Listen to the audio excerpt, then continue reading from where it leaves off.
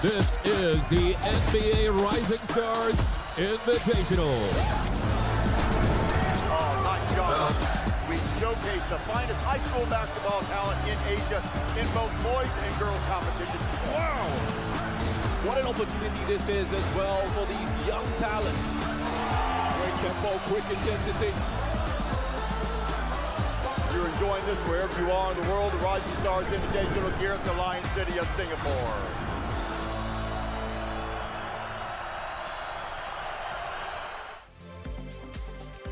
And the sun is shining in this lovely country of Singapore.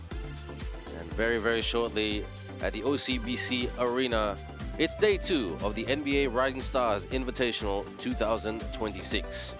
A number of athletes, female and male, will play it out for NBA Rising Stars Invitational glory. Don't forget, this is the second year that this tournament has been held, and it is going from strength to strength. And day 1 was yesterday, where a number of teams played, and today we continue the action and the entertainment. Very shortly, the first game is a full D game between Yali High School and Jubilee High School, and that will tip off very, very shortly. And don't forget, game at 1 o'clock and 3 o'clock and 5 p.m. and you can watch it all on the NBA Rising Stars Invitational YouTube channel.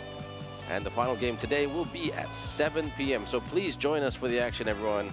You are part of the action, and we'd love to hear your comments and feedback as well in terms of the players, the coaches, the best plays, the moments of magic, the moments that turned this or the games around today.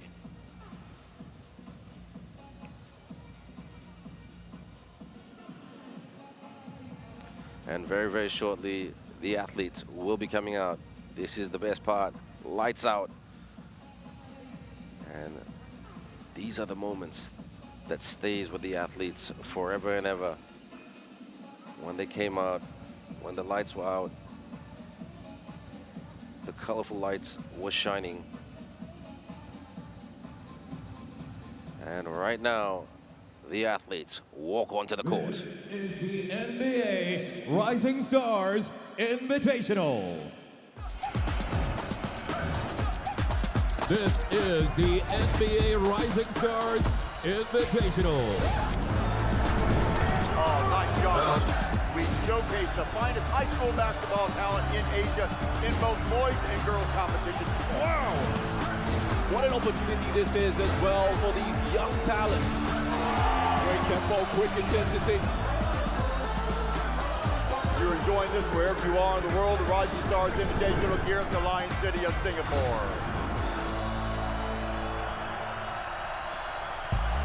Good morning, ladies and gentlemen. Welcome to the OCBC Arena, day number 2, game 1 of our tournament for the girls division. It's Yali High School taking on Jubilee High School.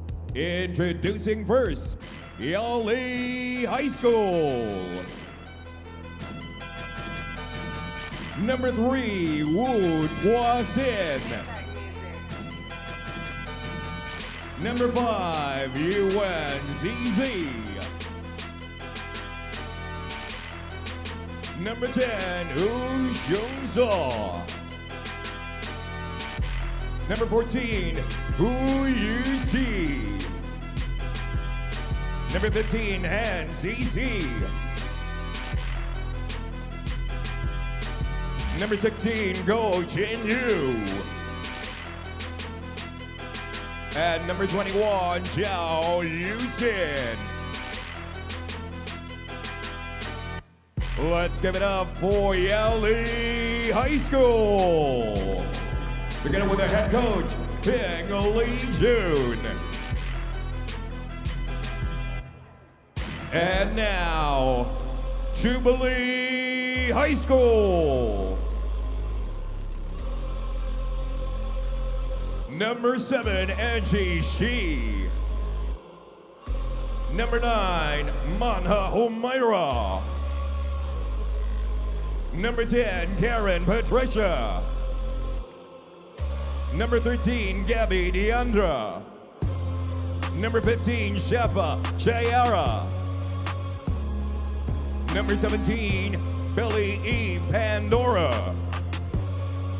Number 19, Quinta Naora. Number 21, Mika Deco.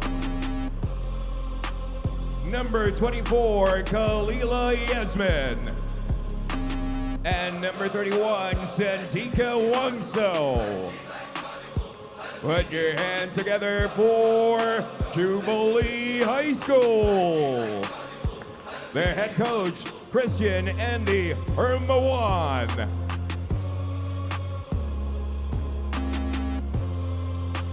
Our officials this ball game, crew chief Jin Yong Ong, umpire chief Ryan Lindo, umpire 2 Yan Gan. Yeah. Jumpin', them boys up to something. They just feel like Thank you very much, the MC, for the respective introductions of both teams and the 3 referees as well. We're not far away from tip-off, everyone, and this should be a very, very exciting game. Both teams wanting to get off to a win, of course. The Yali High School team, full of strength and what I like to call length, which means they can rebound the ball, they can box out, and they will be very, very, well, offensive and defensive, and it starts with working the boards. For the Jubilee High School, they'll be full of running, trying to hit the Yali team in transition, and that's their style of play. So full half-court press, full-court press, get the ball back, or get the ball, and then set up the fast break to try to attack the rim and get points in the paint. Both teams have a lot of success in their respective countries. This is an international tournament. It's all very, very different when you're playing an opponent that you're not used to. So that will be very interesting to see, and to see how these young athletes can make adjustments. The Yali High School was founded in 1906 by an alumni of Yale University through the Yale China Association, a non-governmental organization. The school has upheld the educational philosophy of, quote, building a foundation for students, lifelong development and growth mindset and learning. And the great thing is, basketball is very much part of that philosophy and mindset to develop fantastic young students. As they say, in sports and in life, both are parallels of each other, both are fine teachers of each other. And for the athletes, learning about sacrifice, fitness, friendships, competition. And as we can see on screen, the Yali High School, full of tradition and smiles and happiness. Taking on the team in white will be the Jubilee High School, based in Jakarta. They have 2 programs in their school, the international school program and the local school program as well. So there's a mixed athletes in the Jubilee High School. When I say mixed athletes, some doing the international school program, some doing the local program as well. Look out for Yali to try to win the opening tip and to attack the rim. And that's where they want to state their intent and authority. For the Jubilee High School, their defense will be tested quite early. So speed and transition will be pivotal, not just in this game, but for the whole tournament. It's a bit of a cliche saying that defense wins championships, but it's so, so true. And as we can see, the starting 5 coming on the court for Yali High School. Fist pumps all around. The starting 5 for both teams, and I'll start with the Yali High School. Number 3, which will be Wu Zhuo Sing. Number 5, Yuan Zesi. Number 10, Hu Zhenzhou. Number 14, Hu Yuxi. And number 16, Guo Qing Yu. For the Jubilee High School team, Alika Shafa. Number 15, number 17, Billy Pandora. Number 19, Quinsa Naura. Number 21, Mika Angelina. And number 24, Kalila Yasmin. So we are about 6 seconds away from the opening tip. Who can control the tip? And who can get the first basket to insert some confidence into their game? You're with me, Ben Ibrahim. It's a pleasure to be your commentator for this game between Jubilee High School and Yali High School. May the best team win, and may we all be entertained with some fantastic NBA Rising Stars Invitational Basketball. Soaking it all in. Whistle. Up goes the basket. And the team in white, Jubilee, bounce. Transition, here they come. Yali, like I said, they've got length, they've got strength. Do they have range? On the inside, from underneath, gets her own miss, and it's physical. Well done to Jubilee for making it physical. That's what it's all about. Good movement, releases for the three, raises the rim, and a foot on the line by Wo Ching-yu. So Jubilee to inbound with 14 on the clock, stolen. Turns the Jubilee team over. Good lob pass upstairs, yes! 2 is good. And the basket scored by Zursi. They're on the scoreboard already. Yali. Jubilee. And a bit of a slip there. Went through the hands. This is a good transition off the steal. One inside. She was open. So the defense needs to be tightened already by Jubilee. Yali blows by. Off the fake. Bounce. Up. And one. She gets the basket off the backboard and the extra. And already they are flexing their muscle. Yali High School with a 4-0 start, a 4-0 run. And it could be 5 very, very soon. A chance for 3 points at the line. Pounds the rock. Rebound. Can they get another 2? No, they can't. Here comes Jubilee. Fast break that I spoke about earlier. In the lane. Shovel pass. Needs to take the shot. There it is. Rejection. Good defense by Yali. And transition 3-on-1 situation. Skies to the rim. Rebound. Put back. Another basket. 6-0 start by Yali High School. They mean business. Jubilee with a little bit of work to be done, but early days yet. Need to take the shot, how to protect the ball and not turn it over. That was a good pass by Arika Shafa. We saw a relatively open Khalila Yasmin, the 2 youngsters of the team linking up. When I say linking up, Arika in year 10 and Khalila in year 11. On the wing, just near the slot. Travel violation committed by Yali High School. Too many steps. Look at the Yali High School team, calm and composed, nothing facing them. They just want to keep going and keep playing. For Jubilee, what can they do? The wing, up top, swing. Good defense here by Yali. An excellent D. And goes the other way. And now, judging by the body language, Jubilee getting a little frustrated. Not because they haven't scored, but in terms of ball protection and the number of times they've turned it over in the lane. And another easy basket for Yali High School. This time it was by Zersi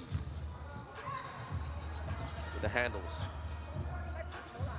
On the outside, they need to penetrate. A lot of hesitation. A bounce pass, a chance for the opening basket. No! Missed shot by Quinsa Naura. And Yali want to take full advantage. They didn't shoot the 3. Will they shoot it now? Takes it for the rainbow 3. Couldn't find gold. And it goes out for a Jubilee inbound. Not even 3 minutes played, and Yali has already got lucky number 8 on the scoreboard. Jubilee trying to set it up. Try to call for a horn set. The hesitation with the shot, shovel pass. No, still no basket. Quinza had a chance to bank it in, but bank wasn't open, so transaction was no good. In the paint, good movement. That should have been a finish, but here comes Jubilee. Turns it over once again. That's their 6th turnover of the game. That's something they've got to address. Speaking of turnover, it was Yali's turn to turn it over. Jubilee tries to blow by. Oh, what a block by Yali. I tell you, they're playing two-way basketball on the spin, up and in. They are poetic and lethal. 2 points scored by Wu Jiosing. 10-0 as Jubilee had 2 chances to score 2 baskets, but missed the bunny. Deep 3, and that's an air ball, and it goes in favor of Yali. The coach of the Jubilee team, can't see it on screen, but he is barking out instructions to the girls. They're getting easy baskets at the rim, Yali, so the interior defense of Jubilee needs to be tightened up. Easier said than done. These are young athletes who are still developing and learning the game. On the spin and the kick. Good defense, good pressure defense there by Jubilee. And that started with Mika Angelina, who was pressing, and Mika will inbound it. Brings it up. The outside, looking for the backdoor cut. No cutter. Good defense by Yali. They've got to watch the shot clock. 8 on the shot clock. Leans in. Still gets her own miss. Shoots for 2. Yes! First basket for Jubilee. Santika Hongo Wongso. And that will give them a world of confidence. Posting up. Here's the kick. Corner. 3-second violation, says the referee. That was a good call. Sharp eyes by the ref. And they make a change. The Yali team sitting on number 15, Han Surser. And for the Jubilee team, Khalila Yasmin to the bench. So this is the time the coaches are changing it up, bringing on fresh bodies, especially when the game plan ain't going to the game plan.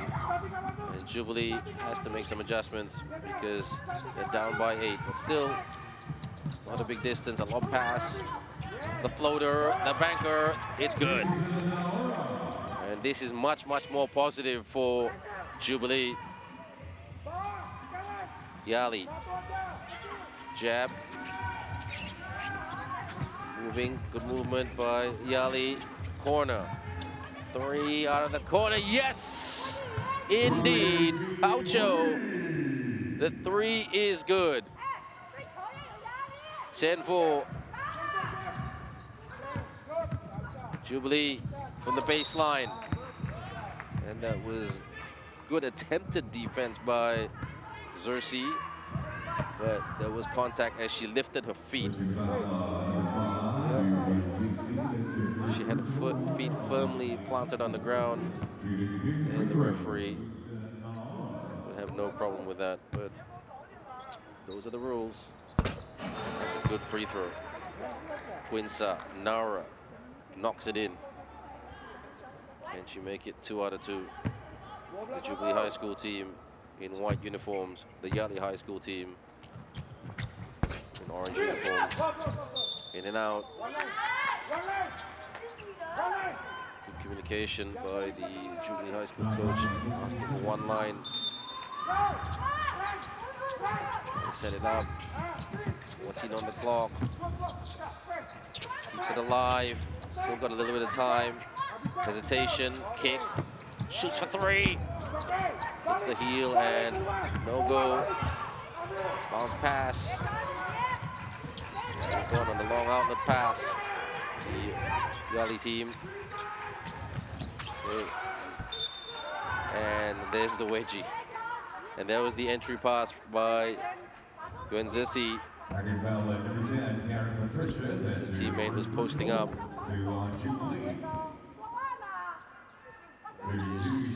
Two shots because of the foul.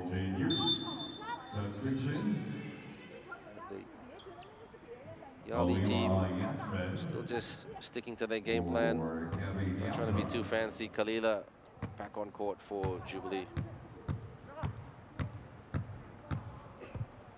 Both teams haven't come out hammering and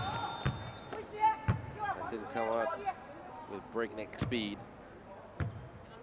More of a strategy for the Jubilee team. They're playing a bigger team. And for the Yali team, they know they're playing a very quick running team who will try to play the transition game to fuel the offense. 3:16 to go. This quarter has been relatively slow.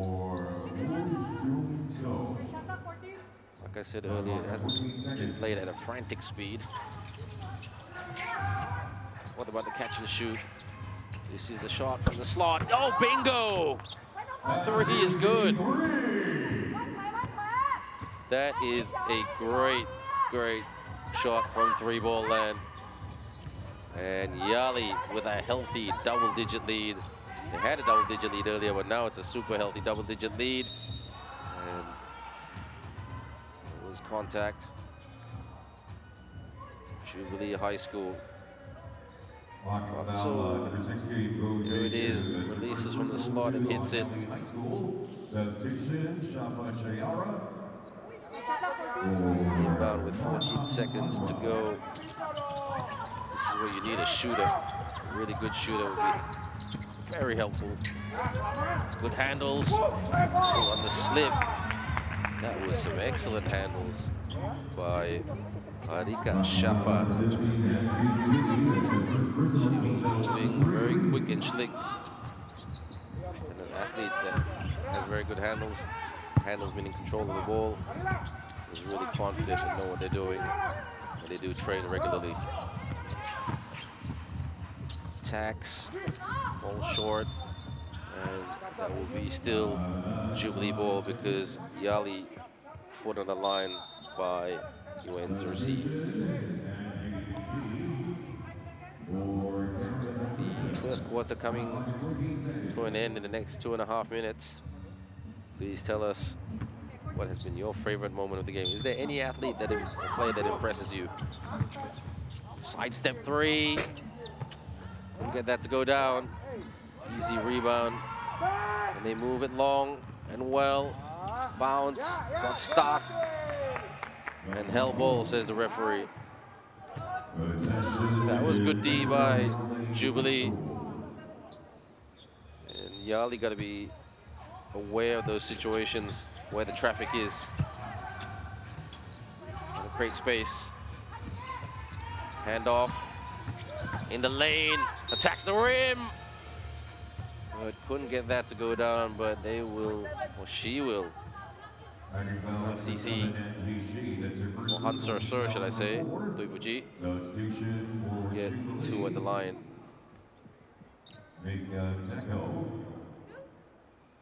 Don't forget, everyone, if you want information about the plays, the live stats, you can just go to the website and it's all there. Great content being put together as we speak. Drains that free throw shot. So 1 out of 1 thus far. And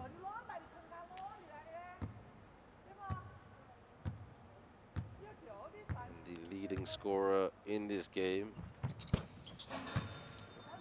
is UNZRC with 6 points. good productivity, considering it was just the first quarter. Hand off. Good defense here by Yali. Trying to deny, and deny they do. Do not come into within the perimeter, says Yali. Yali with the package. Yali trying to play a higher tempo game, trying to increase the speed. Don't want to turn the ball over. Sets the screen, uses the screen. Shoots for three. Bang! Hits the target from downtown. Another three-pointer for the Yali High School team. And they are bossing this at present. 22-5. In the lane for the runner. Good rebound. They're playing two-way basketball, Yali. And hopefully for the neutrals, Jubilee can really go on a good run to try to trim that lead. And came off a Jubilee player. Yali to inbound. Look at that three, high arcing, a sweet stroke from the outside. No catch and shoot, just taking their time because they have a lot of time. They have a big lead, and they just want to get to the end of the first period. Attacks and hits the iron, but foul in the process. She draws the foul. Woo Jo Sing. And Woo Jo Sing has got 4 points, 1 rebound, 1 assist, and she's turned it over once as well. Very, very productive. Her field goal shooting percentage is 6-7, 67%. No joke, no pun intended.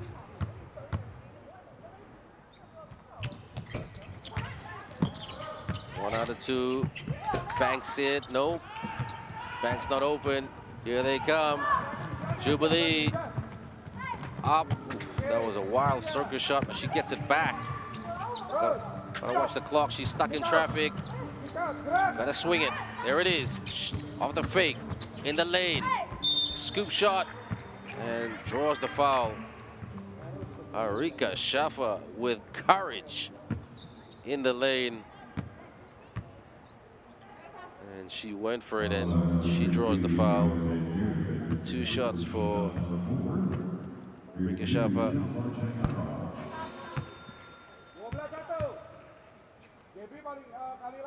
She's yet to score, Arika Shafa, but she's shown some very good control of the ball. Great handles. 23-7. If Jubilee can just get even a deuce before the end of the first period, I think that's a good win. At the moment, they're being bossed by this very, very talented Yali High School team. Attacks the rim. Can she split 3 defenders? Not quite. Here comes Jubilee in transition. Great defense by Yali. Yali trying to push them back. Over 7 seconds to go. Gonna take a shot, but it will drive out. Take the shot. Runner and off target. And that is the end of the first quarter. The current score at present is Yali High School 23, Jubilee High School 7.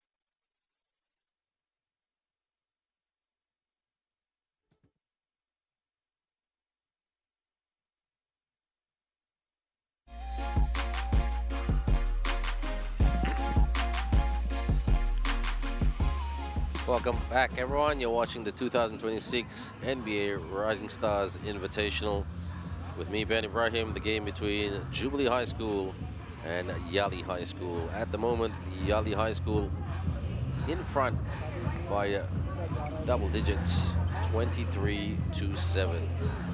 I'll take nothing away from the Jubilee High School team. They are giving it their all against a bigger opponent, literally. And even though they say size isn't everything in sport, but size is a huge advantage, especially in basketball, when you've got the length to work the boards, when you've got the length to attack the rim, and when you got length to have some extra range if you're going to take long jumpers and three-point shots. So it does help. The Jubilee High School team in white uniforms, the Yali High School team in orange uniforms. So here we go. Second quarter has started. The Jubilee team needs some consistent production from the baseline, in the paint. And they are working very, very hard. Can't split the double team. Turnover. Here comes Yali. Yali drives the lane and got a little bit clobbered as she hit the deck. That is Hanser Sir. She got the steal and just accelerated and motored to the rim, thinking that she could finish it. But she had some Jubilee resistance.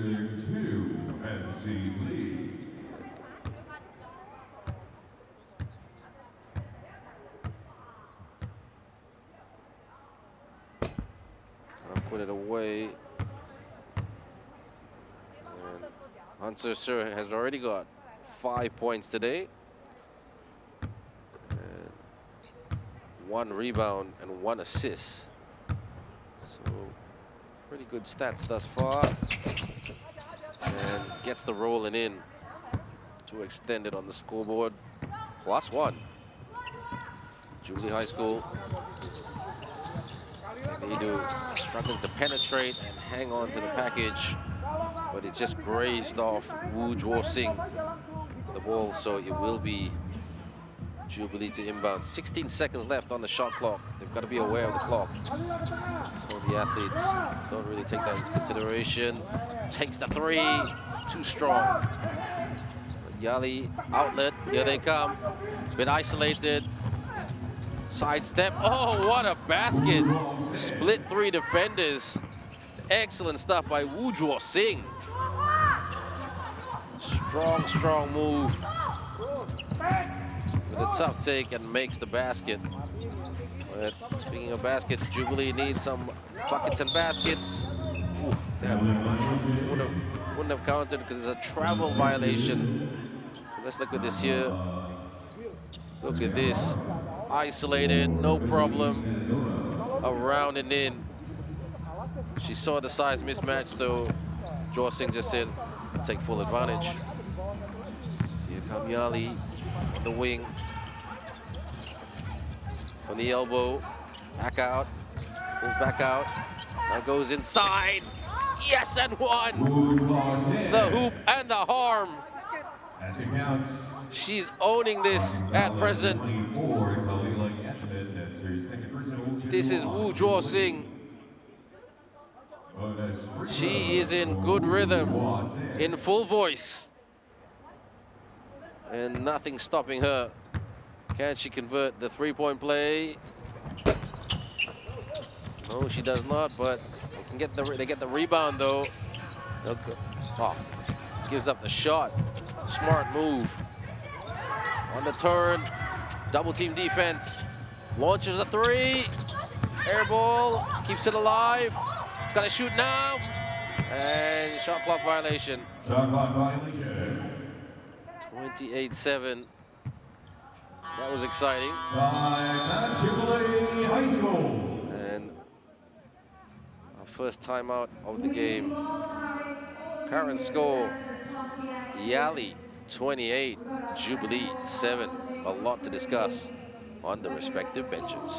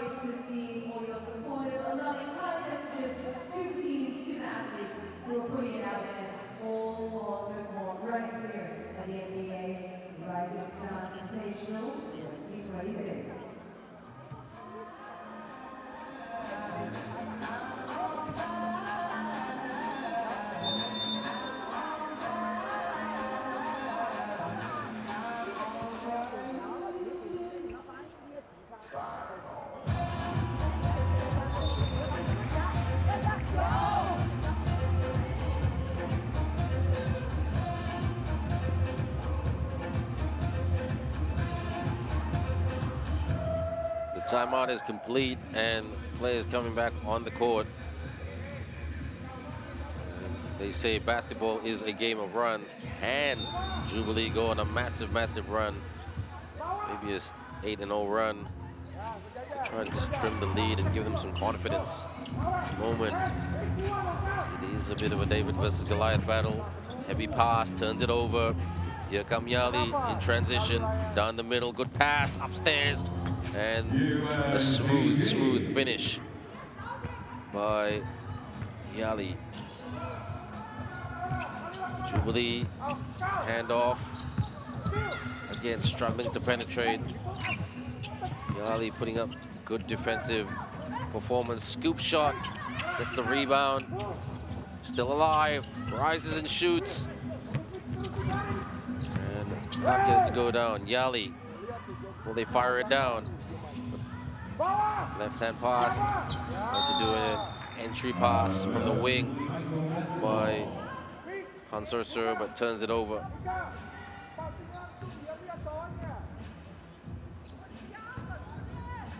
So the Jubilee High School team have not scored in this quarter. That's their first basket of the quarter. Nice timing. That's what you call the commentator's curse.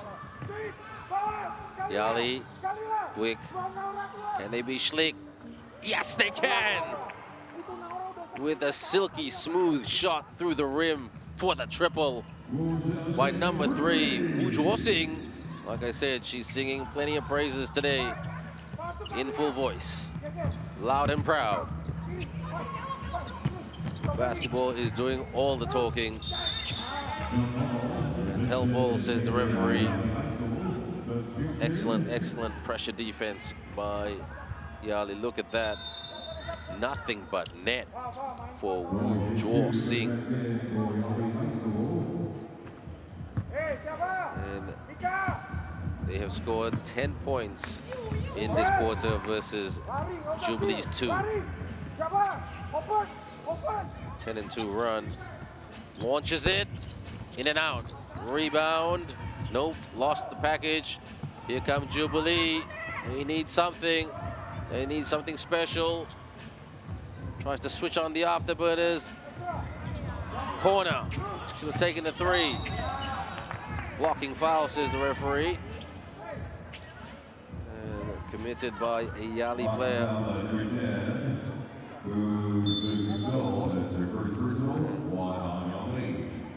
The physicality that Yali bring, not just defensively, but offensively as well. It is really, really great to watch. Young athletes playing the game well. Good rebound. Gotta get over half court. If not, the referee will blow it down for an 8-second violation. Common mistake on the inside.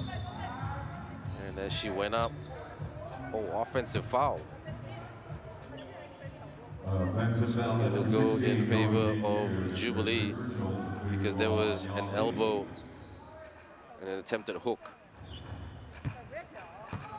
So offensive foul, ball belongs to Jubilee as they get it going here with 6 minutes to go before halftime. This game has sailed. But the Jubilee team are not sailing. They're sailing into some very, very rough winds and it's called the Yali wind on the cross. Good pass. Inside, bank, no. Good rebound by Hansorsur. Bounce pass. On the wing, on the inside. Couldn't split the triple team, but she gets it back around. Good effort though by Sorcerer. Jubilee. Arika with some hesitation. Sometimes hesitation leads to hydration through the net. Good pressure defense by Yali. And that was pressure D by Zhao Yu Sing, the lady that you just saw on camera. So their pressure defense, their full court press, really giving Jubilee a bit of a headache. Inbound. Oh, access denied. You cannot take the three. You shall not take the three. Yali. Will they take the three? Yali for the long two. Gets the rebound. Nope. Yep, they get it back. Gotta watch that shot clock. Still got. Ooh. They are trying to rip it out of each other. And start the rip and the run. But amazing, amazing physicality and pressure by Yali on both ends of the floor. Jubilee takes the three and leans in, gets the bounce, not quite. It looked like got the bouncing in. No luck there. Sometimes you need a bit of luck. On the inside, around. Surprise. Referee didn't blow it down earlier, but 2 shots because of the foul committed by Jubilee, sending the Yali player to the line for 2 shots. If things stay the way they are, it's going to be quite tough for Jubilee, but what they can take out of this is they're up against a fantastic opponent who's big and strong. And this is good for their development. As we always say in basketball, you always need to go up against better talent to improve yourself as a basketball athlete. The better the opponent, the better the player you'll become. And that is very much what NBA Rising Stars Invitational is all about. Not just about the wins and the losses, but about the development and the growth. Don't forget, these are young high school athletes who are going through a journey. Being a child to being a secondary school student to making big decisions on their next journey in life, whether that's university, full-time work, and other things as well. They can say they learned those values here at the NBA Rising Stars Invitational. Some of those values. Attacks. Well, you gotta attack. That's a good value too. And compete. The 2 scored by UC. Jubilee, again, they can limit their turnovers. They've got a chance to score. Fancy dribbling in the paint. Good defense once again by Jwosing. Here they come. This should be an easy layup. No, misses the bunny. Baseline jumper, couldn't drain it in. And here comes Jubilee. One-on-one situation, around. Lays it up and in. That is a fantastic moment and a highlight reel for Arika Shafa Chayara. That's what I like to call a social media moment. That'll make an excellent reel. Swing in the paint. Nobody there for Jubilee in terms of their defense, but like I said, they're very good in transition. Tried to do the stop and the pop. Ooh, it's getting super, super physical down there. That was like, that was another level of physicality. Look at this. The chase is on, around, scoop it, hoop it. Oh yeah. Basket. Inbound, 16 on the clock. Ooh, not the best inbound pass, and they turn it over. Here come Yali in the paint. Mismatch, splits 2 defenders, and hit large and in charge. Woo Jwosing, 37-11. No handoff. I tell you what, Jubilee are very adventurous as they try to attack the rim and get on the inside. But there's always Yali traffic in front of them with big, big red lights. That red light saying defense. Low. What about the step back? On the wing. The entry pass. The reverse. The basket. And that's what you call the wraparound. No present required. Who you see. 39-11. Yeah, Jubilee in Payne attacks again. They have a lot of offensive limitations, but they're working with it. Oh, good steal, very good steal. That was a steal by Manha Humaira Zaki, only a year 10 student. So she'll be around in this team for a while, which is great. And that's the thing about high school basketball. If you can form a core of players who can be your team for the next 2-3 years in the finishing years of high school, then as a coach, you are one lucky coach.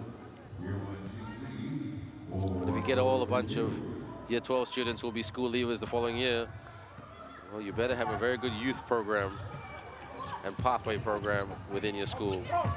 Not just athletes that play for the school, but athletes who play for clubs as well. Takes the long two, doesn't go down. Easy long rebound by who you see. Inside, pass is broken up by Manha Humaira, athlete I was speaking about earlier. So if Jubilee can show a bit of that hustle to deny and turn Yali over, get them to turn the ball over, then there's a chance. Free didn't go down. That was a good open look. Got the long rebound, no look pass. Inside. And another banker for the deuce. And Hujwo Singh. Two best players today so far is Hujwo Singh, number 3, and Hu Yu Si, number 14. Pushing foul, says the referee. 55.4 seconds to go. And halftime is not far away.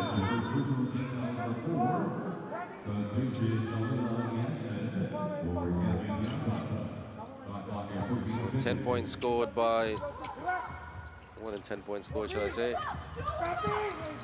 Snaps a bit late. On the wing, shuttle pass earlier. And the stop, the lean in, tried to work the back, yes! Bounces everywhere and drops in. That's what you need. That's what you call a little bit of luck. Well done, Manha Humaira. And response straight away with a bank shot by Yuen Zur Si.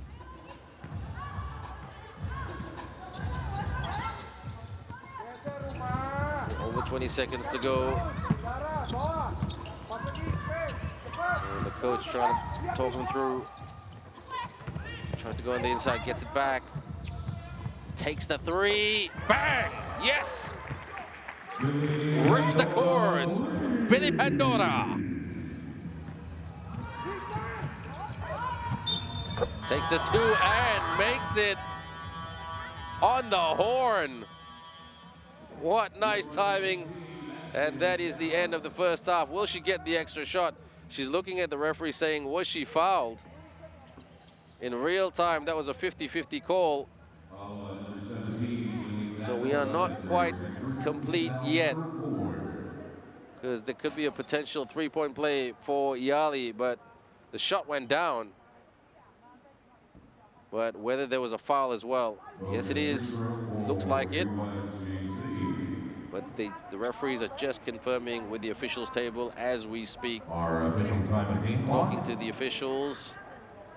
There's the conversation. It is 1.3 seconds.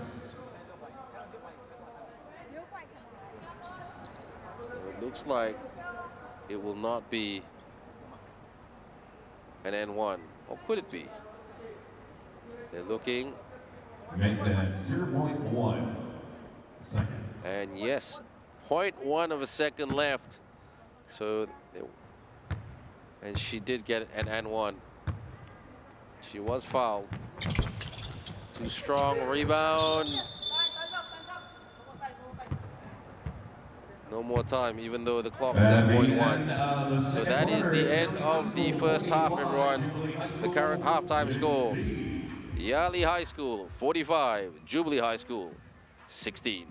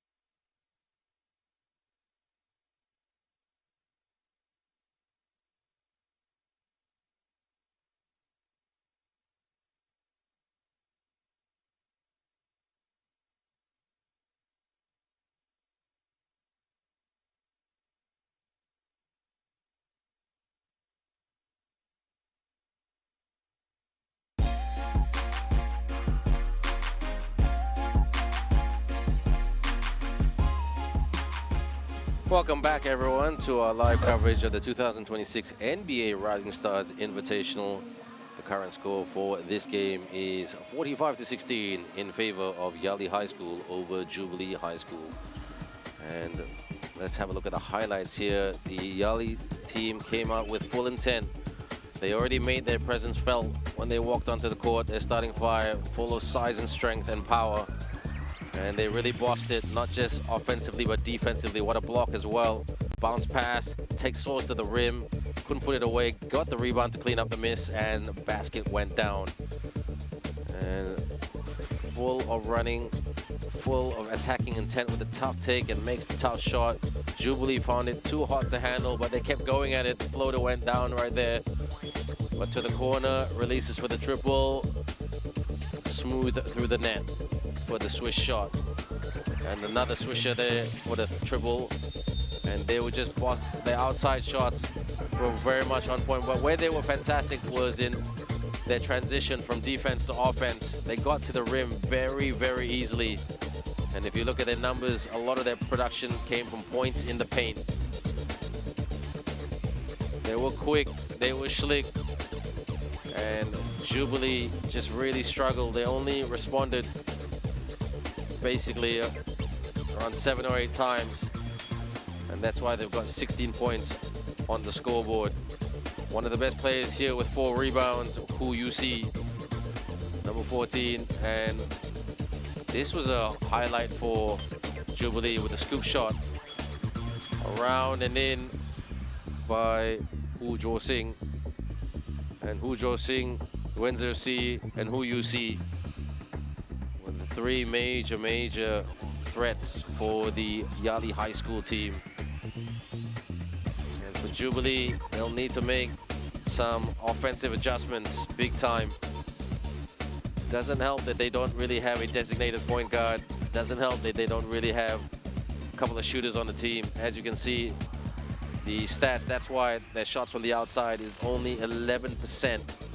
And their field goal shooting percentage is 21% compared to Yali's massive 58%. And sorry, those rebounds are incorrect right there, so do apologize about that. But Yali did absolutely out-rebound Jubilee. And here we go. We are just about 50 seconds from the start of the 3rd quarter. And just recapping, the leading scorer in this game is Hu Jo Sing with 16 points, 3 rebounds, 2 assists. The second leading scorer is Wenzer Si, 15 points, 4 rebounds, 1 assist, 2 steals. The leading scorer for Jubilee is Arika, number 15, Arika Shafa, with 4 points, 3 rebounds, 1 steal. They need a little bit more than that. But if they can go on a run, 6-7 run, 8 and 10 run, that's a positive for the Jubilee team. Take good shots. Don't take rush shots. Yali, up top. Scanning, probing, looking for the shot. Gotta be wary of time. Posting it up and trying to sell that. Drives the lane all the way, yes! Down the lane and in it goes. It was like a flight plane taking off. The runaway. Let's look at this again. That's what you call drive the lane. Hu Zhenzhou. The Jubilee defense was snoozing a little there. Hu Zhenzhou, what a move. What a player. She is the team captain. And ironically, that's her first basket of the game. So, that's what you call quiet leadership, but effective. Loose ball. Jubilee. Good pass. Attacks. Yes, sneaks it in. That's what they needed. Jubilee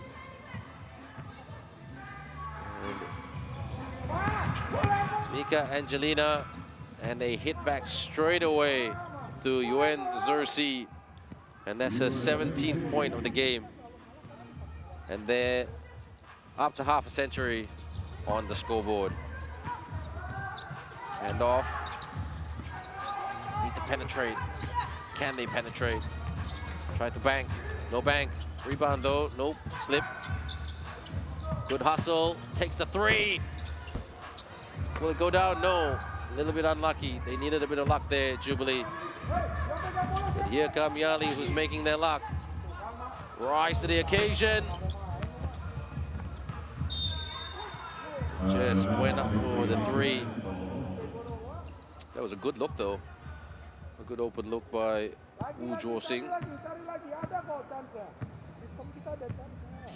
Bring it up slowly. Jubilee. Open. Nope. Hesitation.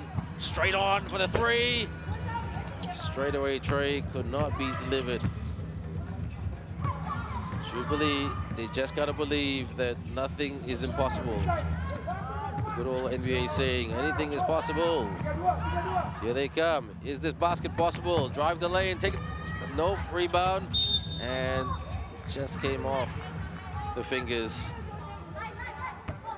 of Harika Shafa. No, check that. It was off a Yali player. Intercept, picked off. Here they come, racing to the rim. And trying to dart to the cup. But she just switched on the brakes as she was accelerating to the rim. Who you see?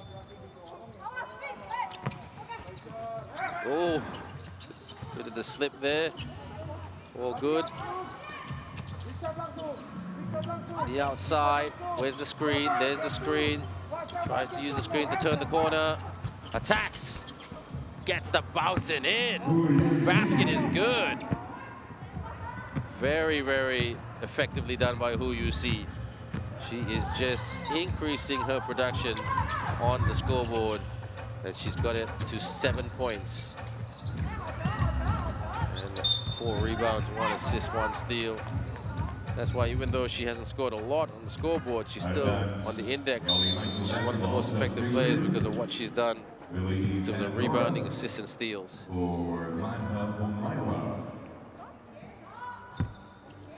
Communication happening. A lot of time left. And the back down. They're just clogging at her. Loose ball. Well done to get rid of the loose ball. Feed. Finish. Not quite. Got the slip. She got the rebound there. Who you see? She just grazed the elbow as she hit the deck pretty hard. Hope she's okay. It was very, very painful when you hit the floor, especially elbow first. Inbound. Thought about the three. Gives up the shot. Pass. Takes the high arcing three, and what a smooth swish through the net for the 3 ball. Guo Ching Yu with the 3. They're just increasing it like mileage on the board. In the lane, takes it, makes it. The take and the make. Good job by Zersi. Zersi, that is 17th point of the game.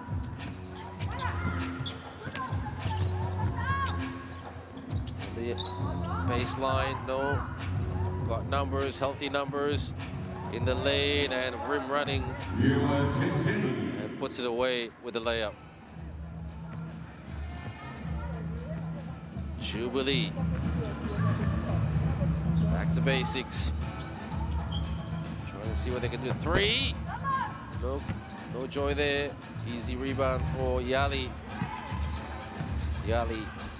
Good pass and attacks the cup and puts it through. Bit of hydration there on the scoreboard for Yali. A lot of rim running in this quarter because they're getting the chance, they're getting the looks, they're getting the space and the time to move without the ball. Jubilee fighting, hell ball, says the referee. There will be Jubilee to inbound. And speaking of which, will Jubilee be making some changes? Yep. The good handler, Arika Shafa. Well, she's not being benched, she's just getting some instructions from her coach. But she is being benched now. Good defense.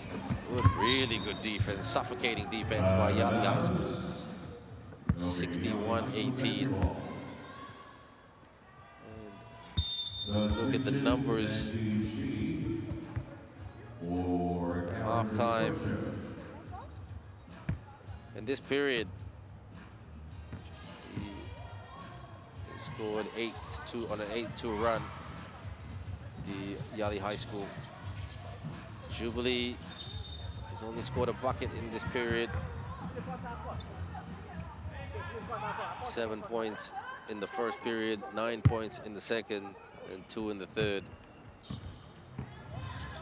16 points, not 10 points. That's just been updated on our live stats. So a 16-2 run by Yali High School in this third quarter. Turnover again. It has been the story of Jubilee in this game. Around, takes the 2, flies in and parachutes in for that rebound. She's like a superwoman, just sky to the rim, watching you. It's a very good offensive rebound. She's back on court, Arika Shafa. Too strong, way too strong. Goes hard to the hole and puts it away. Unsurser. Unsurser, that's her 8th point of the game. Shoots for the 3. Oh, banks it in. Just near the slot. So took a little bit of a gamble and took the big shot, and it went down. That hopefully raised the confidence a little bit of Jubilee, but still plenty to do on the inside. Off target, trying to hang on to it. Bodies clattering, trying to get that loose ball. Yali from the baseline, out. Deep 3, it's the heel, rebound. Will they reload? They reload. And raises the net. Hanser serve.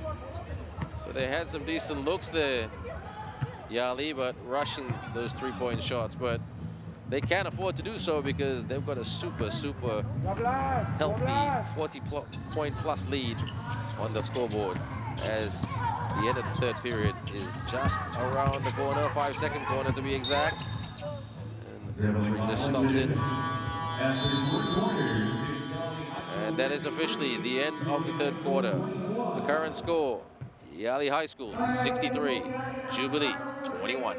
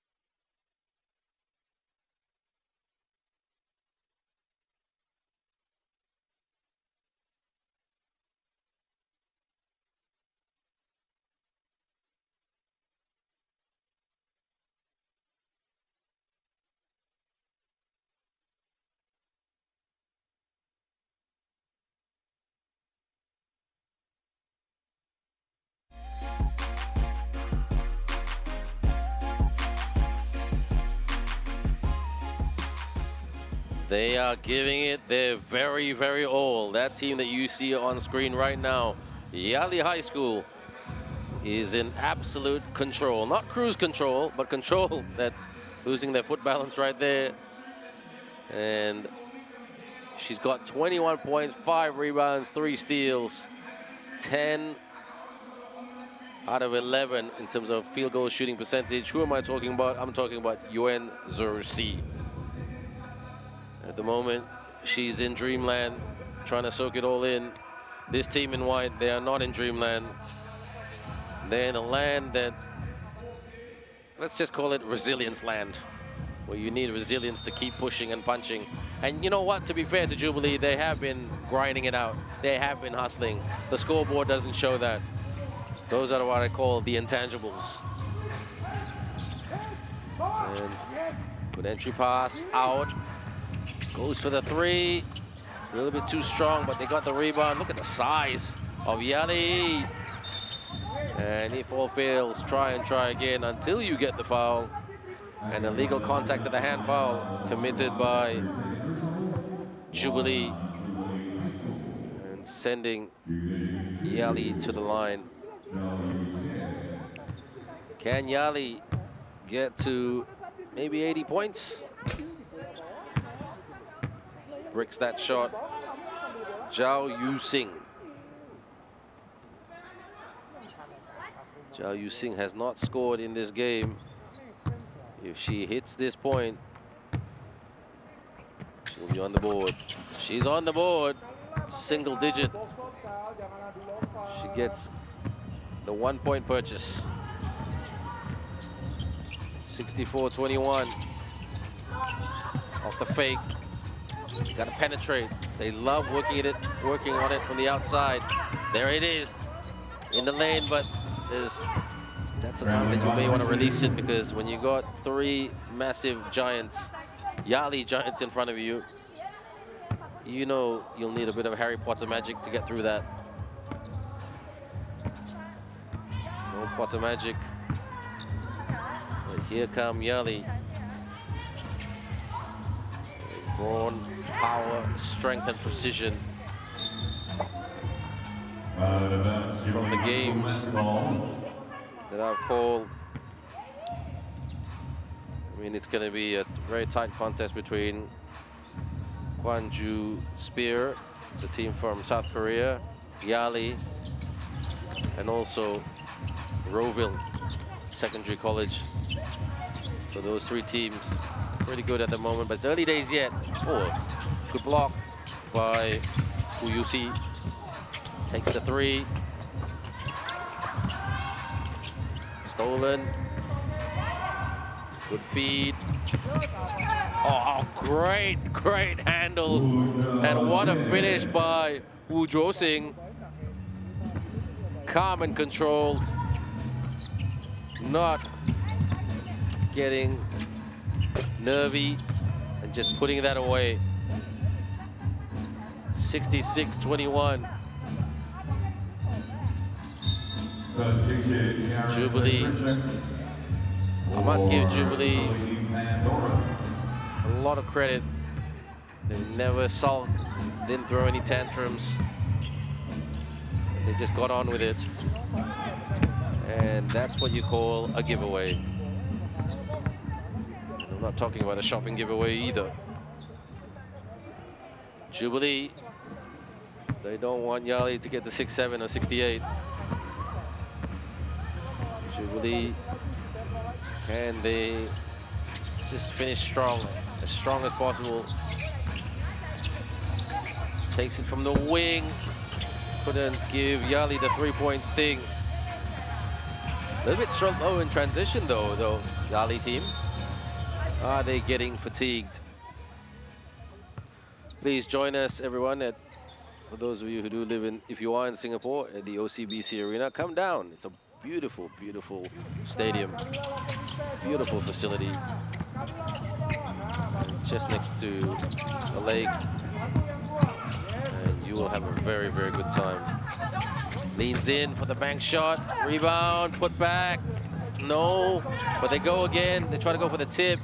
This time Jubilee comes up victorious in that contest for the board. Jubilee. This is better movement by Jubilee. Leans in, too strong. Comes up empty. Here come Yali down the middle. Dump off and nicely done. The dump off pass.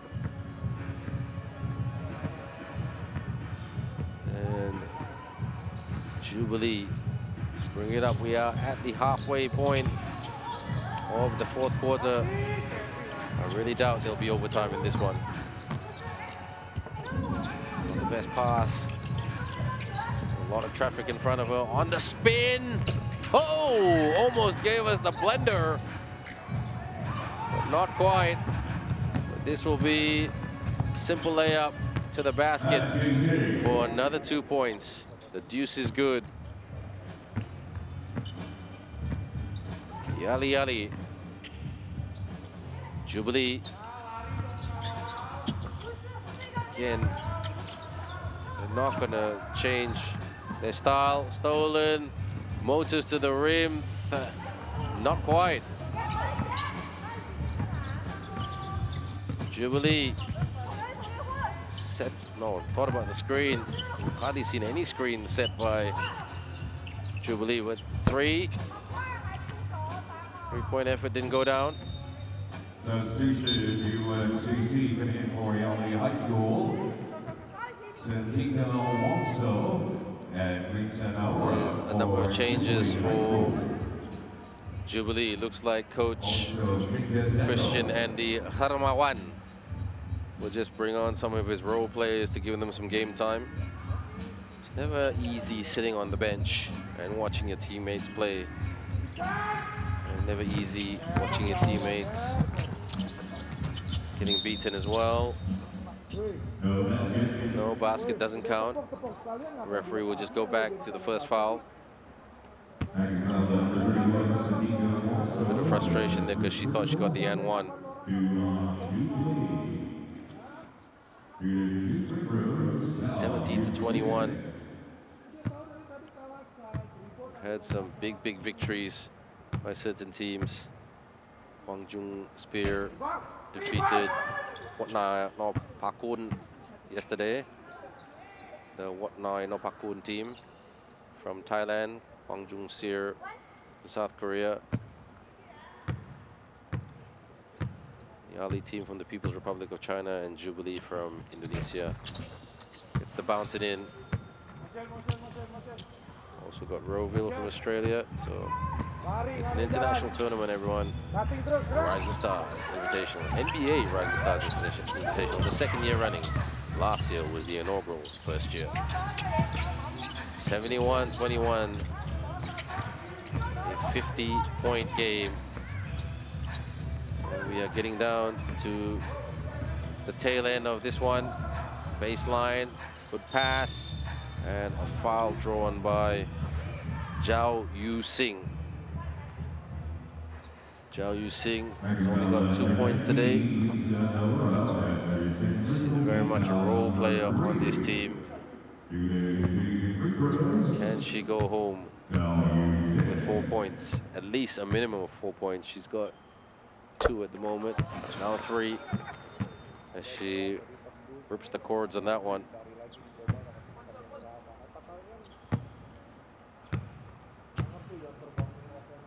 Pounds the rock. 3 points it is for the moment. Still a bit of time left.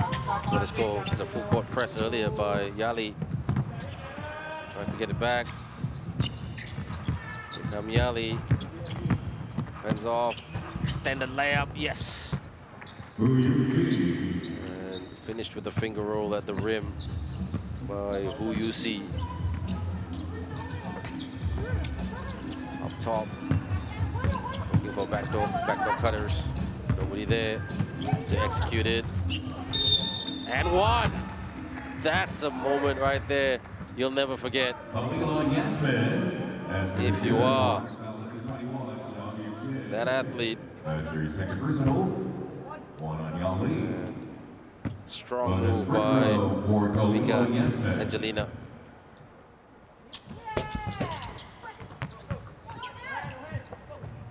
Sorry, check that. That was not Mika Angelina. That was Khalila Yasmin.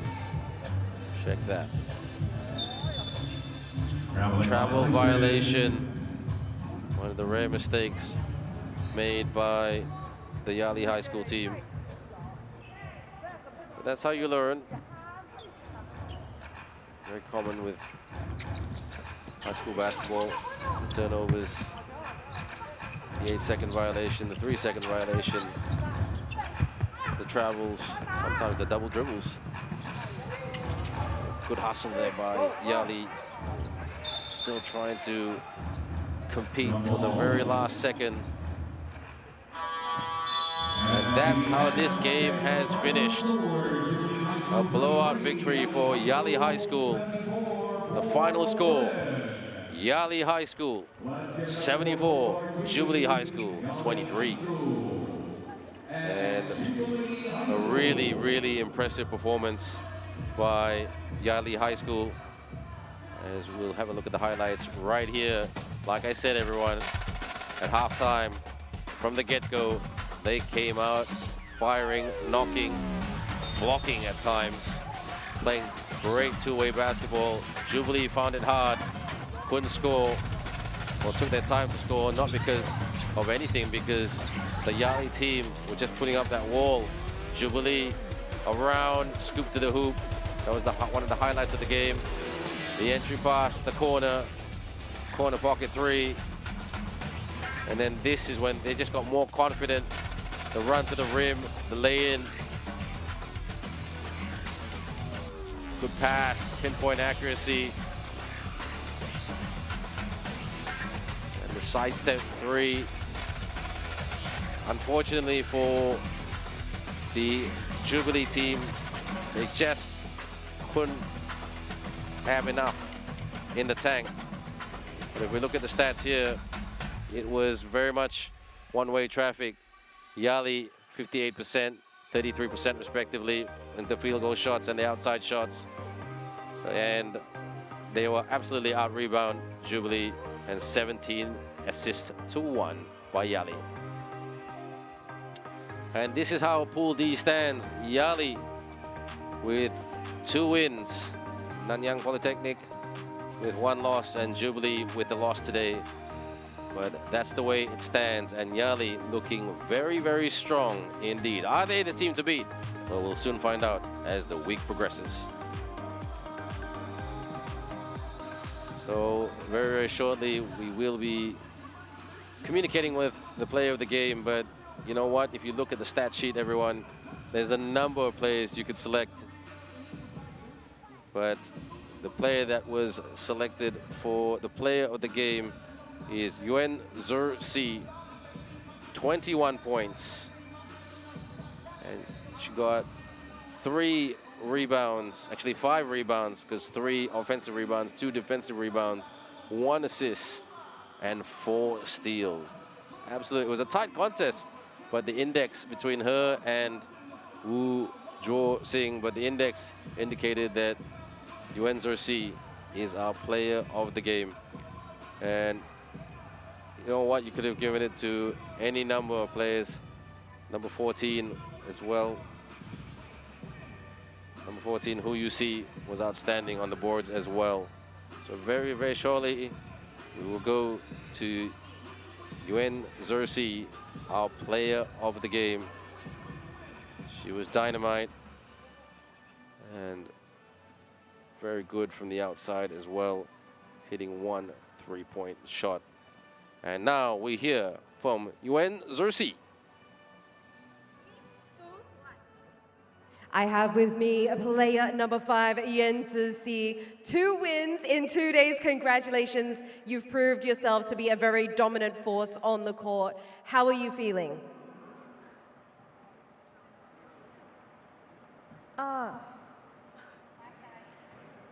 你们赢了2天，你的队员对这个，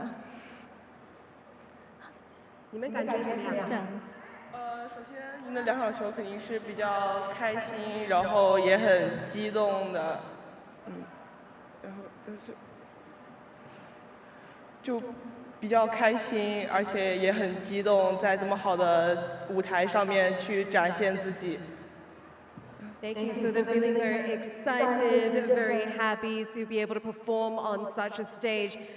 Now, I'd also like to ask, you've got a day of rest before the next game. It's very exciting times. Do you have any plans? 所以说是你们明天可以有一点休息，有什么打算？肯定是首先得好好的调整吧，调整自己，然后可能会有一些其他的安排。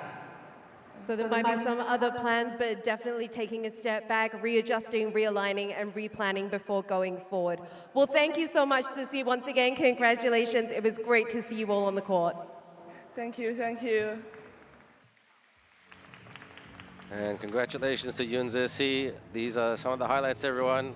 And that's where we'll finish this first game. But please keep watching the NBA Rising Stars Invitational 2026. Have a great day, and we'll see you at our next game.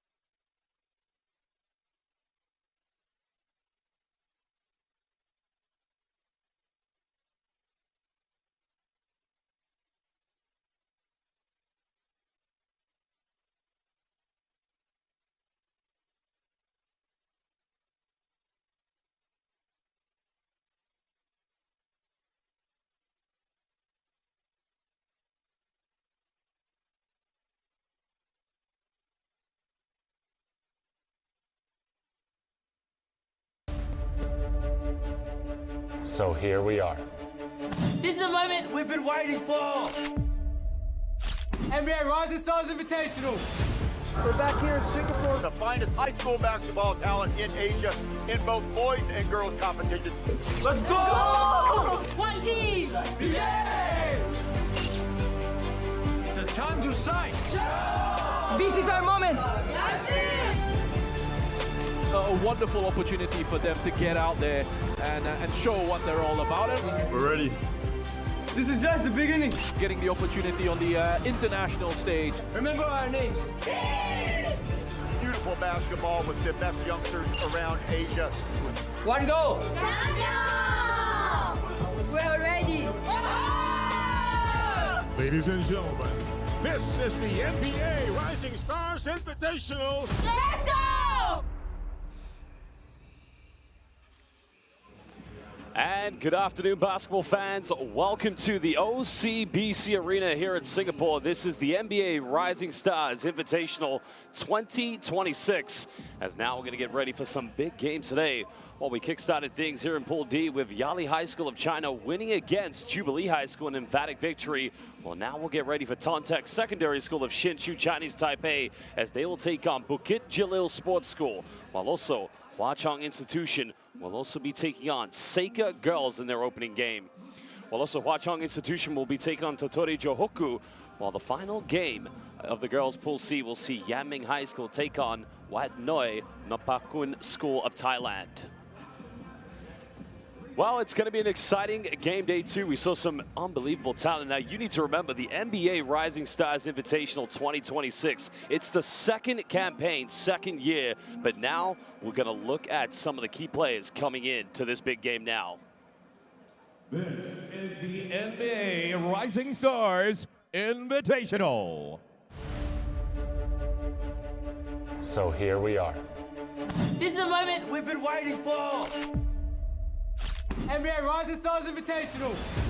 We're back here in Singapore to find its high school basketball talent in Asia in both boys and girls competitions. Let's go! One team! Yeah! It's a time to shine. This is our moment. A wonderful opportunity for them to get out there and show what they're all about. We're ready. This is just the beginning. Getting the opportunity on the international stage. Remember our names. Beautiful basketball with the best youngsters around Asia. One goal. We're ready. Ladies and gentlemen, this is the NBA Rising Stars Invitational. Let's go! Live here at the OCBC Arena, day number 2, game 2 of our tournament for the boys division. It's Tontech Secondary High School facing Bukit Jalil Sports School. Introducing first, Tontech Secondary High School. Number 4, Chuan Yi. Number 5, Chi Woo Po Chun. Number 6, Chu Haoen. Number 7, Cao Ting Chuan. Number 8, Jian Yi Hung. Number 9, Xu Enxiang. Number 10, Wang Guanyu. Number 11, Neng Disheng. Number 12, Lerato Xiongwei. And number 13, Chen Yuxie. Let's hear it one more time for Tontech Secondary High School with their head coach, Cao Ting Chu.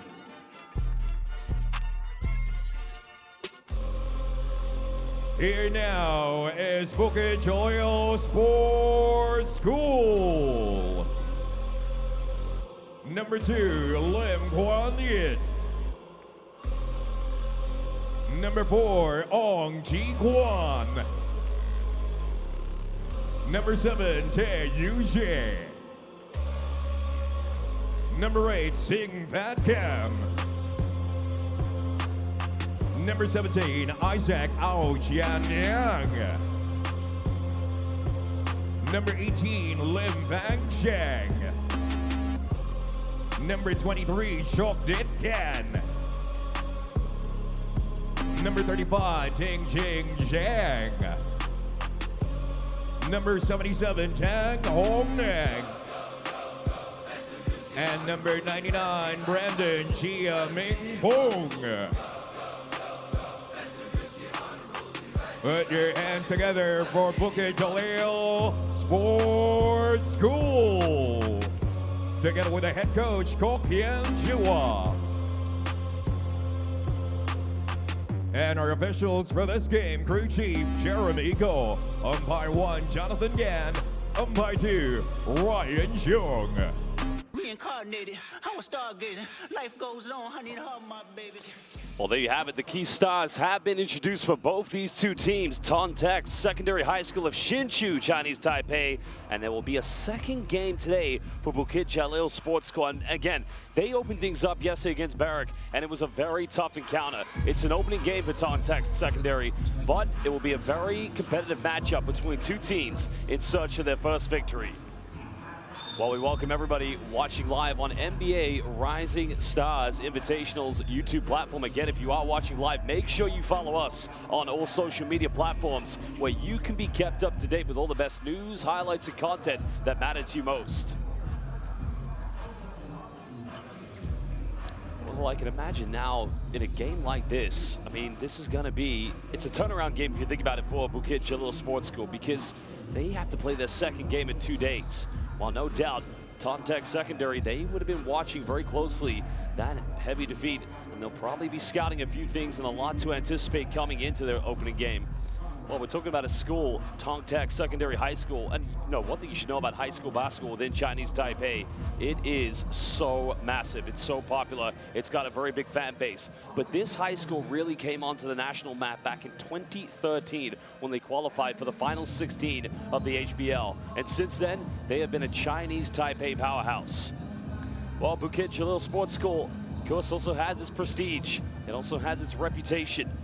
Was established in the mid-90s, and it became one of the top teams, if not the very best, in Malaysian high school basketball. So if you think about it, today will be a very good encounter between two teams. As I mentioned, they'll be so determined, so hungry to get that first W of the NBA Rising Stars Invitational 2026. Well, I've already seen some good games already today. Yali High School picking right up where they left off yesterday and looking in fine form. And as mentioned, it's a busy schedule today. And you can watch all games live on the NBA Rising Stars Invitational YouTube platform. Well, very soon, we'll see how these teams will commence this game. We'll have a look at their starting fives. It's all going to be very new for Tongtek's Secondary High School. But there you can see Tongtek will go with Shiwu Puchan, as well as Cao Ting Suchuan and Shu Enxiang, Huang Guanyu, and Nung De Sheng. That's their starting five. While in the case of Bukit Jalil Sports School, Lin Kuan Yit, Tan Hong Neng, Te Yu Zhe, and Ao Isaac Shen Yang, as well as Sing Phat Kam. Well, the best thing about playing your second game is you can reflect back on areas that you need to develop in that heavy defeat. And every day is a new encounter. It's a new challenge. Well, first of all, we'd like to give a big shout out to the local organizing committee as well as NBA Asia for doing a magnificent job of hosting the NBA Rising Stars Invitational 2026. Singapore, the Garden City. It's been an absolutely outstanding event, and we've only just got things going. So again, welcome everybody, and a very big matchup we have ahead of us. As mentioned, a powerhouse from Chinese Taipei, Tongtek Secondary High School, against the greatest from Malaysia, Bukit Jalil Sports School. Don't go anywhere, basketball fans, as we are now moments away from getting this classic match underway. It's going to be so key very early on. No doubt both teams will want to get out in the open floor. In the case of Bukit Jalil Sports School, it's a good learning curve for them because, if you make it to the elite level of pro basketball, sometimes you'll have to go through these. You'll have to play back-to-back days in any competition, wherever your career may land you. Well, here we go.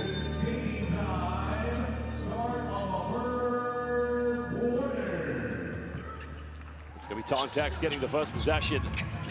20 points of the Rising Stars Invitational. So I wonder how much matchup man-to-man defense versus zone we're going to see in this game. Now they'll go for an early three. Battling for the offensive rebounds. Well, Bukit Jalil Sports School got to make sure they don't give away too many offensive boards, because that will minimize the amount of second chance points. Well, good defense. Now forcing a turnover, going all the way. A single layup under pressure. Well, Taylor Uja has got to be primary facilitate him. They've now turned the ball over for consecutive plays. Nice ball movement here against his own defense.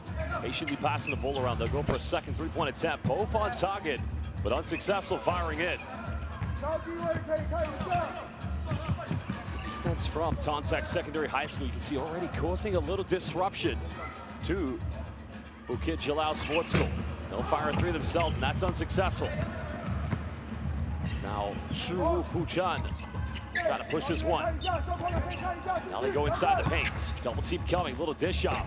And a simple cut down the middle. Easily tucked away by Juan Guan Yu. We can already see the patience in the offense from Tongtex Secondary High School. I mean, it's a simple 2-3 zone being exhibited by Bukit Jalil Sports School.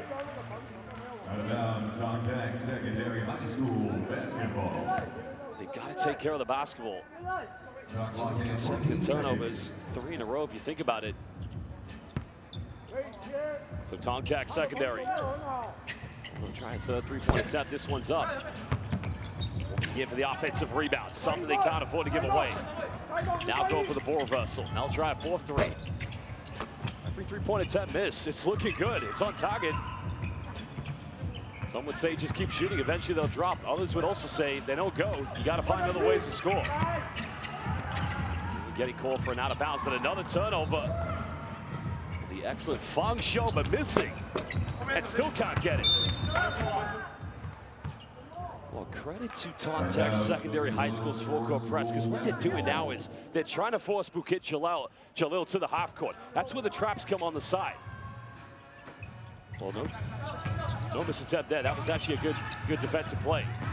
But can Bukit Jalil find something? Here comes the trap on the sideline. Tough cross-court pass, and now make that 4 turnovers. That's one too many. Well, timeout is going to be called, and I would imagine what's going to be addressed to the backcourt of Bukit Jalil Sports School. Keep the ball away from the sideline when trying to break down the press. You need a pressure reliever down the middle, but we'll return from this timeout in just under 1 minute, live here at the OCBC Arena in Singapore.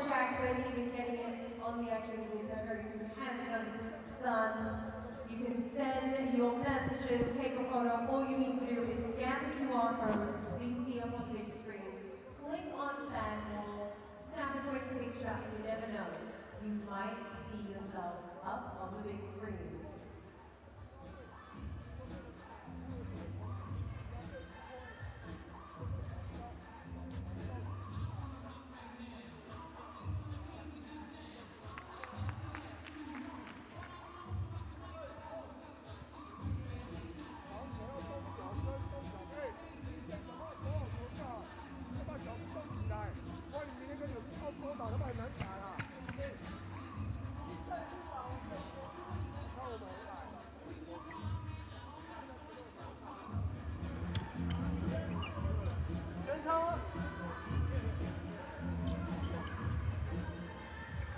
The story so far here in just over the first 2 minutes has been the full court pressure defense from Tongtex Secondary High School.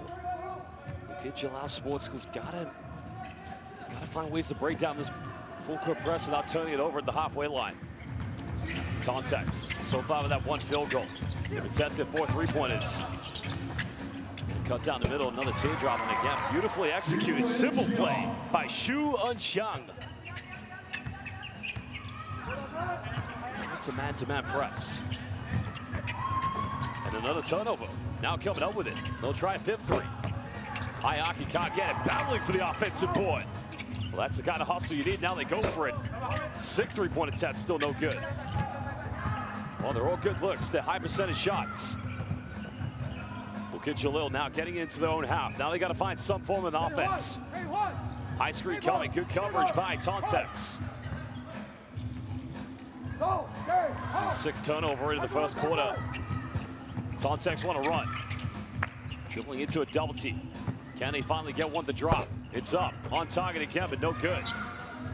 Well, like what we're seeing a dribble drive kick out offense here from Tontex, just trying to draw help side defenders. And there's that trap we talked about. That's gonna be another turnover. Now they have numbers. Goes in and finishes with a finger roll. Oh, great work, great anticipation by Chiwu Ho-chan.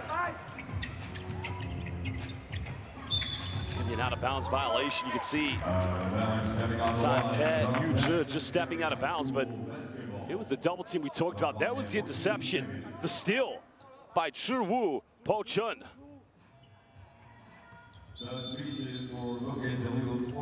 Almost 4 minutes played here in the first quarter.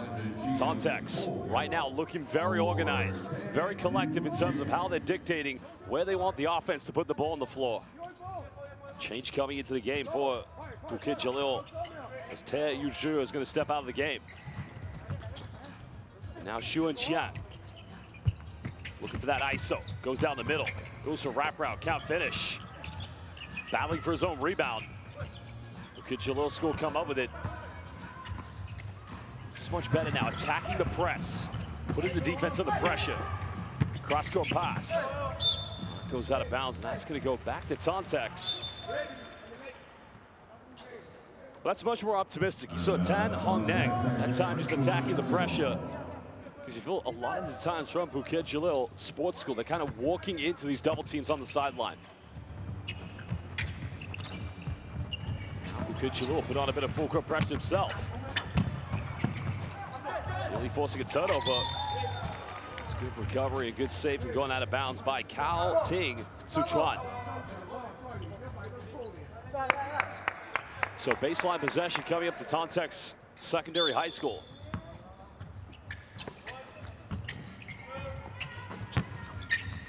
Well, bumping in the lane, going up. Too big, too strong, simply just too good by Nung De-Shung.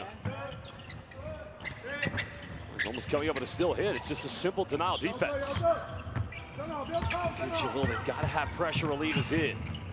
That time getting out of the double team. That's much better. Going down the middle.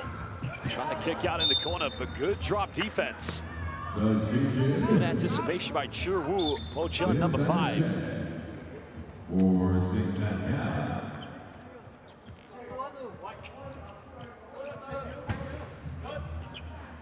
So that's going to be a baseline possession to Bukit Jalil High School. At least get some points on the board. Trying to free up against the defense. Take the inbound to Isaac Shenyang. It's a much better penetration. Now find separation for a three-pointer. Try to go off the bank. This is good. That's great work by number 17, Isaac Shenyang, because if you can battle and win offensive rebound counts, whether you get those second chance points or not, you just put a lot of pressure on the defense. In this case, they had no choice but to foul him, but now he's going to go out of the game.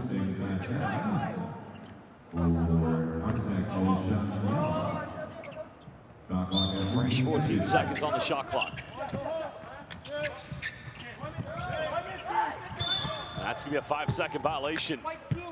Oh, no, a foul. That's going to be an offensive foul. Well, it's on Lim Kuan Yin.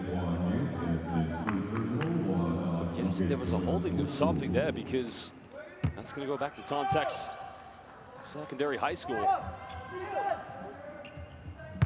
Remember, opening game for the high school from Hsinchu Chinese Taipei. If you know anything about high school, again, they're breaking down the pressure with ease. The ball touching the ground once, going in. Big bang, just going to work. Looking unstoppable. Great post work by Nun De-Shung. So comfortably in the full court whenever trying to break down the full court pressure. Still Bukit Jalil High School looking for those first points. Triple team coming in the paint. A lot of contact. Gets the out one, and that will do their confidence a lot of good. As Lim Fang Shun now will go to the free throw line for the potential three-point play. Well, that's taking on a triple team of defense.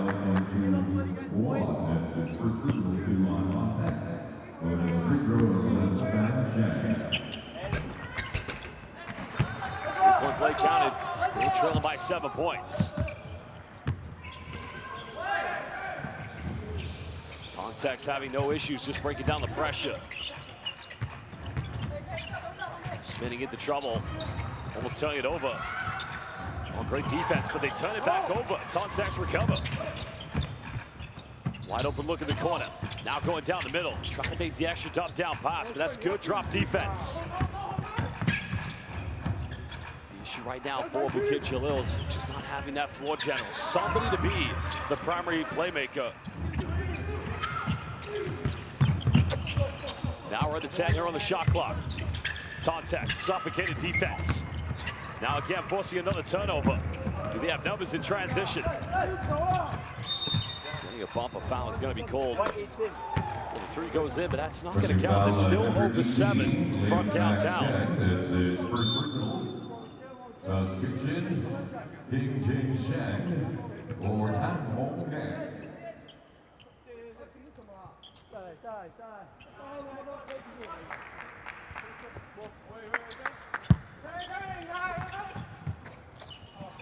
Tontex looking to extend the lead.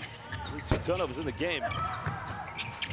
This team is very unlucky because every 3-point attempt has been on target. And finally gets one. 1 out of 9. The opening, San Pancho.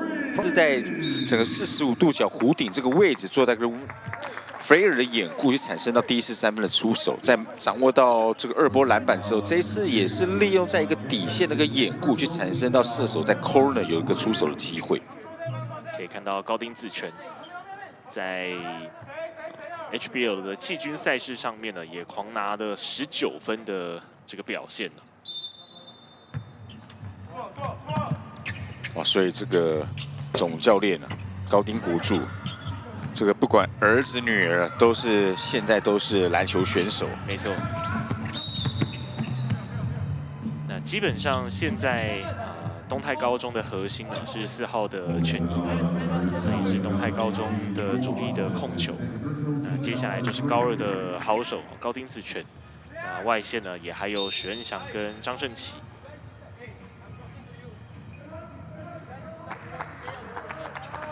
许恩祥呢则是有待在今天的这一场比赛。13比3。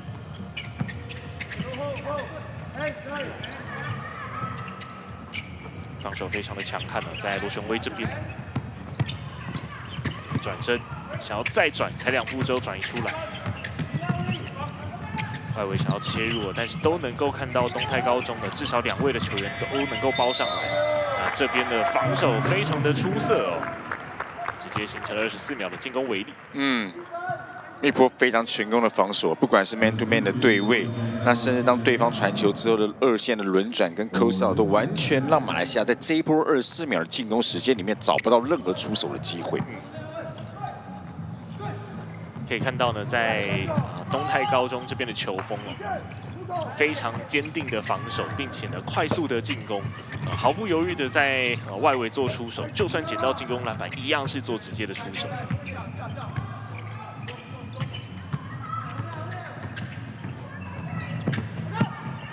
防守上面呢持续的跟进，篮底下人员撞倒，不过外围这边3分球空档来了，谢明峰投进。在进球之后，马来西亚这边也是摆一个全场2-2-1的防守布阵。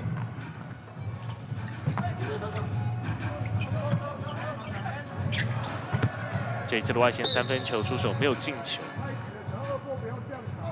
那马来西亚这边刚才投进的99号谢明峰，过去也参加过这个 U15跟 U17的青少年锦标赛以及青年联赛。这一所武吉加里体育学校是马来西亚最高层级的国家级青年篮球培训基地。基本上呢，国内许许多多的运动人才都会来到这所学校，不仅仅是篮球的部分。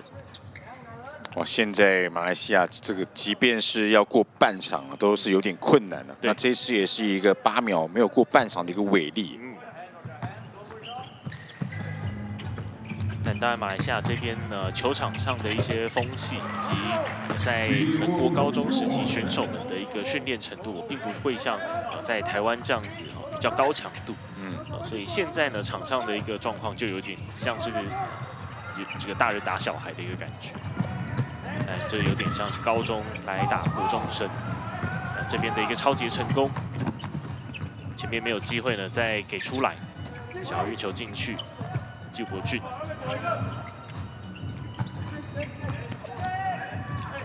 传球之后，纪伯俊的外线出手没进，接球一拨之后呢，还是篮板球拿到，但是要给出来的时候呢，发生了失误。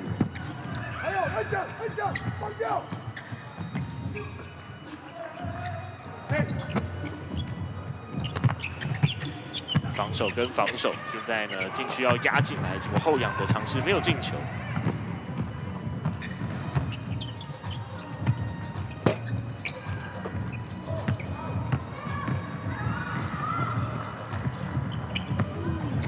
假动作进来，给一个小球到篮下，精彩的一个上篮。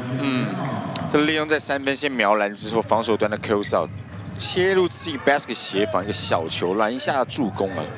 所以看起来，虽然在面对到东泰高中非常多的一些压迫的防守，但在经过第一节快结束之后，其实马来西亚的球员已经逐渐去适应这样的一个防守强度。那现在呢，又一次的超节成功，刚才投进，并且现在拿到超节的欧显阳，17号的一个球员。这边想要单刀长驱直入，但是被挡掉。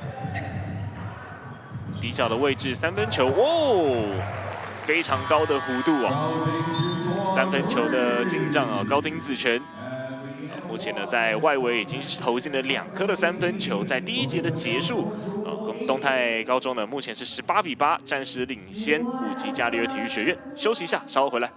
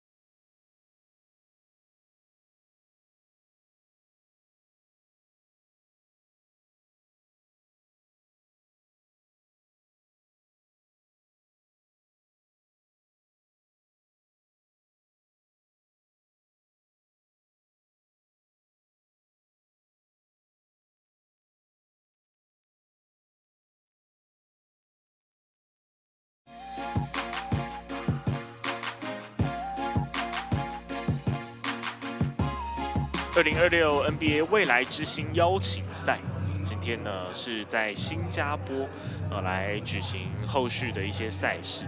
那亚太地区男女各12支高中代表，然后年龄的限制呢是在18岁以下。这些的高中生呢，在新加坡的华侨银行室内体育馆来进行今天的一个赛事。那这是本赛会的第2天，昨天的一个比赛呢是由武吉加里体育学校有出赛，而东泰高中呢，这是在这一次来到新加坡之后的第1场比赛。但我们也可以看到呢，在刚开始，这个东泰高中跟武吉加里体育学校的一个强度呢是有落差的。第2节的比赛开始，第1节呢，东泰高中是18比8的领先。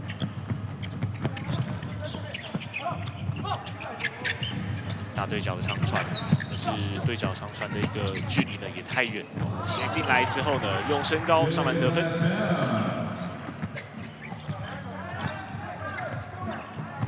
这是背号8号的甘胜发。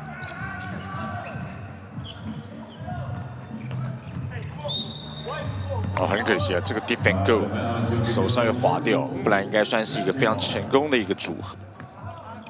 再来看一下，就是在前面呢，背号8号的甘胜发所切入的上篮得分。那他也多次入选马来西亚国家队青年男子球队 U16跟 U18的一个代表选手。他在东南亚篮球总会 U18资格赛对阵辽国的时候，也拿下过21分6篮板；对上印尼的时候，也拿下了16分7篮板，正中的一个常人主。哦，这个背后给球，权益这个传球算是非常有创意啊。没错，但想要找到阵中最有优势的罗雄威。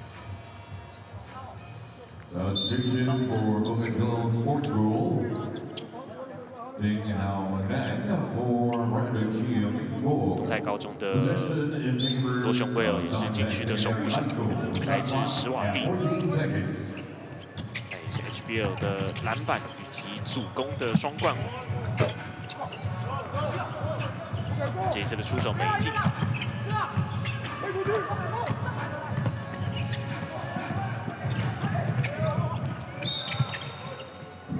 这边有一个 push foul 推人犯规。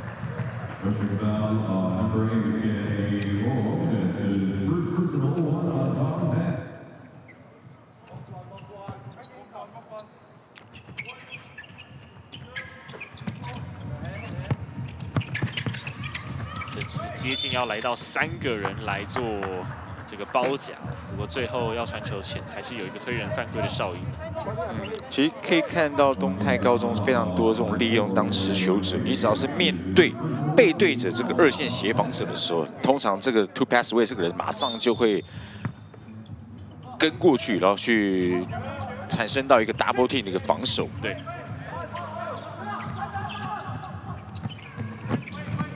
3分外线呢，想要这样子碾进去，跨过去之后呢，再做一个传球，再回到外围，假动作切进，哇，火锅精彩！哦，这想要在罗雄威面前出手，确实还是有一点难度。中间啊，这里 goaltending 没有问题吧？我可以看到这个成功的防守之后，这东泰高中的 transition 来得多快。而且中间呢又传到最有创意的权益啊。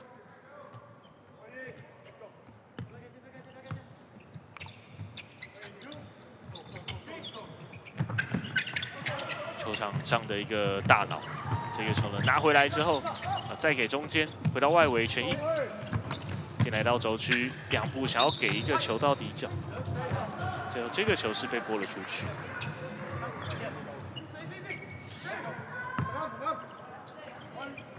这一次的跑位跑动变得比较复杂了一点，哇，再一个超节，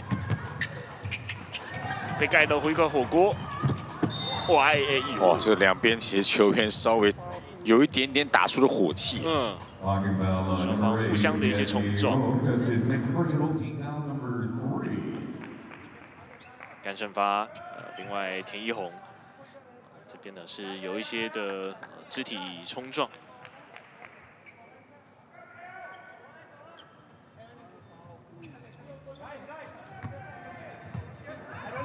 从另外一边的侧边发球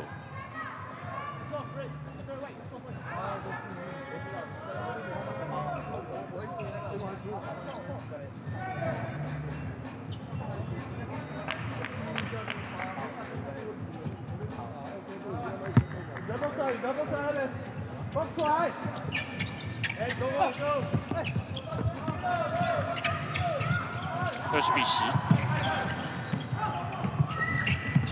要再给球，又发生了失误，前面就是一个快攻，完全没有人防守的状态。所以现在对于马来西亚整个在进攻端，你非要注意的一件事，当在2线准备要做 double team 的时候，你就必须要出球。那马来西亚现在这出球出得太慢，所以每当通在高中去对持球者做到这个包夹的时候，会来得比较简单一些。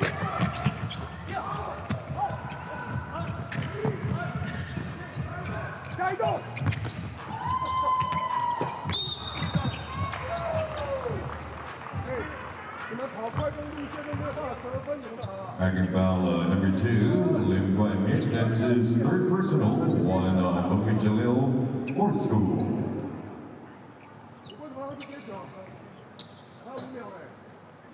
那现在呢是要站上罚球线，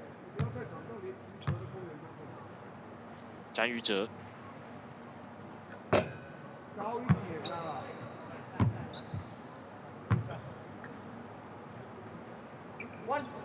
脑袋去防守，不要跟他硬拼。他呢也是在东泰高中呢场上的一个活棋啊，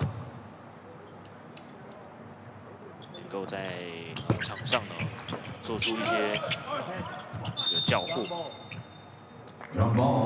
裁判认为是一个张蹦，就是转换到了武吉加里体育学校。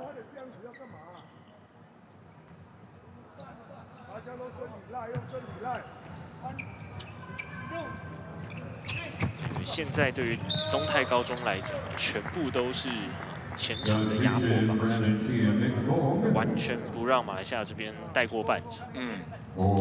包含5号位罗雄威啊，即便是打中锋的位置，那基本上他的防守也是去跟到了全场的压迫。对，有机会就超，带过半场。 再一次的超截，那前面是一个2打1的机会，背后给球，这边被推了一下，净算 and one。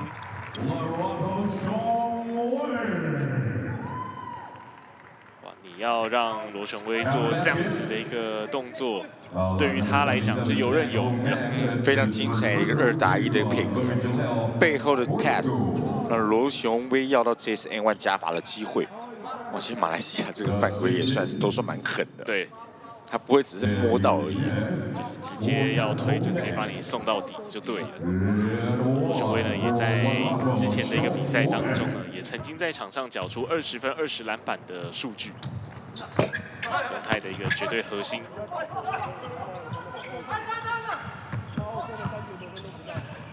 加罚没有罚进了，24比10。包夹过来之后，哇呀，这里更狠了。 在2线去做到 double team， 那在弱侧边的一个轮转去断球线，那这也是目前为止东泰高中在防守端呢、能够去让马来西亚这么多失误最主要的原因啊，第一个 double team 的时候，它的整个轮转跟补位是来得非常及时。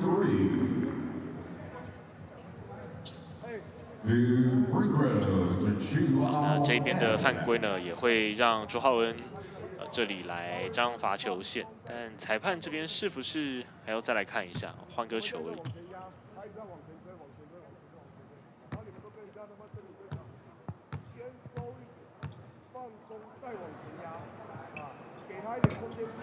这边给出了一个违反运动精神的犯规。朱浩恩张罚球线，第一罚罚进，还是目前高2的。 锋线球员。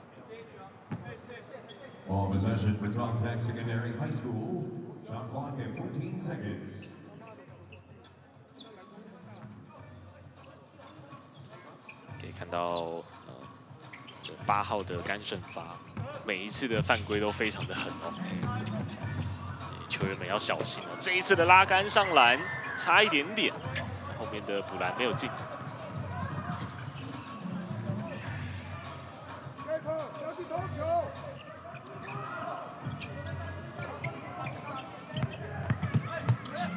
切进来，要给中间的时候发生了传球失误，地板给球，上篮之后罗雄威没问题。而且罗雄威不管在防守端非常积极，也会去跟到他的锋位一样去做到一个全场的压迫。当掌握到球权之后，他也会非常积极的去跑动，去加入整个团队的一个快攻路线。这边呢，再让马来西亚这边发生了失误。 在这里全面的展开他们的进攻哦，而且全毅的一个表现哦，他真的是球场上的大脑。打得非常刁钻的，不断利用自己的切传去吸引到协防之后，想尽办法去助攻给自己的队友。而且他很冷静哦，面对到这样子可能已经进入到禁区，有机会会让对手过来对你犯规的时间点，非常的冷静。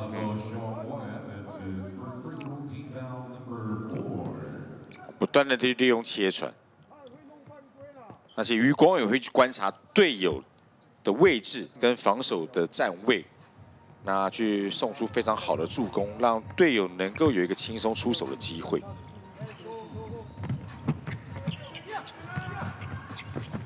这一次的地板给球，好球没问题，权益的得分，现在分数已经来到了31比10了。那快攻过来这边是对于马来西亚没有问题的，但两边呢快来快去，就看稳定度了。3分球进，这虽然在前面那一波的防守被你上篮要到2分，但这边用非常短的时间回进了一记3分，而且再度的一个抄截之后再拿一个2分。 全域现在 on fire， 且在这一个单节哦，18比4，哇，这又是一次8秒没有过半场的一次违例。对，这对于马来西亚这支队伍来讲非常的麻烦。发球出来之后，很迅速的就会被东泰高中的球员呢给抄截。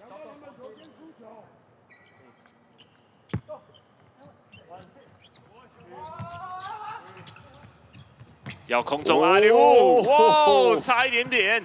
哇，很可惜啊，其实这一次边线发球的战术算是执行的非常成功，去帮最远边的罗雄威做到个 basket， 去产生到一个阿里乌的机会。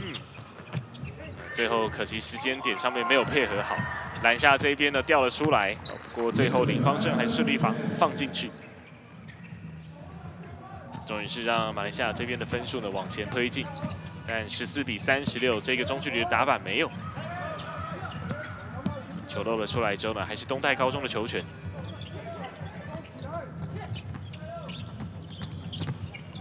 一个转身，然后大拉杆在篮下，我的天哪！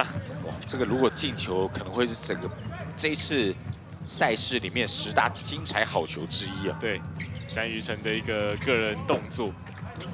是外围的一个出手没有进之后，篮下再一个进上 N1， 哇，东泰高中打得够狠啊！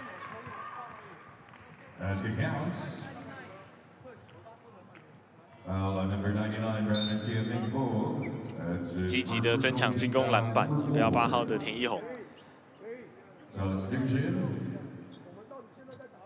这应该是6号的卓浩恩，那也可以来。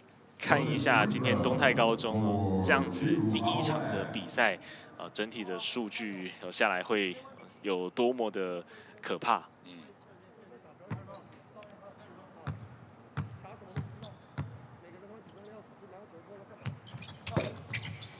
加罚没有罚进，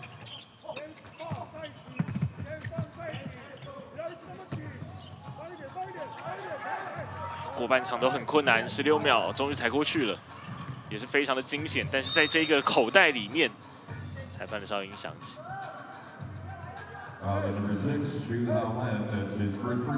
这一次的犯规呢，也会让马来西亚这边呢站上罚球线。马来西亚这边换人，曾正廷上场，换下了99号的谢明峰。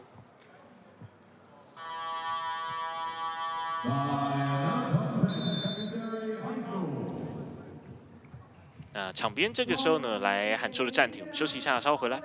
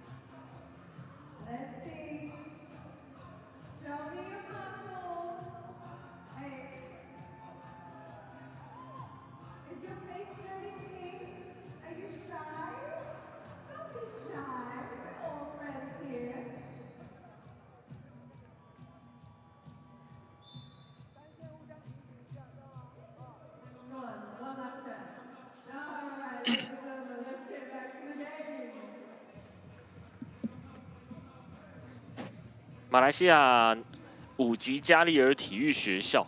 那这一所学校呢，在昨天的一个比赛面对到澳洲的博威克学院，最终是以35比91吞下的败战。但是呢，也是让大马的这些球员呢是有宝贵的一些经验。但这一所学校呢，并不是自由报考的学校，而是由大马蓝总体校透过全国青年选拔或者就是 U15、U16的一些选拔赛事，然后从全马来西亚挑天赋最好的10到15名的学生，然后来进入到这一所学校来培育。基本上呢，就是有点像是我们的体育学院可是呢，并不是自由报考，这是从中间挑出来的。你要有这个资格，你要有这个努力，你才可以来进入到这所学校的。对于在马来西亚来说，应该也算是他们的篮球重点发展学校，因为基本上也是他们的 U15、U16的国手。对，在这个阵中，但毕竟马来西亚的这个篮球推广跟它的整个发展来讲，并不会像我们台湾。或者甚至日本或韩国，这么普及化是，所以对于他们现在跟我们，虽然跟东泰高中在对抗上面还是有一段的落差。那上午要上文化课，下午的专项就是篮球训练跟重训，这也让他们呢在训练上面的一个时间呢是比较长一点点但整体的一个这个实力上面来说，还是会跟台湾的球队呢有一定的一个落差，因为也是在近年以来才让这些的想要进入这一所学校的报名人数才逐渐的来突破100人，所以从这几百人当中找出这10到15位的精英。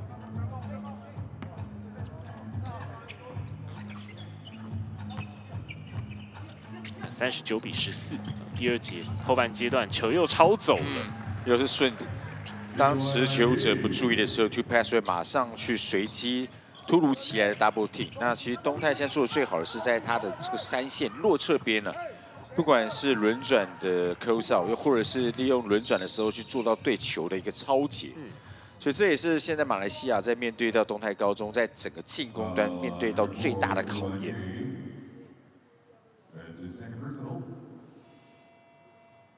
虽然这一批的这个马来西亚的球员已经算是他们在国内的在同年级来讲的这个精英了，但面对到这个今天东泰的防守，那确实还是必须要缴一点学费去累积一些经验。那现在也可以看到东泰高中这边呢是一个5上5下的策略，让选手们呢在球场上可以有更多的一些休息时间。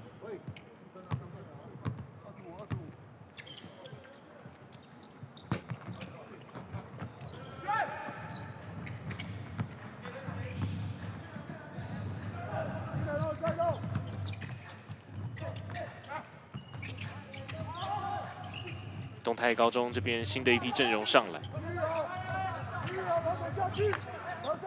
许恩祥再给到外围来，3分，任德胜的出手没进，但是罗雄威掌握到进攻篮板，要再给出来之后发生失误了。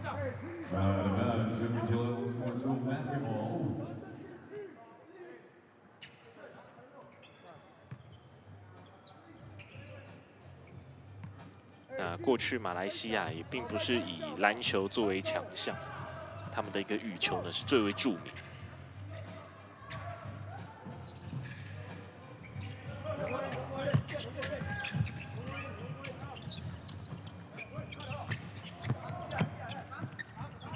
篮下这边想要硬挤，但是这样子一勾根本没有绕过东泰高中的球员。再给前面之后呢，德胜出手没进，篮底下再补2次没有，然后再从对方的手上抢回了进攻篮板，继武博俊拿下2分。这一波东泰高中的进攻可以说是前仆后继，对，想要直接拿到篮底下，但是被罗雄威给识破。再来到前面之后，带步上篮出手没有，分数拉开，已经到了30分差。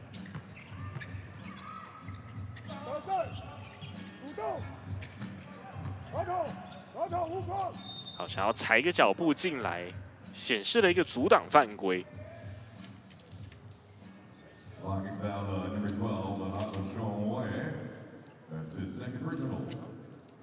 给到12号的罗雄威，在篮下的一个阻挡。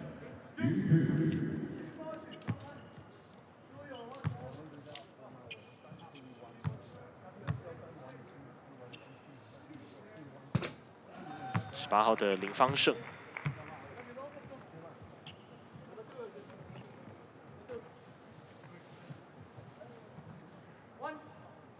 像这一批马来西亚的球员呢，大多也都有参加国内的一些 U15、U16、U17，甚至是在14岁的时候跳级去打这个高中生的一个比赛。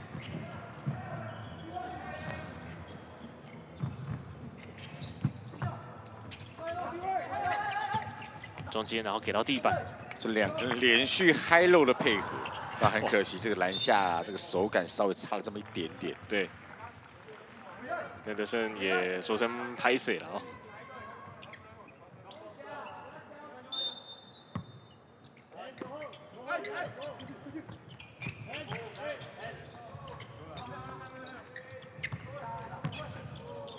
篮下挤一下之后给出来，高丁外线的出手没进，篮板球呢被马来西亚抢了下来。 前面林冠毅，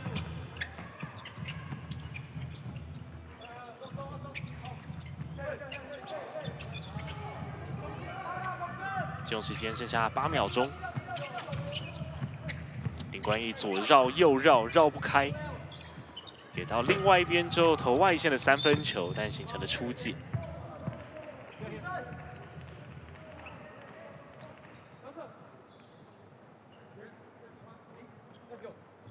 可以看到呢，在东泰高中的包夹的防守 ，double team 的一个防守呢，都相当成功。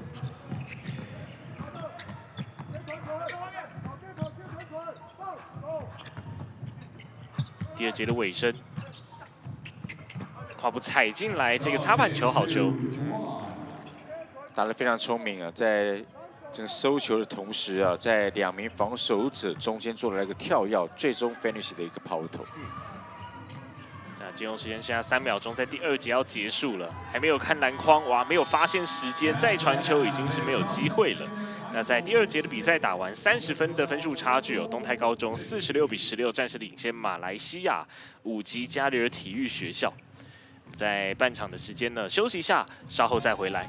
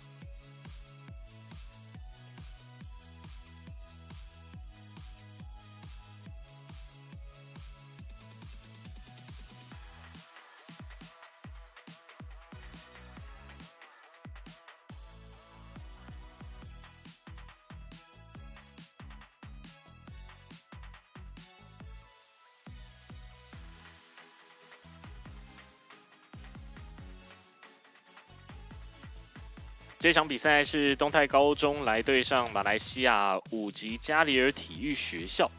那今天的晚上7点钟呢，我们会送上是女子组的赛事。在今天晚上的7点钟呢，是由北市阳明高中来对上泰国诺帕昆寺附属学校。这是呢2026未来之星的8强决赛。那晚上的部分呢，会是女子组的赛事来进行。那在现在呢，则是男子组的赛事，由东泰高中来对上马来西亚武吉加里体育学校。上半场比赛打完，那东泰高中呢是领先了30分呢，46-16的一个比数是绝对的一个领先。在中场呢，也跟着今天的球评孟竹教练呢来讨论一下上半场的一个比赛。孟竹教练怎么看？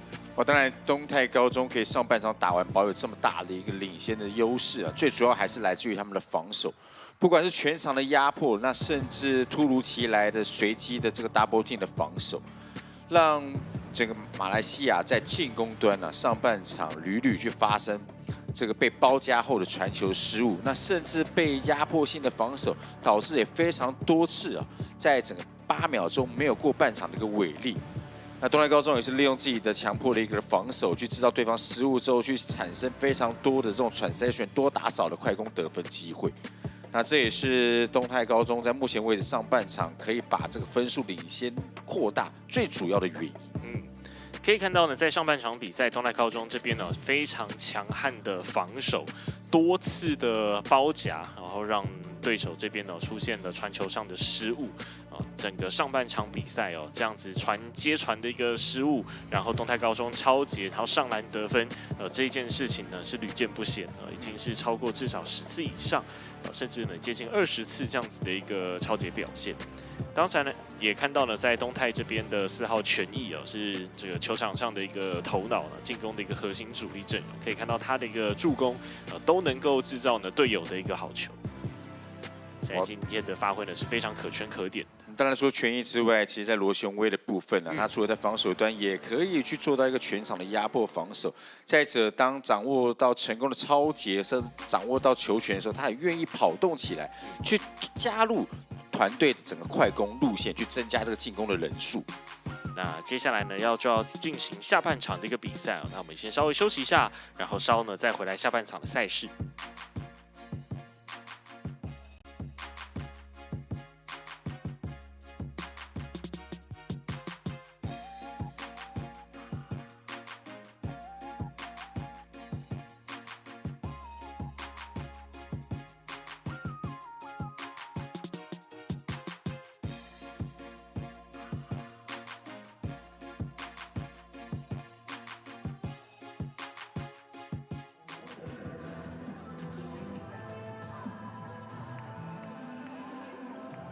Ladies and gentlemen, quick reminder on today's competition rules. If either team wins by 25 points, the game will move to a 1 o'clock in the second half.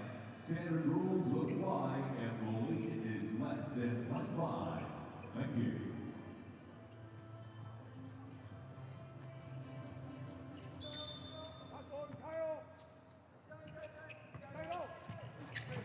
Take it.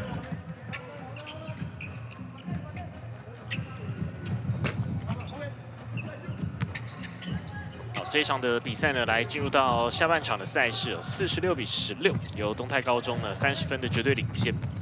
可以看到呢，在上半场的一个整个进攻数据的一个状况篮板数是差不多的不过在东泰这边呢是有12个篮板球对上12次的助攻对上3次助攻。那在东泰这边也造成了马来西亚这边29次的失误。 这也是在上半场比赛20分钟的一个赛事当中留下来的一个成绩Number 5, Chi Wu Chu. This is first personal, 1 on Compax. 看到赛场上看起来是不停秒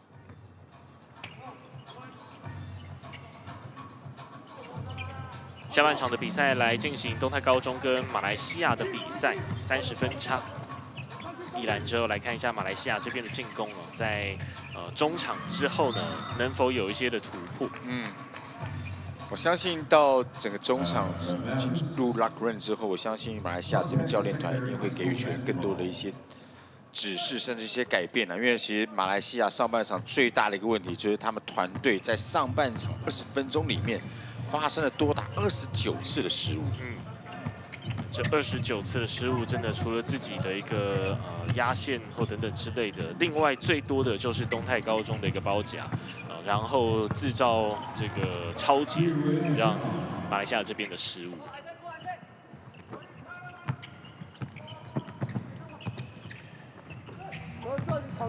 那另外没办法带过半场，也是失误的另外一个因素。现在又是一个超节成功。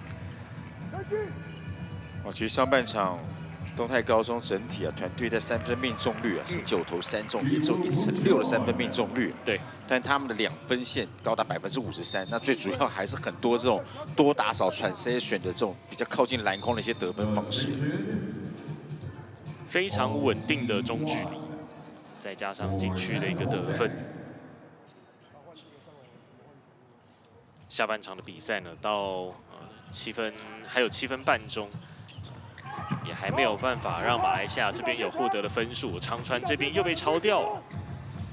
拿到球之后，篮下在带步的小抛悬翔得分，后续还有犯规。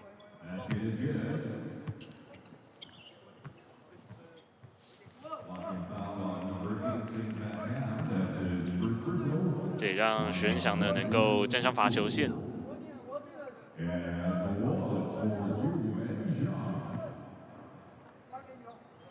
那他也曾经单场狂飙26分来击败了当时的光复高中。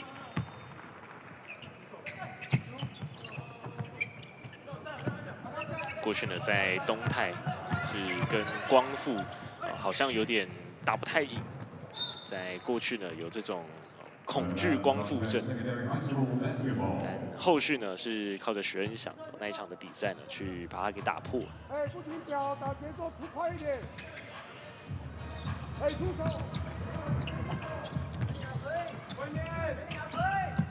给到侧边，3分的尝试没进，这个球呢是被马来西亚这边抢下来。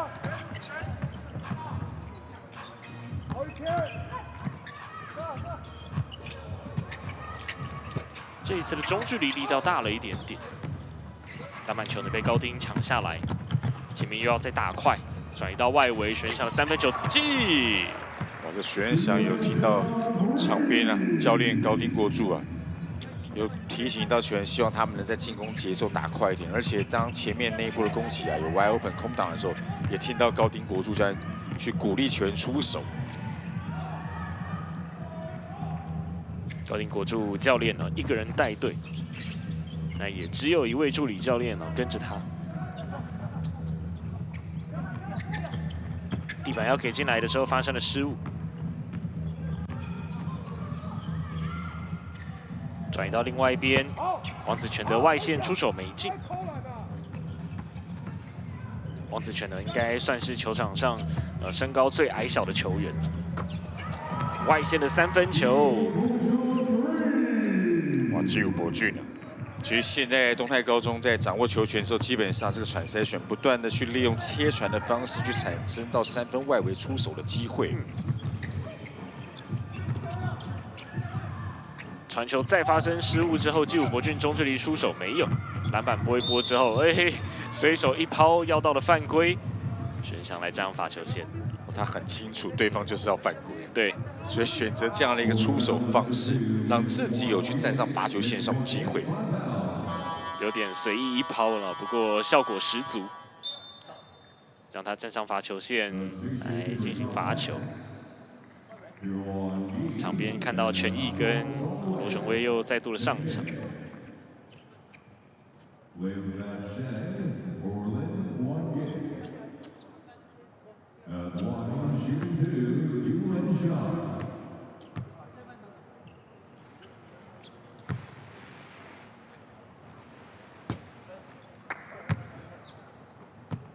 那马来西亚武吉加里体育学校，他们这一次带队的总教练呢是现任大马 U12青年篮的总教练李庆展。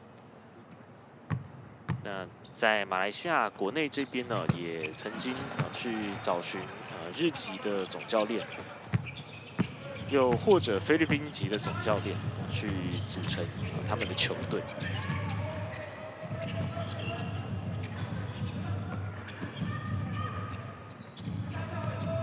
想要多绕一下，王子权这边双方犯规啊。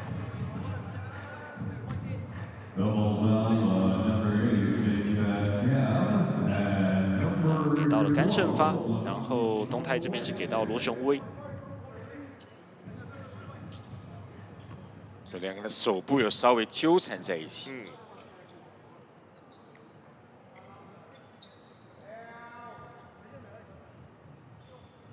看来可以在比赛结束之后手勾手一起去逛新加坡。这里是比较勉强的出手哦。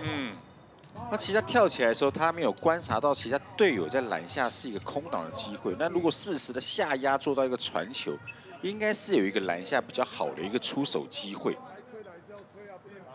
对，因为这个进攻时间呢也只剩0.5秒。刚才这样子的出手，也就代表着这个已经是没有办法。这个0.5秒的空中出手没有进，前面偷跑之后，就博俊拿下2分。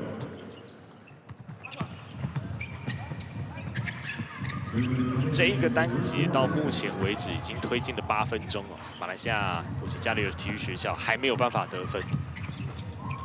轻松的抄截，然后轻松的上篮，许恩祥再拿2分进账。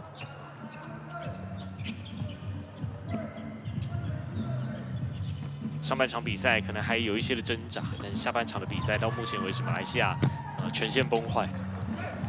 权益这边抄截之后再拿2分，拉开了比数到了50分差。其实现在的抄截对于东泰来讲比较容易的部分，就是因为抵耐的在前防守。那其实马来西亚的球员并没有选择 battle 的反跑，而是直接选择传球，那让东泰能够轻松的断球去上篮得分。那我们稍微休息一下，稍后回来。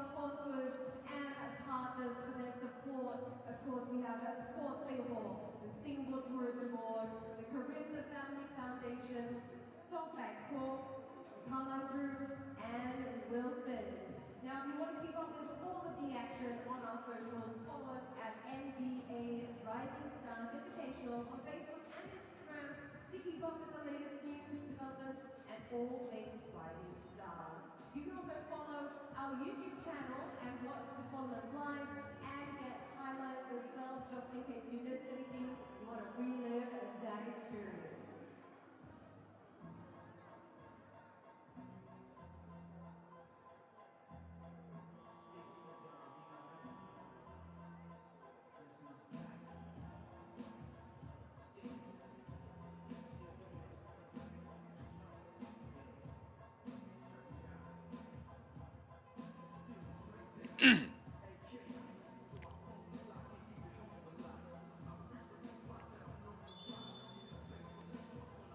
来看到马来西亚武吉加里体育学校在下半场的比赛，目前1分未得。东泰高中的一个防守，如同上半场比赛同样的强悍，甚至是更胜在上半场比赛的一个表现。那这也让东泰高中呢，在分数的差距已经拉开到了50分差了，66比16的一个比数。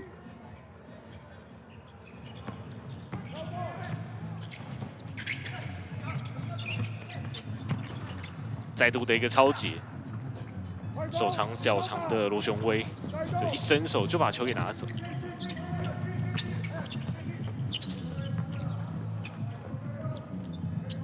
转移出来，再给到纪武博俊，45度角的3分尝试没有。罗雄威找到进攻篮板，然后再给纪武博俊出手没进，之后呢再补篮，再补篮，然后再抢进攻篮板，再补篮，罗雄威打进去。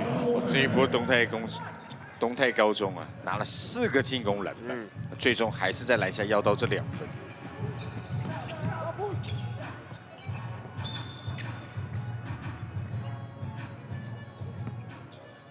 那东泰高中的一个进攻哦，真的是前仆后继啊！只要一有机会呢，就是一路的往前来迈进。这一次的抛篮还是没有，单节有可能完全没有办法拿下任何一分了。篮下净算 and one， 许恩祥拿到2分，还有加罚的机会。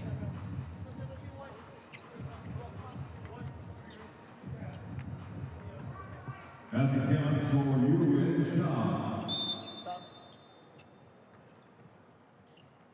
All number 16, Isaac Al-Shanyang. This is 10-16 for Wilkins Sports Team. But as free throw for you, Shanyang. 那这一次的加罚罚进完成了3分打之后呢，时间也在第3节结束，71比16的一个比数来进入到第4节比赛。休息一下，稍后回来。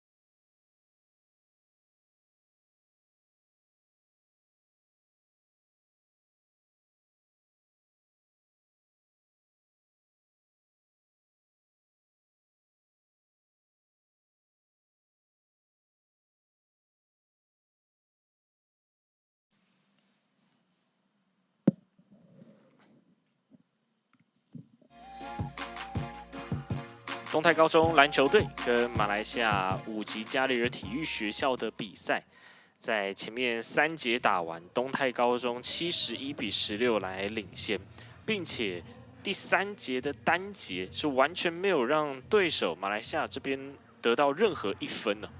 这个分数从第2节到第4节停留在16。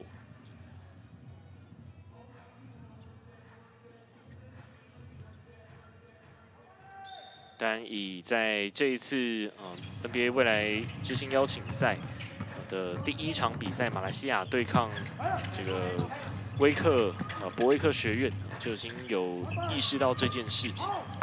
这个跟东泰高中的一个实力呢是有一定的落差，但东泰高中这边呢，不管对手实力如何，就是打好自己的球。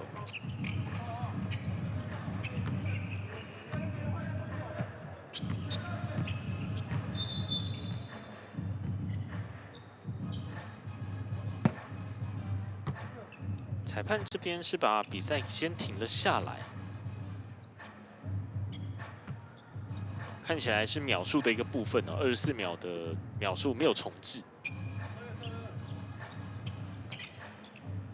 因为才刚带过去，就只剩2秒。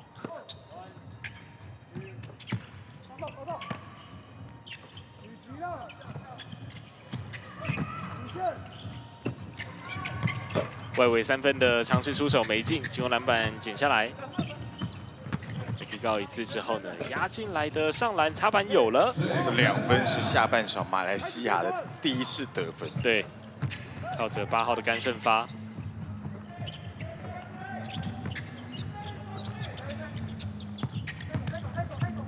东泰这边外围传导，想要切进去，没有结果。 再切1次之后，清开一个空间，高抛投进。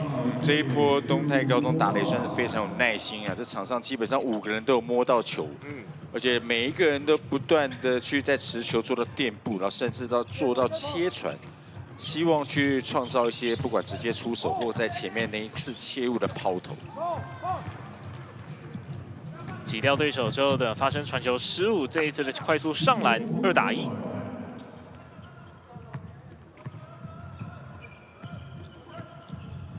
迅速确实，然后快速得分。东泰高中这边的这个表现，就如同他们想要表达出来的一个篮球球风一致。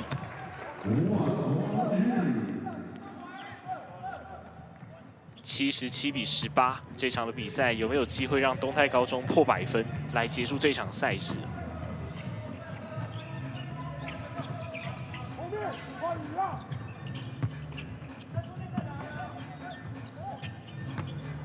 被骗起来之后，这个篮下最终是要到了犯规。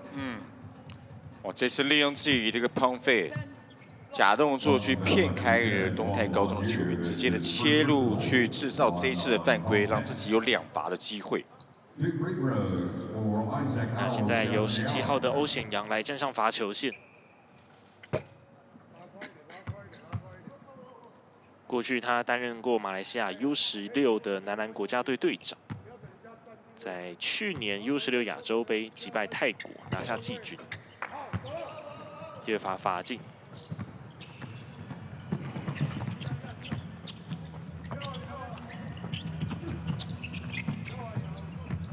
多次的切入，然后传导，在空中再转移。黄冠宇中距离的跳投没进。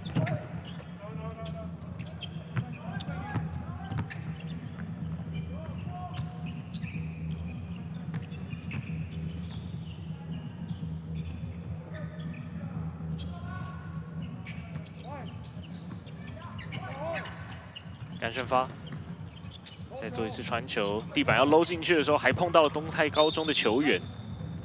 坐在地板上形成 jumbo。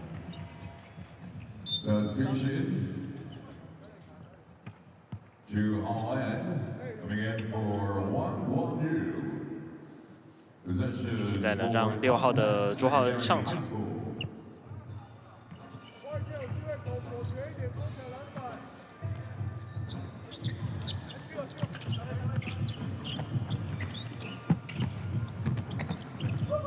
转移之后直接跨进来，继武博俊的一个脚步漂亮。这个切入收球之后，欧洲步去改变方向，那也成功的甩开防守的对位球员，最终的抛投。而且东泰高中现在进攻的模式啊，就是把能德胜一个人摆在油漆区附近，那4名其他球员是呈现一个 4 out 不断去产生切传的一个进攻模式。外围的尝试呢，出手没有进球。虽然在东泰这边今天的一个3分外线命中率呢是没有这么的好，但是呢无伤大雅，可以让他们在场上呢有更多的一些尝试。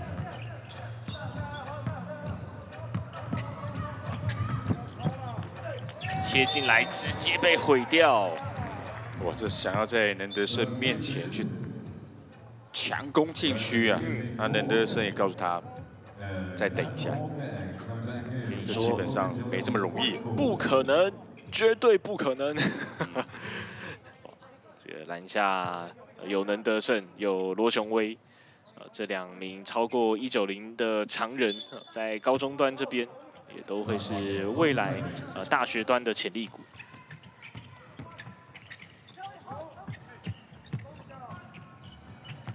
想要踩进来，然后做传球发生失误。前面少打多的一个状态，中距离的跳投短了一点，再给出来到外围，重新的来做进攻。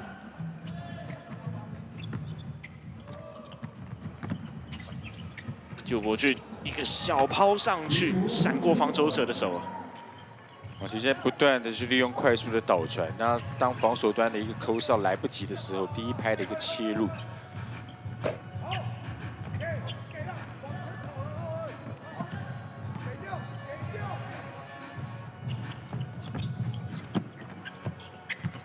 篮下这边呢是让东泰发生了一次失误，马来西亚抄截成功。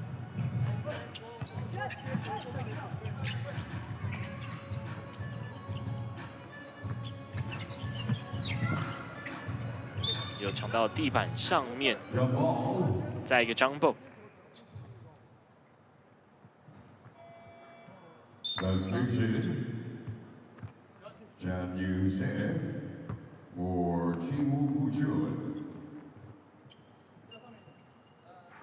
看到詹玉哲上场了。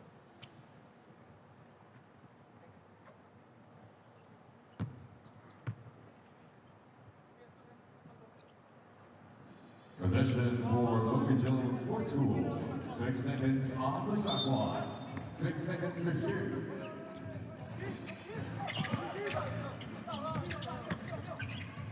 急停的一个中距离跳投，出手没进。东泰又是一个快速的进攻，直接传到篮底下，可惜差一点点。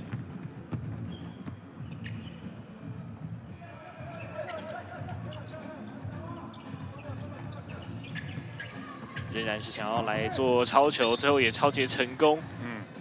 哇，其实高丁国柱教练现在也是稍微看这个领先分数已经来的真的已经非常多了，所以也比较客气啊。现在并没有去守在前面的这种全场的压迫，甚至 double team 的防守，而是退回来守一个半场的2-3的一个 roam。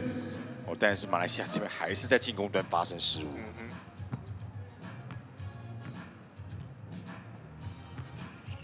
这场比赛剩下不到2分钟的时间，可以看到这一次的赛事呢，基本上是不停表的，在篮下这里拿下2分。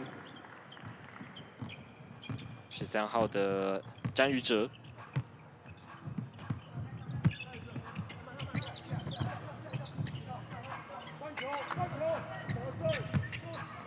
一个转身，其实这个动作漂亮，清开空间，自己再拿一个进攻篮板，2分打进去，欧庆阳好球。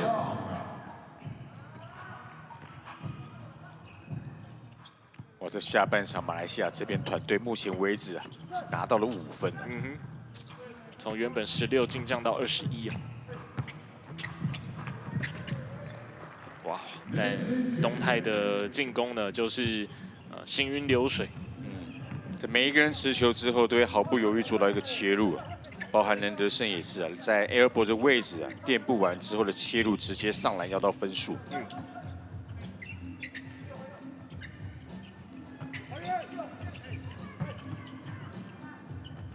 弧顶的3分球尝试，出手没进，任德胜掌握到篮板。依然的持续进攻，直到比赛的最后一刻结束。带步的小抛投，出手没进。后面再把球给偷走，前面一个转身之后，再面向篮筐上篮，没有。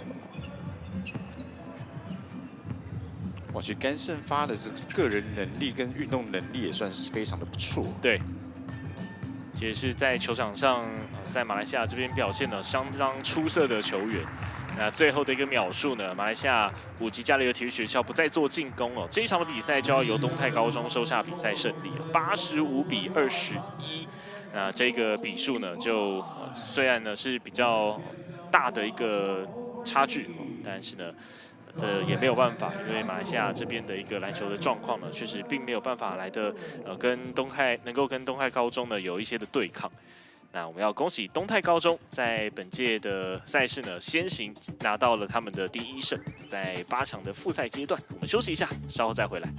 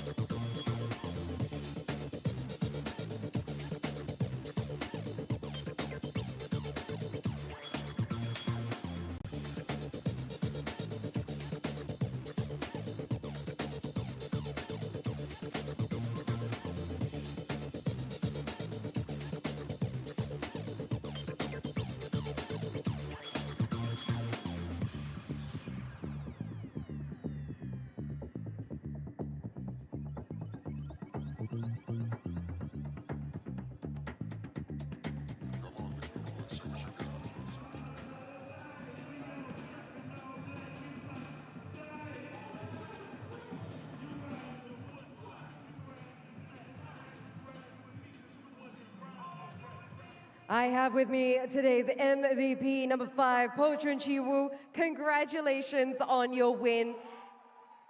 Now, today was the team's first time on the court in the competition. How did it feel? 今天，恭喜你们如何？今天是你们第一次在场的，在这个比赛玩，你觉得怎么样？非常的开心。He feels very happy. Wonderful. Well, we are happy you're here. Now, tomorrow you face off against the Berwick boys, who have both experience in the competition and they beat Bukit Jalil Sports School yesterday. So what do you think your team needs to do to secure your win against them? 明天你们跟澳洲一起玩，他们已经打Bukit Jalil，他们已经打他们。你觉得你跟你的队友要怎么样？你要做什么赢他们？就是把大家的防守跟进步再提升一个档次，然后相信队友。Teammate maintain their composure and play like what they did today. Wonderful. Well, thank you so much. 好，在这一场比赛呢，东泰高中是以大比分来击败了马来西亚武吉加里体育学校，来收下了在参加到这个新加坡的一个比赛当中的第1胜。那马来西亚这边呢，就是吞下了2败。那我们也感谢孟主教练今天的精彩讲评，谢谢。我是东伟，感谢大家的收看，我们在晚上比赛见喽，拜拜。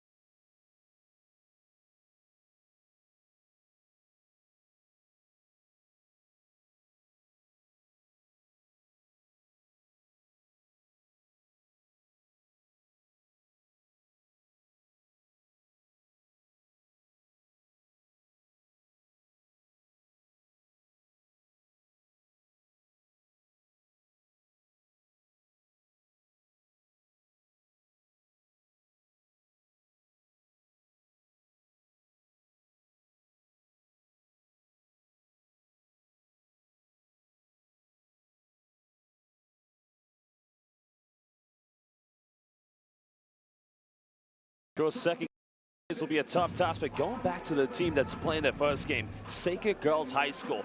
Go back to the Winter Cup of 2024. They were placed third place internationally, or nationally, excuse me, in Japan. And like I said, they'll be coming here with very big expectations.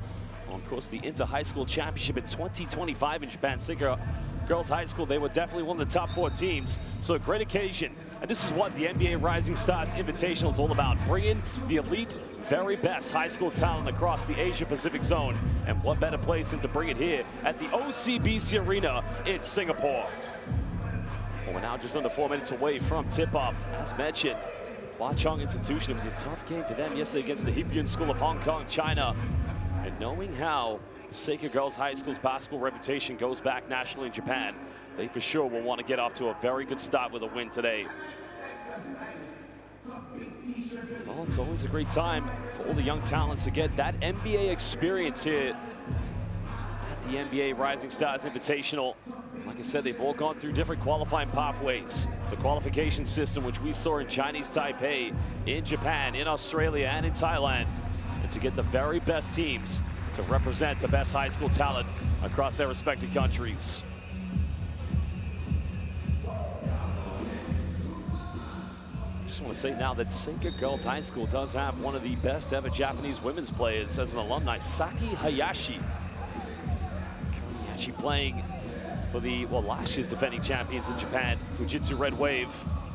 Because many of these young players from Seika Girls High School will be hoping to emulate her career and go down a similar pathway. And who knows, maybe even many of them become rising stars in the WNBA in the future. Well, of course, fans will look at the starting lineups of both these two teams. So Wang Qianqi along with Kong Chen Ya, who were 2 of their key players yesterday. Now Karis Lau will also be along with Trisha Lau. And Feng Yuan Shin make up the starting 5 of Hwa Chong Institution. Seika Girls High School will be Mei Takano along with Honoka Goto and Chinatsu Uchiai, Renan Kitagawa, and Buba Aisha Ezine, the starting 5 for the team from Fukuoka, Japan.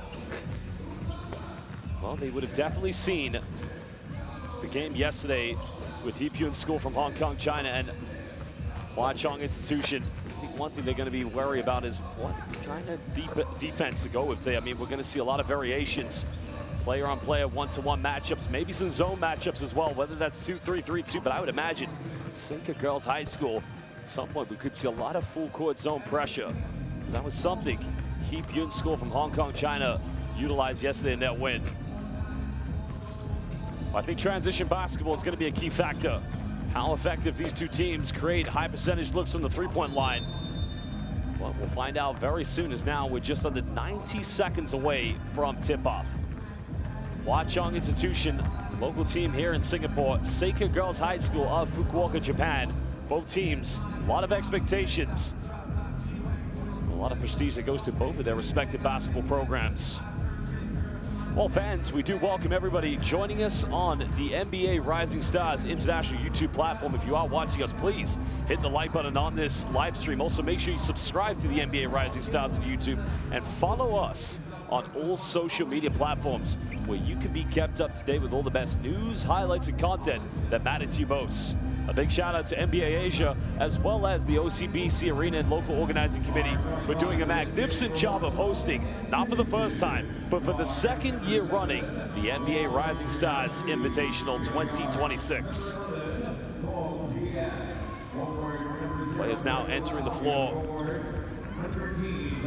It's just going to be interesting what kind of matchups. As I already was debating earlier, now I just wonder, are we going to see more zone defense like we did yesterday from Hwa Chong Institution? Because I felt they may have stayed in a 2-3 zone just a little too long. I think at some point they've got to try to match up on a one-on-one player-to-player basis.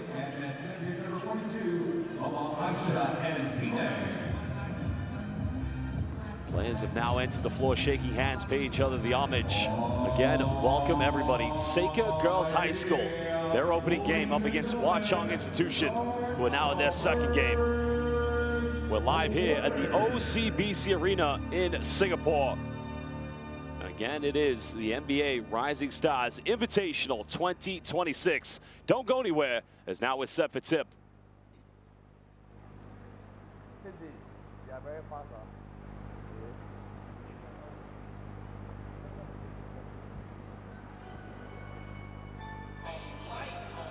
just trying to sort out the game clock because time had just started prior to the tip-off. So I think they're just trying to, they've just sorted that out. So now we are ready. Well, here we go, fans. As he's going to win the tip for Sacred Girls High School. And they'll get the first possession. Trying to go for a paint entry. Good hands in the lane. Goes up and finishes inside the paint. So quick early 2 points. And the opening 2 points for Sacred Girls High School at the NBA Rising Stars Invitational. Good job that time by Buba Aisha Ezine. Chong Institution took quite a few threes against the Heapyung School of Hong Kong, China. Ezine with the rebound, but almost losing it. Chong trying to save it, but Sacred Girls High School get it back. Now they want to push. Ezine again inside the paint, goes in, draws a foul, so now she'll go to the free throw line.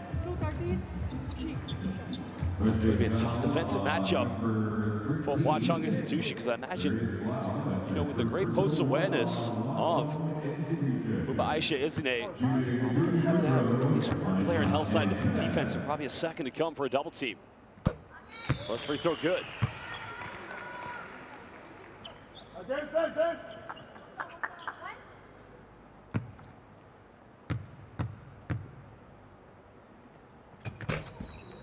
Ezine just out on the second free throw, still has 3 points.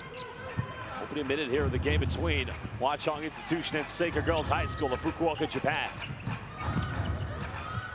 Chong's trying to build something offensively. This is good defense from Sacred Girls High School. Time winding down here on the shot clock. Got to put up a tough one. Rebound has been collected by Kana Takahashi. Baseline penetration again, finding Ezine. That time unable to finish.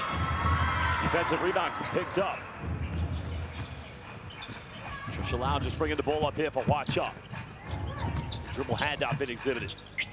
Wow, good defense, forcing a turnover. Now they get the bucket in transition. Layup goes, unable to finish. Ezine offensive rebound. The putback is good. It has 5 points already for Sacred Girls High School. Tremendous work by Buba Aisha Ezine. That time following in for the second shots points. Hwa Chong Institution just trying to set a back screen, preventing a turnover. Now inside the paints. Getting the first 2 points of the game. Great execution as Karis Lau. Well, they settled for a lot of three-pointers in the first half yesterday against the Heapyung School of Hong Kong, China. Ezine now just cutting by 7 points. Great work. She started at the high post, went for the back door, received it. An excellent finish with the left hand. Double high screen horns action coming from Hwa Chong Institution. Split to defense, nice little floater. Coming inbound for the weak side for an offensive rebound, but again, good anticipation. Again from Karis Lau. That will be a baseline possession. Well, there's a backdoor cut by Ezine. Very good read of the defense. Still a 5-point lead to Sacred Girls High School. 2.5 already played here in the first quarter.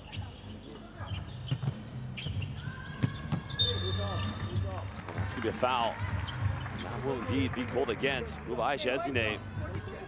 So I think if one thing that Hwa Chong Institution is going to want to try to do is to bring her away from the paint, because that's going to prevent her from getting any blocks or any potential defensive rebounds.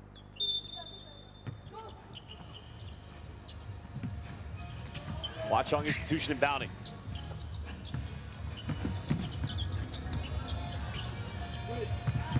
Now having to go baseline. It's going to be a second foul against Ezine. Well, that's her second personal. They need her to be the offensive influence, but I think they're going to have to make a change. So sub man DB coming in for Sacred Girls High School.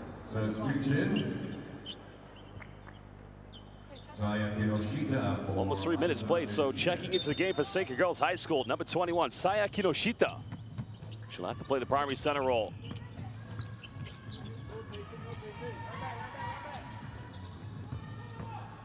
Sacred Girls High School trying to push the tempo. A little penetration down the middle. Well, fans, I'm very proud to announce that joining me on the broadcast is current Los Angeles Lakers Rui Hachimura. Rui, first of all, welcome, and how are you doing so far here in Singapore? Good. I feel great. You know, I think it's an amazing city. You know, I've been experiencing a lot of stuff, trying a lot of new food. You know, I love it. Now, Rui, first of all, you're looking at the high school team now, Sega Girls High School.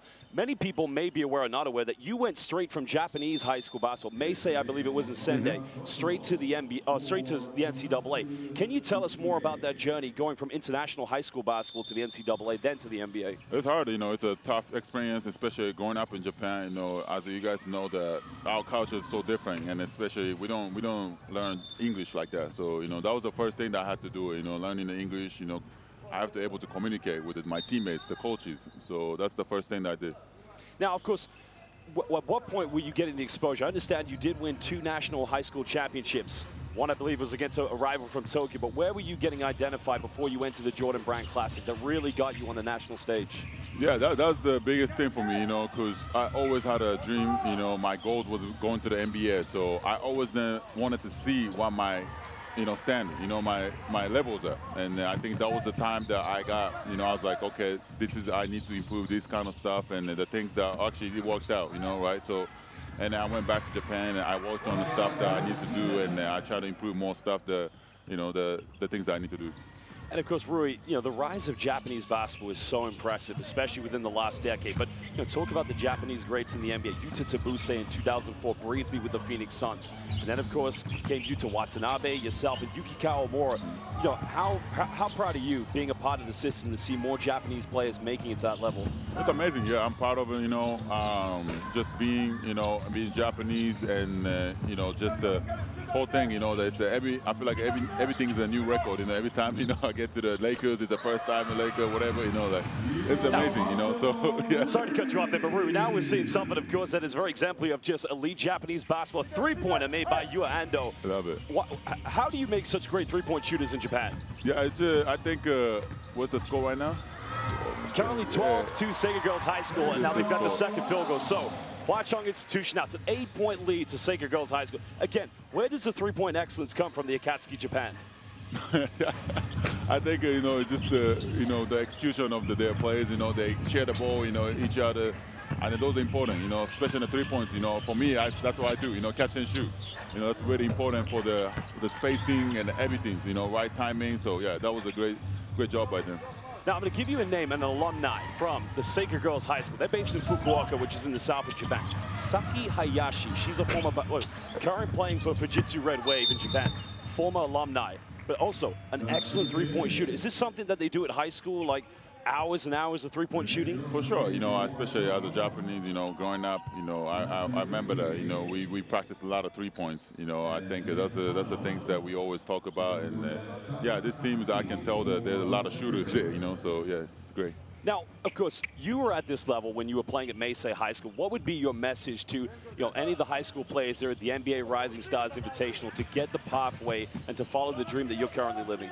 It's really the big opportunity. I want them to know that this is not just the regular tournaments. There's a lot of scouting, coaches watching. They think that they're not here, but they're watching. So I want them to show what they can do, and yeah, I want them just to show off. Yeah, you saw that move there by you, Ando. Just a little bit short there, but your position when you played at Meisei High School, what was your first position when you started playing that elite level with Meisei? Position that I played? Position. I believe you were a power forward, was it, or a center? Oh, no, center. I was doing the center, yeah. But I always want to play it in the outside too. So I always I was always fighting the coaches, because they always wanted me to play the center, but I always trying to do more stuff. So yeah, but I think that helped me, that my strength and how I use my body, that my movement, those kind of stuff, it came from the center, when I was playing the center. So. Well, this is good defense being exhibited by Sega Girls High School, unable to get the ad-1. Yeah. So we'll be free throws coming up for Mei Takano. Now, personal question I've got for you now, because I'm so fascinated by how many elite Japanese players are making to the NBA. If it's a game of horse between you, Yuki Kawamura, or Yuta Watanabe, who's winning? What do you think? Yuki Kawamura's winning? No, me. Oh, you, sorry. My bad. No, honestly, I think it's fantastic. I think the rise of Japanese basketball is great, but also I think, you know, how much it's going to mean to the young players seeing yourself, you know, a player like yourself who went from East Asia to the NBA. You know, you're still having a magnificent career. Maybe a championship could be coming pretty soon. I'm trying, yeah. You know, that's I think my goal now, honestly. You know, that's the one thing that I just saw the New York Knicks won the championship. You know, it's amazing. You know, I want to be part of it. You know, for sure. And you've got a hell of a team. You've got Luka Doncic on. You've got the great LeBron James. Yo, tell the audience right now, what is it like going into day-to-day basis training with King James? It's amazing. You know, I think everything I see, you know, what he does, everything about basketball, taking care of his body, whatever time he got, it's all about his body, you know, taking care of. That's why he's able to play 20 years. Not only 20 years, but in the level, right? You know, I think he's improving every year still. You know, I think that's an amazing thing. Now, Ru, just looking at this game right now, Hwa Chong Institution, I think they're in a 2-3 zone. I could be wrong. But if you're Sacred Girls High School, if they are in the zone defense, how would you, on the court, personally go about, you know, taking down this zone defense? You know, zone defense, I think for me, I always look at the middle of the court. You know, you see the little points, the free throw line, basically. You know, I think that's the weakness, you know, for them to, when the ball get there, it's hard to pick. You know, I don't know who's going to be the guy. The girl's going to be the pick, or the big man going to have to pick them, you know. So I think that's the point I always look at it. And Rui, another fantastic thing I've seen not only in this game but in many more games, we might see it here from Sakers, you know, how well these teams execute a transition. Now you look here, they're trying to bring the ball up. In your position as a power forward, what is always in your mind when you're trying, you know, you've got an outlet? You know, do you run down the middle as a trailer? Do you try to get wide? What would you do personally? I think one wide is the best way. You know, I want my point guard to able to facilitate, you know, control the fast break. So I want them to have the whole space to see if they can just go to the layup, or you can just pass to the corner, you know, spread out the three. You know, that's the thing that they just did it too. I saw them when we almost made a three. So. And, you know, young kids as well, one thing they've got to learn is transition defense. You know, whether you've turned the ball over, it's a defensive rebound by your opponent. What are your rules to transition defense, and what are your coach's rules? What does J.J. Redick tell you? Get back to the rim first. Yeah, that's well, you have to run first. You have to run back first. You know, that I think a lot of, you know, when you start playing basketball, kids, like, they're trying to run to the ball, you know, but you have to protect the rim first. You know, that's the first thing that they always talk about. Well, Saya Kinoshita right now doing a magnificent job of protecting the paint. And, you know, another thing, paint protection. Sometimes you may be a center in any team you're playing in a small ball lineup. How tough is paint protection?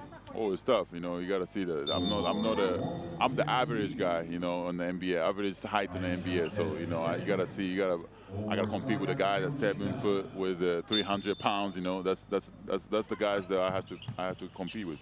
Now, here's interesting from Sacred Girls High School. They just subbed back in Ezine. Now, she picked up 2 fouls very early on. And you can see what a dominant player she is right now, running the floor, exactly what we talked about. What would you say to her with 2 fouls coming back into the first quarter? No, you got to be careful. You know, I think she just scored 2, but I think, you know, for the big man, you know, just always you have to be careful there, because they're always trying to get into the body, you know, trying to get into the foul trouble. That's the things that I always look at it too. When I see the big man, you know, I'm just trying to get into their body. So you gotta put your hands up, and yeah, you have to pray for no call, you know. Well, that time, very good defense from Chinatsu Jaya, just going with the interception. There you go. Now battling for an offensive rebound. I think she might be listening to you right now. You could have fouled you.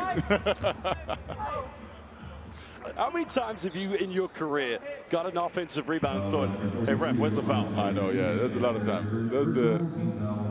Oh. Shoot, I think we may have just had some unfortunate contact there. I think it was a shot to the nose. You can see Karis Lau being brought off the floor by Ezine. Now, that may have happened in the process where the contact was made, but again, that's true. That's empathy at the highest level, it is. Yeah, I think it's tough, you know. I think basketball is the hardest sport to play. Especially, we are very physical. We can be very physical, but we don't have any protection, you know. So it can hurt people easily. So yeah, that's the toughest part. Now, I've got a personal question for you. Do any of your teammates ever try to learn Japanese from you? Of course, every day. Who speaks the best Japanese on the Lakers? It might be Bronny. Bronny got good Japanese skill, I think, because he watch anime and stuff.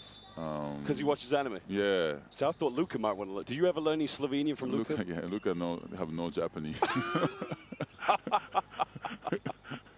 Well, I think you should offer lessons to him or something. You know, play a game of horse or something. Or Yeah, I actually learned a lot of Serbian from him. Oh, you learned Serbian? What Serbian did you learn? I'm curious now. I can't say that. No. How do you say hello? You know, Serbian has a lot of cuss words. So you learned the bad words? Yeah, that's the only thing I know. So I can't say that. Yeah. Oh, fantastic! That's brilliant, of course.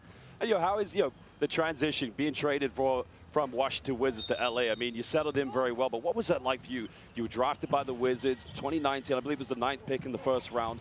Transferring from DC to LA. How did that go? Oh, it's a lot. You know, it was a lot different. You know, I think I was able to do it because I had my team. Surrounded was good. You know, I think my agency was in LA too, so it kind of helped me. But it's a hard thing, and especially during the season. It's no easiest thing. Well, Chinatsu now Inai, they go for a shot in the corner. Shot is up and buries that away. That time it was Honoka Goto, I believe. And love that. Well, we talked about the perimeter shooting. Yep. Akatsuki Japan. Yep. That's what I like to call Sugoi, is it, you say? Sugoi? Yeah. Watashi no Nihongo wa totemo warui. Oh, yeah. Just a little bit. Japanese, yeah. She was it. Well, the defense being exhibited to wide open lab and excellently finished that time by Kong Chen Ya. And that time, no post interior defense from Singer Girls High School. They'll go for another 3. That guy battling for offensive rebounds. Rune Kishizoe that time coming up with it. There's the paint entry. I'm gonna let you pull that one, Rue. There was a reach there. You wanna? That was a tough goal. That was a tough one. Could have been a foul, but maybe not. I tell you what, what I'm very impressed with, number 21, Saya Kinoshita, the post awareness, the possessioning. She gets the positioning, she's sealed off. Kuchi got the foul, but Rui Hachimura, I just want to say a big domo arigato gozaimasu for joining us here in the broadcast. Appreciate you. And next year, I'm hoping the championship is coming to LA, okay? Thank you. Really appreciate you, brother. Appreciate it. Well, back into this game, of course. Hwa Chong Institution now trailing by 14 points. We just heard from Rui Hachimura, current player with the Los Angeles Lakers, and what a great experience is for these young players, to get that, that knowledge from how he went from playing high school basketball in Sendai, Japan, with Meisei, winning 2 high school Japanese championships, and then going straight to the NCAA with Gonzaga before being drafted by the Washington Wizards. And I tell you what, the ambassadors we've had here at the NBA Rising Stars Invitational, they've been magnificent. They're talking with all the players, they're coming to all the functions, and it's exactly what these young players need in their pathway of development.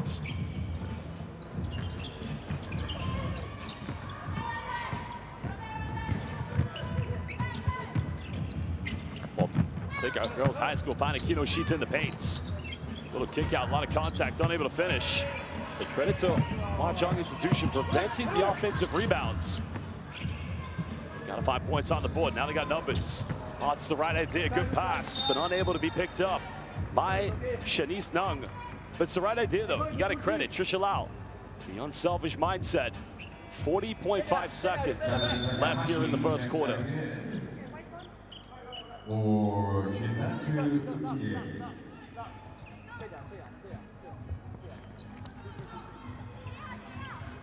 Trisha Lau.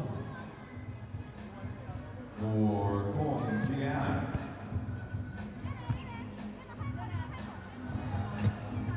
Possession now going back to Singer Girls High School. Given the time left, they could potentially go 2 for 1. Zone defense still being exhibited here by Hwa Chong Institution. Nice little hesitation, goes off the bank, and again, a nice little finish. Little tear drop, getting the bounce. Well, very smart play there by Hwa Chong Institution because they delayed the inbound. So there was little time between game and shot clock. Now, a blocking foul is going to be called against Saya Kinoshita, I believe. Acting foul number 21, Saya Kinoshita. That's her first personal team foul, number 4. Still a 16-point lead to Singer Girls High School.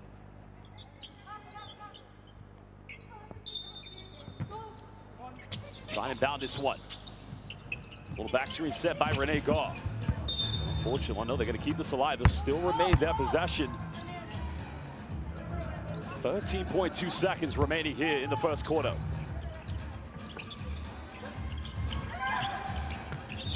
A lot of time here, no need to rush anything. Trying to get a good look. Trisha Lau. Supposed to turn it down, putting up a nice shot. Still time here for Singer Girls High School. They got to go quick. Well, they get a look from three. Well, they should have taken it. That is the end of the first quarter, where Seikan Girls High School of Fukuoka, Japan lead 22-8 against Hwa Chong Institution. We'll be back in just under 1 minute.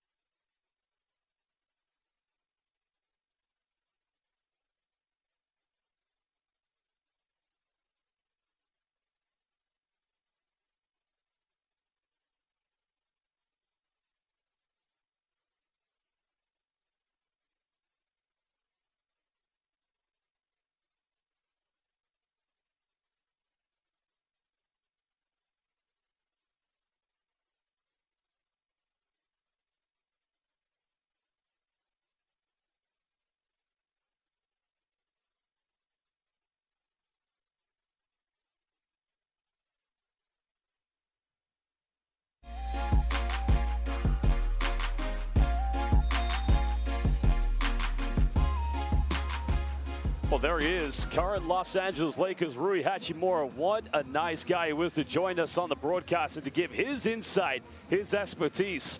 Remember, he went from Meisei High School, two-time Japanese high school champion, straight to Gonzaga. And then afterwards, he was drafted by the Washington Wizards in 2019 in the first round with the 9th pick before being traded to join LeBron James and Luka Doncic and company at the Los Angeles Lakers. So far, very good start here for Seikan Girls High School and a very dominant performance from Ezine. Ezine currently with 9 points. They lead by 14 against Hwa Chong Institution. We're live here at the OCBC Arena in Singapore. This is the NBA Rising Stars Invitational 2026. Second quarter about to get underway.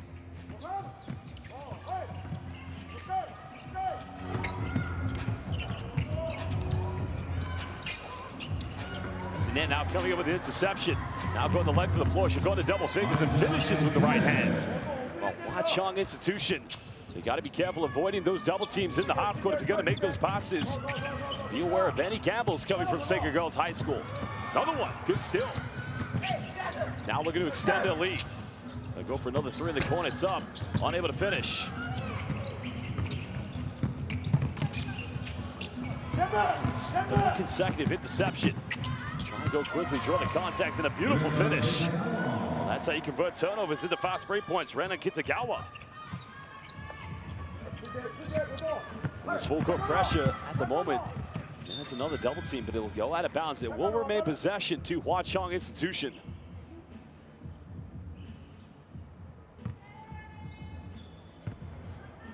Well, there's another look. Good. Well, great work by Kitagawa. Just trying to go into the defense to draw the contact.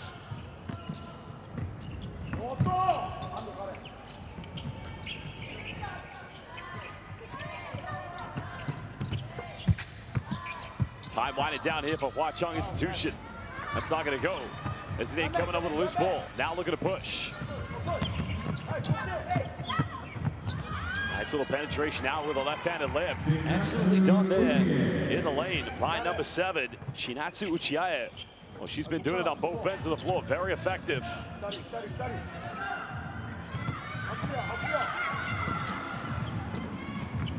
Turnover. Hwa Chong Institution, they've got to take care of the basketball. Wide open, uncontested three in the corner. Front line is now rebounded. That's deep being collected by Feng Yuan Shin. There's 2 minutes played here in the second quarter. Ezine now another interception. Now it's going to go the length of the floor. And now she'll move up to 13 points. Well, it's the same thing. A steal, a conversion, and then fast break buckets. Timeout's going to be called by Hwa Chong Institution as they trail by 22 points. And we'll be back in just under 1 minute.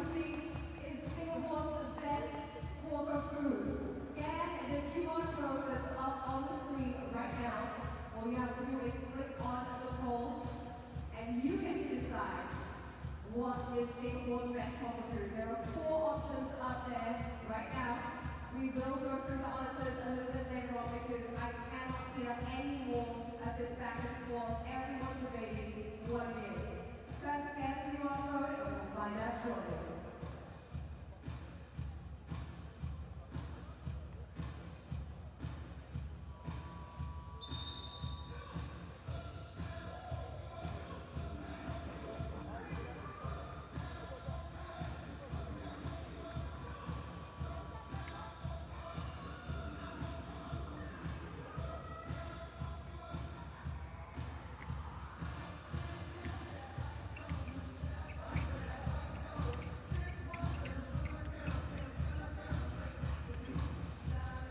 Well, defensively, you've got to credit the organization from Sacred Girls High School.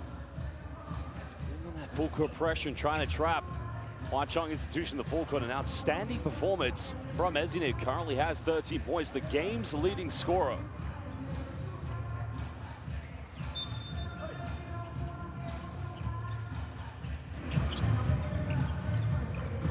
Hwa Chong Institution, got to try to get the ball over the floor without turning it over. Team coming.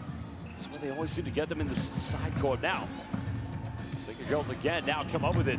Taking options, now passes up, and again, another good finish. Initiating that contact. Chinatsu Uchaya, just such a relentless player. Hwa Chong Institution this time, able to beat the pressure. They built something here in the half court. Ezine, good time block now, putting a hand up. And now Sacred Girls High School want to push. They'll go for a quick three in transition. Offensive rebound. Ezine goes up, now moving up to 15. Well, it's going to be a tough job. Now they're going to have to put two players to try and prevent those second chance opportunity points. It's really going to affect Sacred Girls High School. Gamble doesn't pay off this time. Teardrop too strong, that's a problem because you had a wide open look in the corner from three. Sacred lead by 16.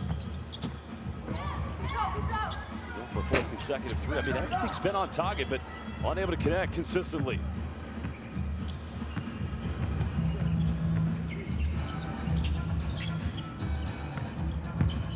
Chen Ya now looking for options. It's a handoff that time with Feng Yuan Shin. Time nearly expiring here on the shot clock. Got to go quickly. Well, that's good defense. There's a teardrop on the baseline. Are you kidding me? Well, time was winding down. The prayer was thrown, and it was answered. Still a 2-3 zone being exhibited by Hwa Chong Institution. Sacred High School girls now trying to look for another three-pointer. Cross-court three is up. Another offensive rebound, a foul committed. So Ezine going back to the charity stripe. She's currently 1 out of 2 from the free throw line already.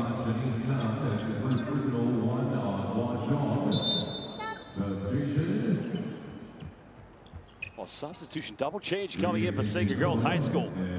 So Honoka Goto, along with Rune Kishizoe, into the game now for the second time. Aisha Ezine now looking to extend to potentially 17 points. She's still the game's lead scorer, but unable to make the first free throw.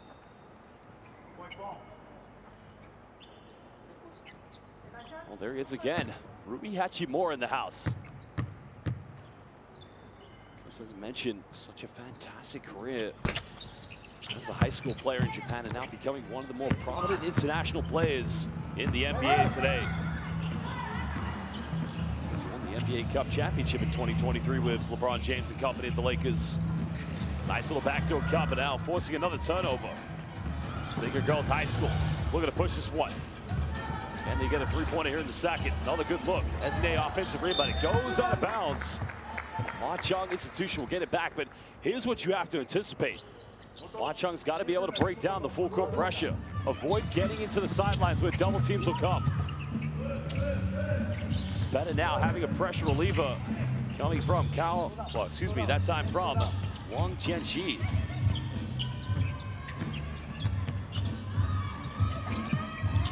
Looking for a paint entry.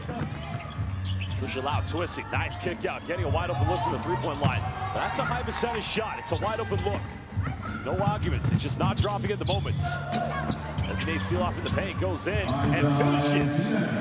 Now officially moving up to 17 points. Good seal off, good finish. 26-point advantage to Sacred Girls High School. Their opening game of the NBA Rising Stars Invitational. Trisha Lott's along too. Another good look, it's on target. If it's a wide open shot, nobody complains. The problem is, if you're not gonna make those, you've got to find other ways to score. Transition points, offensive rebounds, anything at this stage. Three goes flying, front iron. Watch out this time, don't give up an offensive rebound. But still searching to build that identity in their offense. Again, they need somebody to help become that pressure reliever. Singer Girls High School missing a wide open layup. Now we're into 4.5. Kong Chen Ya, one of their key players yesterday, looking for that backdoor play. Right idea by Wang Qianxi, but they'll go for a deep three. It's up. And nobody going in for an offensive rebound. They just going coast to coast, but missing the layup as it comes out. The Bull refusing to obey the laws of gravity.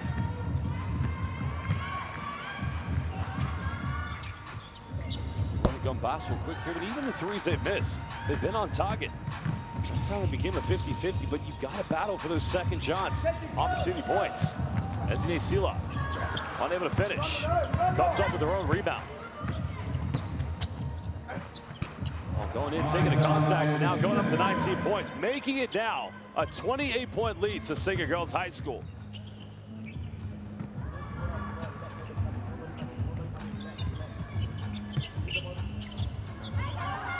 Lack of movement offensively. Very static here for Hwa Chong Institution. Something like a bull screen here. This is another good look. But again, it's not a bad offense, it's not a bad shot, but it just needs something extra. And that's what I mean, the offensive rebounding. Through the corner, iced away. That time by Yua Ando from downtown. 3 minutes to go, making it now officially a 31-point advantage to the high school powerhouse from Fukuoka, Japan. All right idea on the back door, good hands by Ezine. Now she'll get ahead. She'll finish this layup, and now she'll move up to 21. All converting turnovers at the fast break points.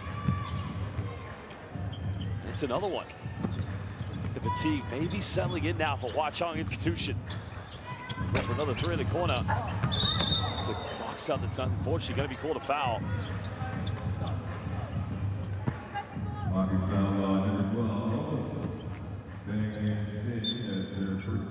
It's going to be the fourth and final team foul, I believe. Let's have a look at the replay. The foul's going to be called on the box out by Feng Yuan Shin. I think as Ezine jumped to try and grab the rebound, that's when the foul was called because the contact was going in. That's a good call. 2:27 left here in the second quarter. Sega will inbound this. Hwa Chong going back to that 2-3 zone. And the three is good. Now, how long do you want to play a zone? If they stop making three-pointers, it's going to be a total calamity on the defensive end. Three-pointer made by Yua Ando. Hwa Chong this time able to break down the press. Little pump fake now being shown by Nang Shanice. 10 seconds remain here on the shot clock. Got to make something happen soon. Well, nice little dish out, but in the end, Shanice Nang just gets nutmeg, but it's another good idea, another right play, but the pass just wasn't there. Patricia Lau's giving everything at the moment. She currently does have 6 points. She's the leading scorer currently for Hwa Chong Institution.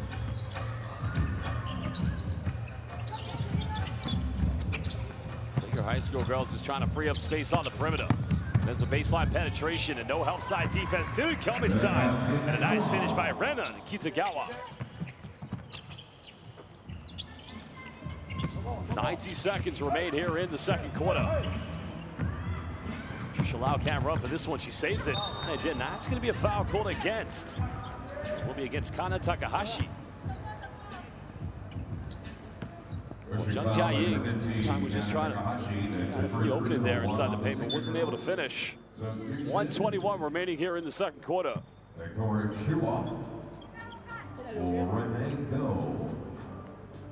Baseline possession coming up for Hwa Chong Institution. By 38 points here in the first half.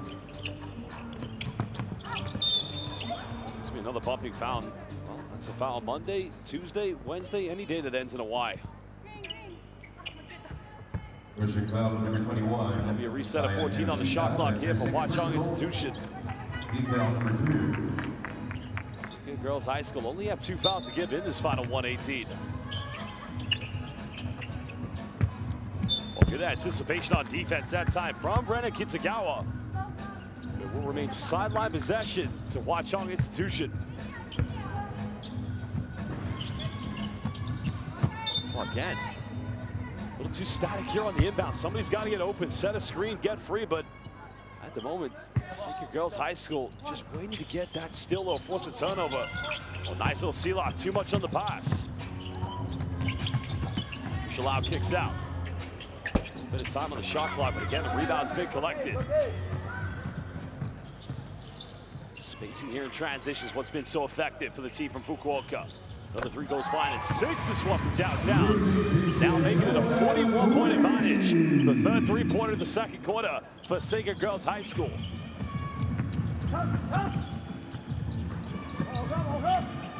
Force another turnover with this full court pressure. Now, given the time here, they could potentially go 2 for 1 in this offense.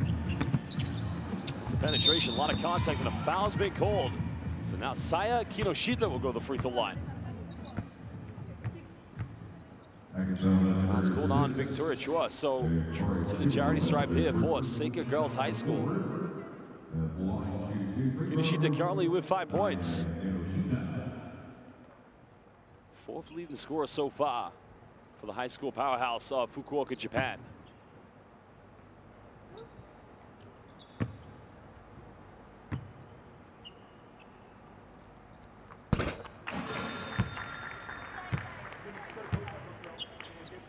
Knocks down the first free throw. This team right here, and you know, they do definitely have the depth. We've seen them. It'll be a very interesting matchup when they go up against the Yun School of Hong Kong, China. Both teams defensively know how to pull on the full court pressure and get into, to deviate from player-on-player defense to his own.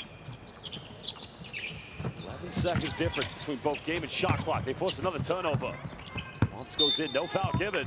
But Sacred will get it back on the baseline.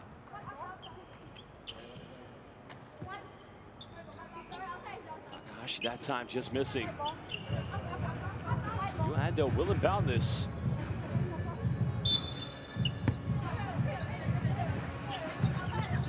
Kishizoe now makes extra pass. They'll go for another 3. A little short. Kinoshita now powering for the offensive rebound. Goes in. And another trip to the free throw line. So 2 consecutive trips to the charity stripe here for the same player for Sacred Girls High School. It's Victoria Chua that's going to call for another foul. It's almost a deja vu moment.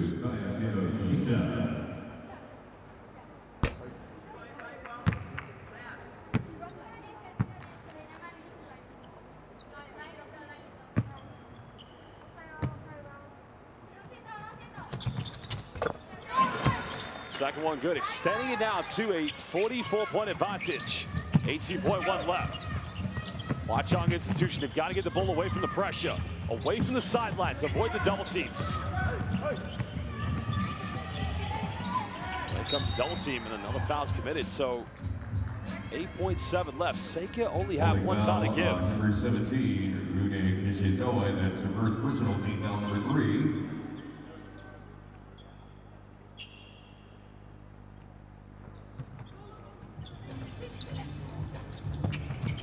Oh, get inbound and turn it over now. Still, can it be converted? Well, that is how you convert turnovers in the fast break buckets.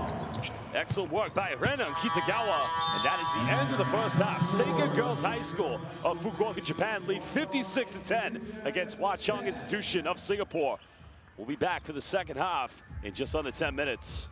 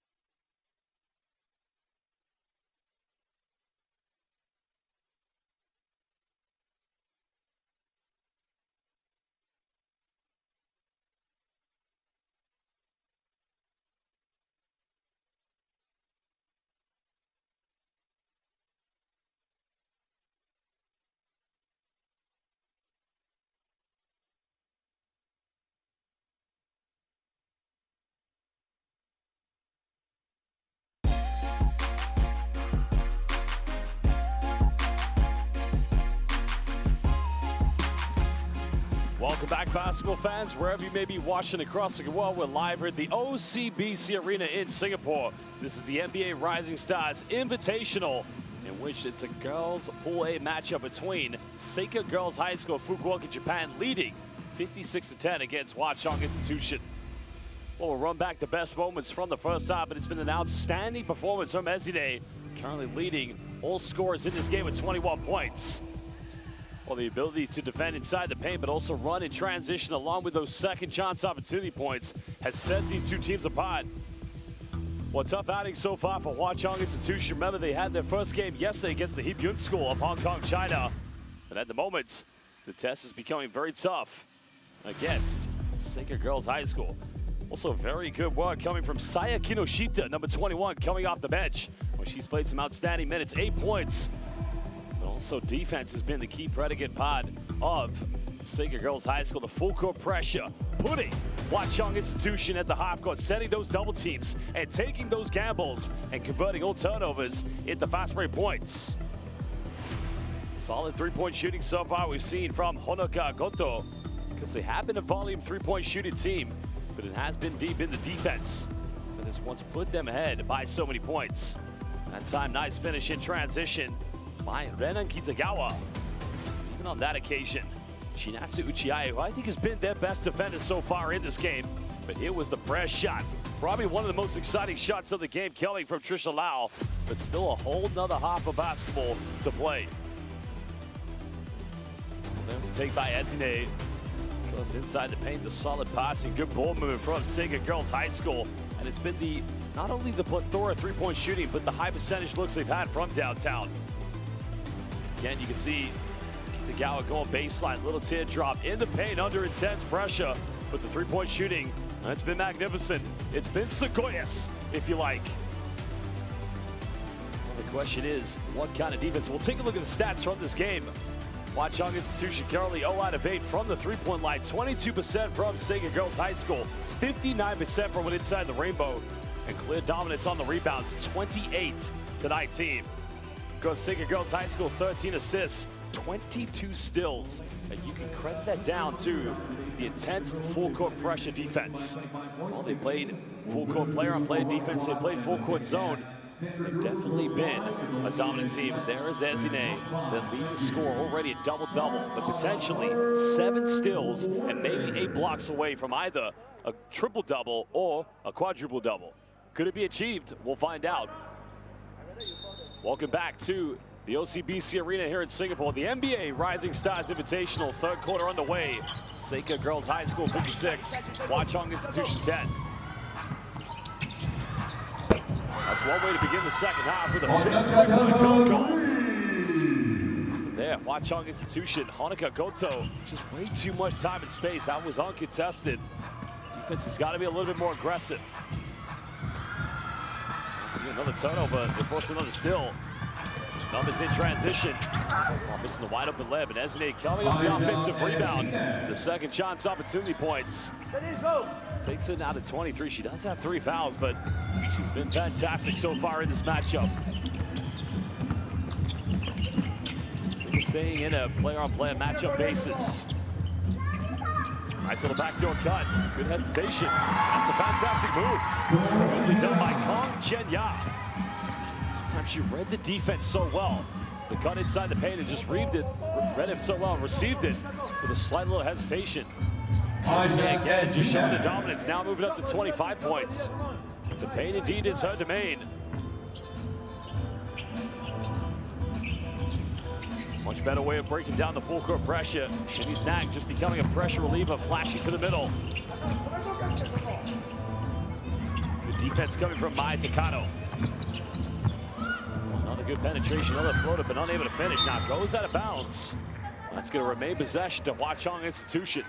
Well, like what we saw there from Kong Chen-Ya. Anytime you can penetrate and get into the paint, it just makes the defense collapse and puts them under pressure. We gotta get open.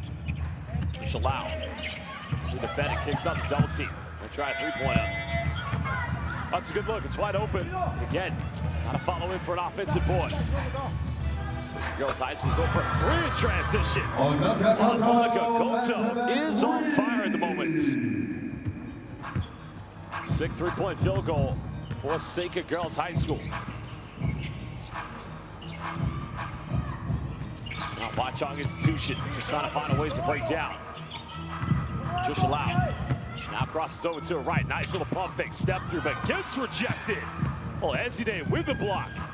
And now they get the ball up the floor, and the connection made by the alley-oop. That's a bit of showtime. Seika Girls High School basketball. Watchung Institution again, just turning it over. 27 points for Ezide. She'll go for a 3. What can she not do? She is unconscious. 30 points for Ezide. Well, if you thought she was only a post player, you stand corrected, because that's a big-time 3-pointer. Let's have a look at the replay. Coming up with a loose ball. Stop it, pop it, and drilling the 3-pointer. 30 points already here. We're not even halfway through the 3rd quarter.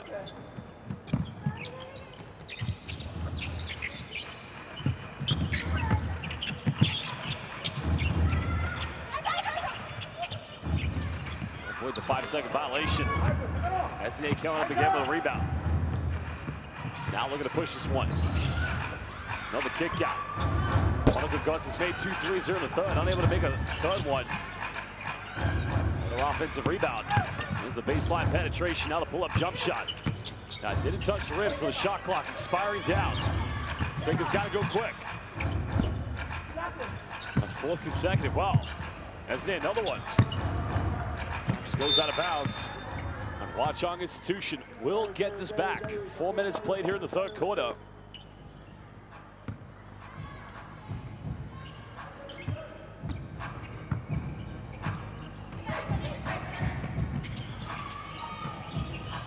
Watchung Institution at the moment is trying to win little battles within this to try and finish this game as strong as possible. Trisha Lau under pressure. Nice backdoor cut, but Ezide comes up with it. Has numbers in transition. Goes all the way, unable to finish. Comes up with a rebound. And the putback is good. 32 points.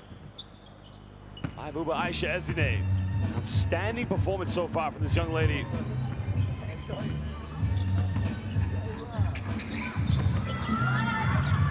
Watchung Institution. Ezine again coming up with another steal. This one under control, has options. Foul has been committed, so Ezine now will go to the free throw line for 2 shots. Second foul by number 7, Wong Jian-Si. That's a 3 personal. Substitution Renee Go for Shenning Snug. Well, substitution coming into the game now. 2 shots. As Renee Go Wen Yi will sub into the lineup. Should come back into the game.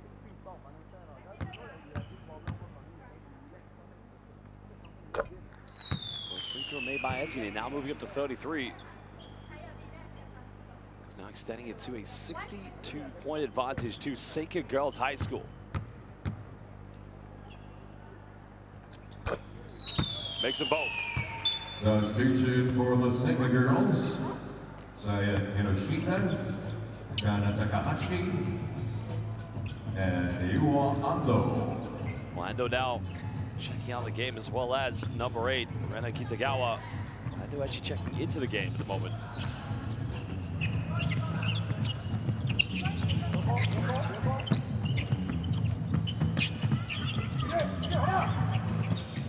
Watchung Institution. Nice little penetration, nowhere to go. That's a good backdoor cut, but unable to keep it under control. Now they had a wide open look, but takes to the paint herself and finishes. That's a good move, good finish in the end. Work by Trisha Lau. Now under 4 minutes to go here in the 3rd quarter. Passing here by Seika Girls High School. Another 3 goes flying. Battling for an offensive rebound. She's also in the lineup. Let's drop counted, and she'll go to the free throw line for the potential 3-point play. Fantastic drive that time by Mai Takano. Just got the right arc on it to assure the app 1. Let's look at the Little teardrop floater by Takano, but unable to convert the three-point play.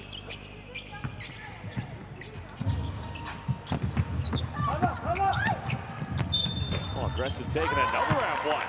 On both ends of the floor, back-to-back M1s. Great job there by Wang Qianxi. Just initiates the contact through two players. Seika Girls High School making a change, so Kana Takahashi coming back into lineup. So it's going to be Saya Kinoshita playing the natural center role at the moment here for Seika Girls. Three-point play converted. 2:20 to go here in the third quarter. Looks like another change coming in from Hwa-Chong Institution. So Jung Jia-yin coming back in the lineup. Some big minutes in the first half.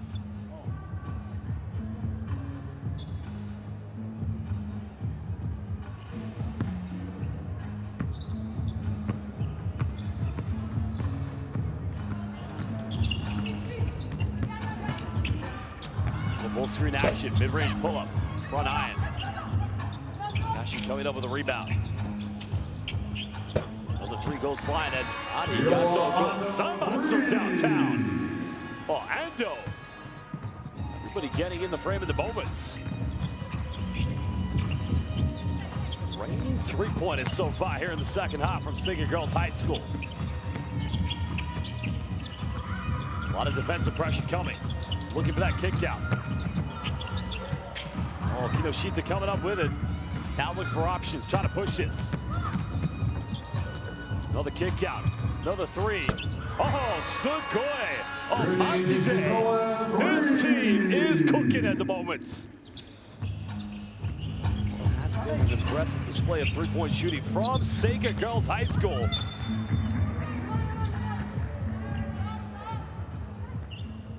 I said, the three-point shooting has just been 10 times better than what it was in the first half. Not literally, of course, but the team doesn't look like it's going to miss. They force another turnover. Seika want to run. Ando waiting for options. Trying to find Kinoshita. Wow. That time it was actually, excuse me, my apologies, Takahashi. Now Ando goes for another three. Coming up with the offensive rebound. Put back, no good. Well, Hwa-Chong Institution unable to keep this in bound. 66-point lead currently to Seika Girls High School. Final seconds here in the third quarter. Now we got 10 to go. Getting down, get rejected. Good block in the ends. Good defensive work by Chris Lau. Gotta shoot it. Don't think they got it off in time, but that is the end of the third quarter. 83 to Seika Girls High School, 17 to Hwa-Chong Institution. And we'll return for the fourth and final quarter in just under 1 minute.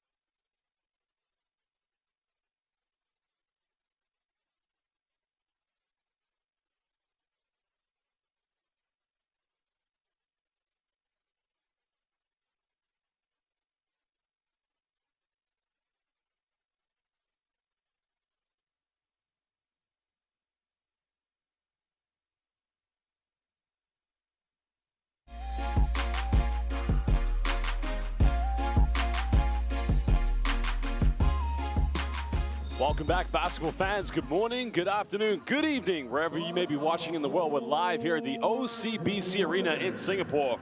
The NBA Rising Stars Invitational 2026 as we head into the fourth and final quarter. Seika Girls High School from Fukuoka, Japan, lead 83 to 17 against Hwa-Chong Institution from Singapore. It was a big lead at halftime. Hwa-Chong Institution got to find the intrinsic motivation to keep on playing. given everything, but the Seika Girls High School basketball program, they are a powerhouse in the Japanese national scene. Right now, they're putting their names on the map internationally. So far, no players in double figures at the moment for Hwa Chong Institution. Now, Trisha Lau's their leading scorer. She does have 8 points. Got to keep on playing. 10 final minutes. They lost their opening game against the Hippyun School of Hong Kong, China, who still have to play against Seika Girls High School tomorrow.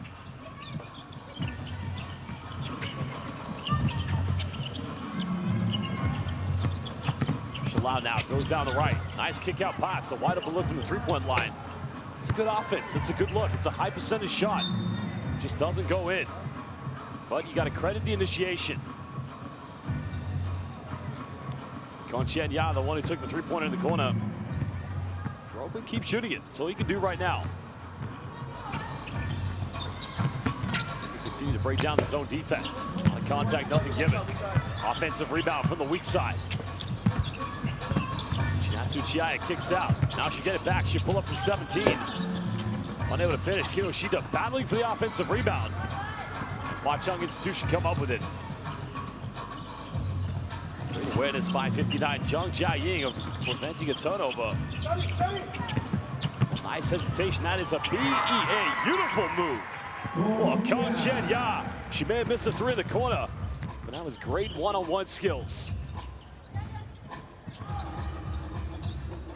Seika will go for another three. Get this team right now. Splash City making it rain here in Singapore. I read the daily temperature earlier in the afternoon. It was something like 30 degrees. I didn't expect heavy rain coming down from Japan when the greatest team from Fukuoka arrived in Singapore. Seika Girls High School right now are cooking from downtown.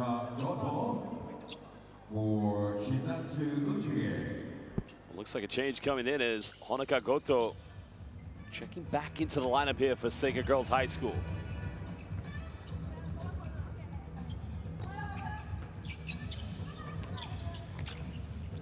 Passing around the 2-3 zone. Only want to go for another three. Coming up with their own rebound. Well, 2 points and an offensive rebound by Honoka Gota, excuse me, on the same play. Seika Girls High School again forcing another turnover. Unfortunate there for Hwa Chong Institution. Another three. Front iron. Kinoshita fighting for the offensive rebounds, and a foul is going to be called against Trisha Lau. Number 0, Trisha Lau.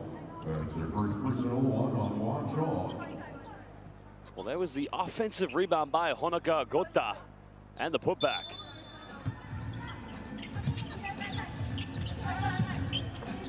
Big passing again. Now trying to go baseline. Seika trying to go for a ball reversal.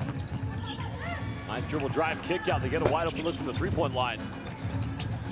Fight for another offensive ball, but this time cannot get it. Goes out of bounds. So Seika will retain this. Shot clock at 11 seconds. Trisha Lau trying to keep him down on the rebound, but unfortunate, unable to do so. While the Superstars return, 34 points to Ezine. Great performance so far by Kinoshita. Saya Kinoshita leading the game with 8 points. Outstanding performance of her. Ezine straight off the inbound. Now it's 36. Ezine nearly coming up with a steal. Now trying to convert quickly, a lot of contact. Doesn't get the and one. But indeed will go to the free throw line for 2 shots. That's the benefit of having Ezine on this team. I mean, she is just magnificent as being a primary defender, an off-ball defender, a paint protector. But whenever they come up with a loose ball or a steal, she is the first to run in transition, because already 36 points tells you something.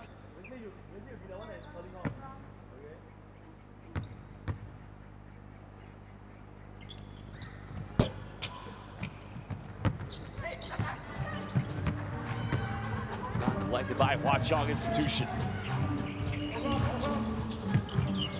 By 71 points. We'll go for the back door. Good steal, good hands by Kana Takahashi. Seika will try to push. They'll go for another three.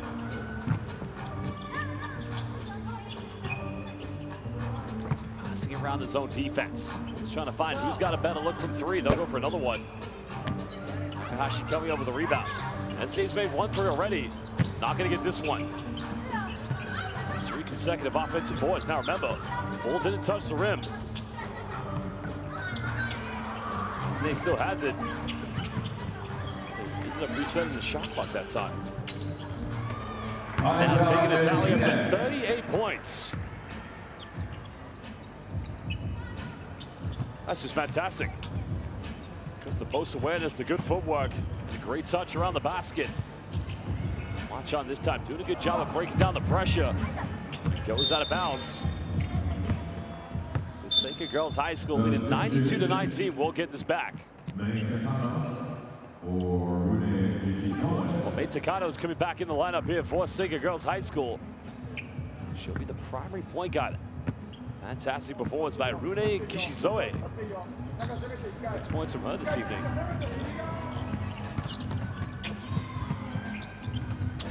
Another 3 in the corner. As they try to battle for the rebound. Unable to get it this time. Hwa-Chong Institution. They turn it back over again. That's just too tough to break down. Another 3 goes flying. Oh, Majide Sugoi from downtown. And they continue. At some point, they're going to break the century mark in this game. Dominant performance so far here from Seika Girls High School.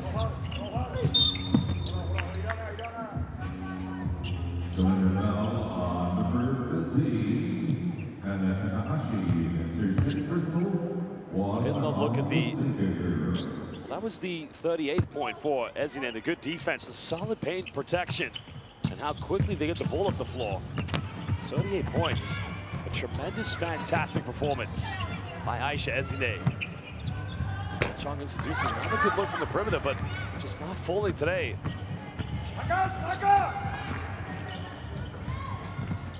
They'll go for another one. This time rebound collected by Hwa-Chong Institution. Second game in a row for them in 2 days. Tough one against Heapyung School of Hong Kong, China. Good defense coming over the steal. Now Takahashi. A lot of contact, can't finish. And Snake gets the offensive board. 40 points for Aisha Ezine. Incredible. An incredible, magnificent performance from this young lady. Ezine now with the rejection. Seika Girls High School looking to push this one. Uncontested, free, wide open layup, and now with 99 points. 1 away from the century mark. Well, it looks like a timeout is going to be called. 2:23 to go in the game. We're live here at the OCBC Arena in Singapore, the Garden City. The NBA Rising Stars Invitational will return for this timeout in under 1 minute.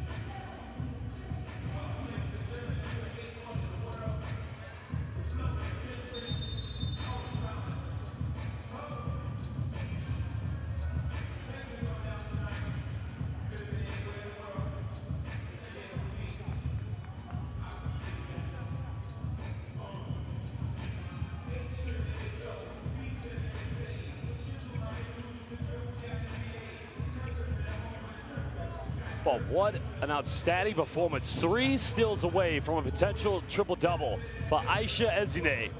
40 points, 16 rebounds. Well, she gets 3 steals, a triple-double. That's not been achieved so far here at the NBA Rising Stars Invitational. But with 2:23, I don't think she's going to come back onto the court. But an MVP performance for sure. 2:23 left. Seika Girls High School of Fukuoka, Japan, their opening game leading 99-19 against Hwa-Chong Institution. 80-point advantage.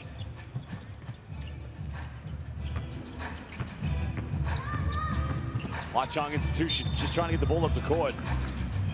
I think that is going to be an 8-second violation, so turnover. Well, great work by Honoka Gota.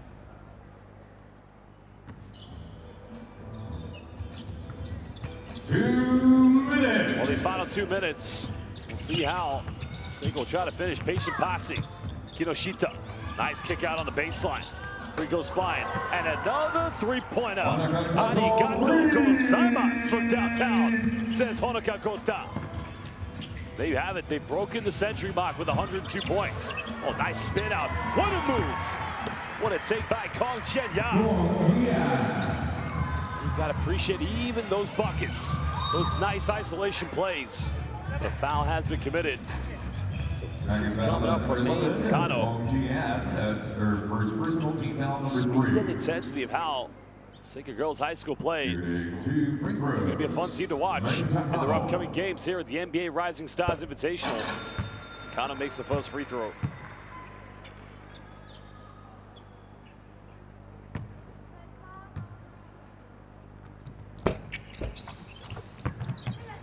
Unable to get the second one, but it goes out of bounds. Takahashi unable to battle for the rebound. Now we're at a minute to go here. Hwa Chong Institution got to get it inbound. Trying not to turn it over here in the full court. Unfortunately, they've done just that. They can come up with it. Takano. Up pass in the corner. Oh, great work to keep it inbound. Shita now looks for options. Court vision and awareness from these Seika Girls High School players. Takano, nice kick out. Final 3. Still Kinoshita battling for the offensive board. They'll go for a final one. How many offensive rebounds you gonna get?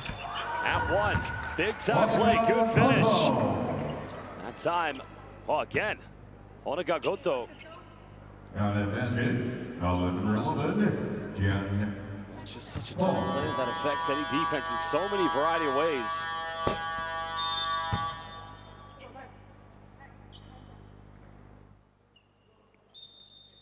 Well, that is the end of the game. A big opening win for Seika Girls High School of Fukuoka, Japan. They win 105-21 against Hwa Chong Institution of Singapore. Well, the respect and homage being paid by Seika Girls High School. What an incredible display of excellence. Now let's look at the highlights. Nearly a triple-double tonight from the superstar, Aisha Ezine. She did have a double-double with 40 points. A plethora of 16 rebounds in the end. Because defensively, she was magnificent. Protecting the paint and how quickly she was getting out of transition. Well, this is a statement victory from Seika Girls High School. It was a three-pointer by Ezine in transition. The 1 out of 3 she made today. So we saw some very good plays as well. That time coming from Wang Qianqi of Hwa Chong Institution. That was Kinoshita. That time kicking out. And the 3 was good from downtown. Look at the isolation mode. We saw this quite a few times as well, coming from Kong Chen-ya. Ezine's inside presence, too dominant. That time, Kana Takahashi missing. But there for the offensive rebound, not once, but twice. Aisha Ezine, and look at the spin out. Twisting, turning, and cleaning the defense. Well, an unbelievable game from Seika Girls High School. Very soon, we'll take a look at the key stats from this game before we get an interview with the game's most valuable player. Well, there you can see 12 three-pointers out of 40, 30% from downtown from Seika Girls High School. Dominant on the rebounds, 55-29, 25 assists to 2, and 35 steals in total. Collectively, they shot 53% from within inside the rainbow, and 0 for 3 from downtown for Hwa Chong Institution. They're the standings. Supposed to be another game between Seika Girls High School of Fukuoka, Japan, and Heap Yun School of Hong Kong, China. That game will be taking place tomorrow. What is going to be a highly contested matchup between both teams who have won their opening games against the Hwa Chong Institution. There are your Pool A standings here in the girls division. Many more exciting games to take place. Well, I think it's no surprise. The most valuable player of the game is mentioned. A terrific 40 points, double-double with the 16 rebounds, and 3 steals shy of a triple-double. I mean, it's obvious. She was fantastic. Great defense, great in transition, great in the paint, and also was 1 out of 3 from the three-point line. And that was Aisha Ezine. Well, we're going to be very soon meeting with her to get her words on how this performance went. I guarantee she's also probably going to mention just how this was a collective win, because you look at how this team played together. They were magnificent. The synergy quite clearly prevalent from this team on both ends of the floor for Sega Girls High School. Well, now we'll go courtside and we'll meet the MVP. I have with me our MVP of the game, Boba Aisha Ezine. Now, you single-handedly scored nearly half of your team's total points today. How are you able to have such a strong influence on the team's offense? It's just about believing for you, like to believe in yourself. So I work out for myself.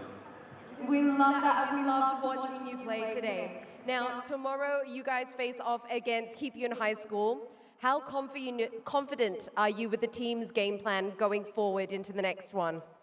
It's all about teamwork and communication. That's all matters.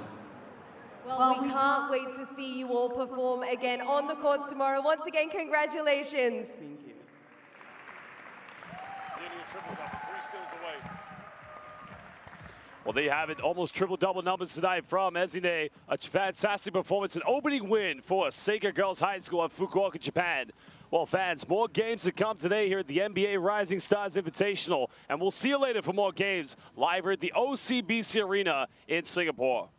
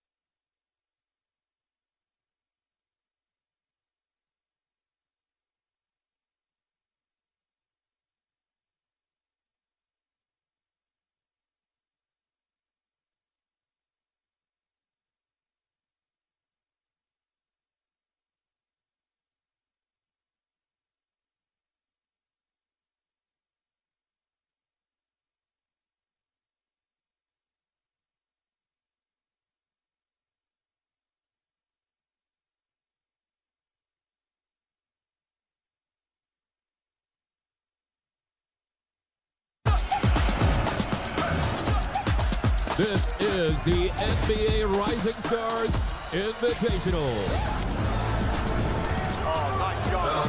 We showcase the finest high school basketball talent in Asia in both boys and girls competitions. Wow! What an opportunity this is as well for these young talents. Great tempo, quick intensity. You're enjoying this wherever you are in the world. The Rising Stars Invitational here at the Lion City of Singapore.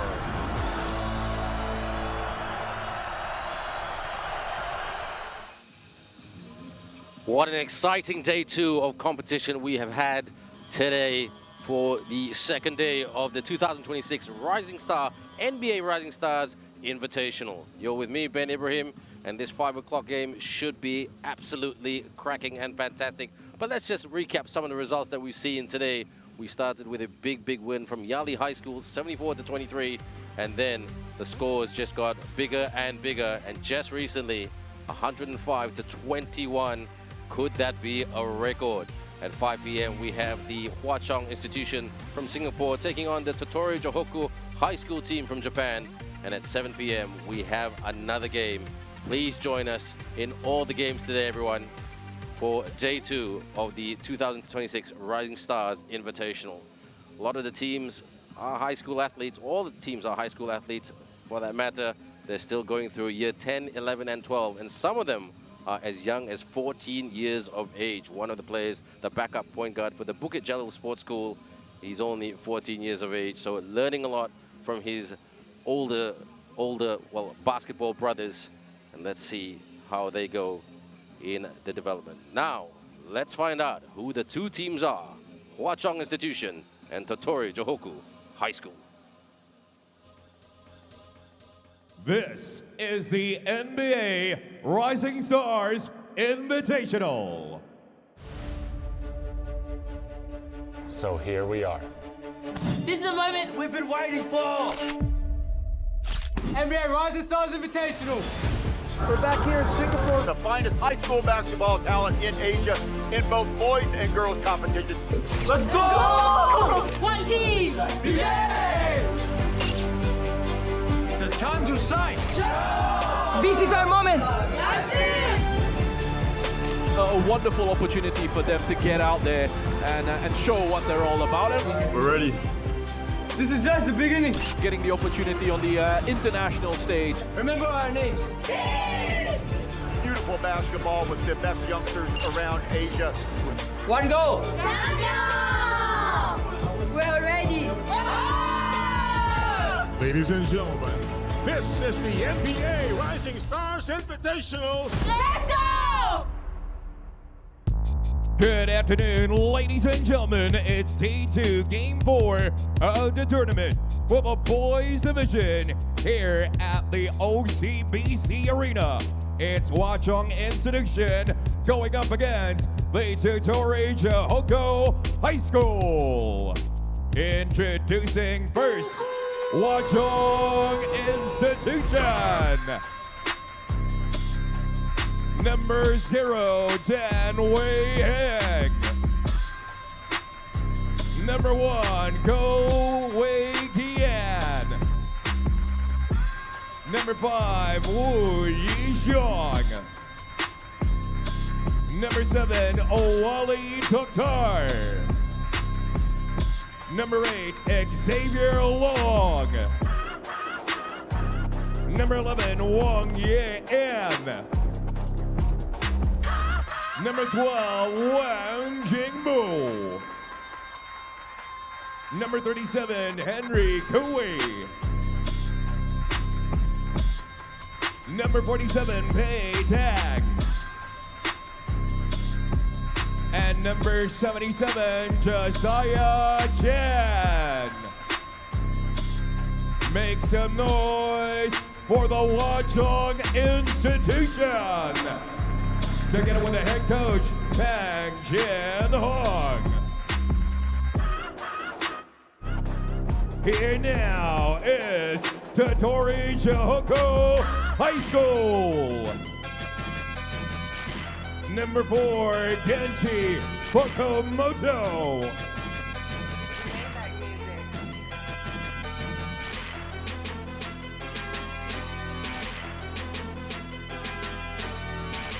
Number 5, Yuki Yamazaki.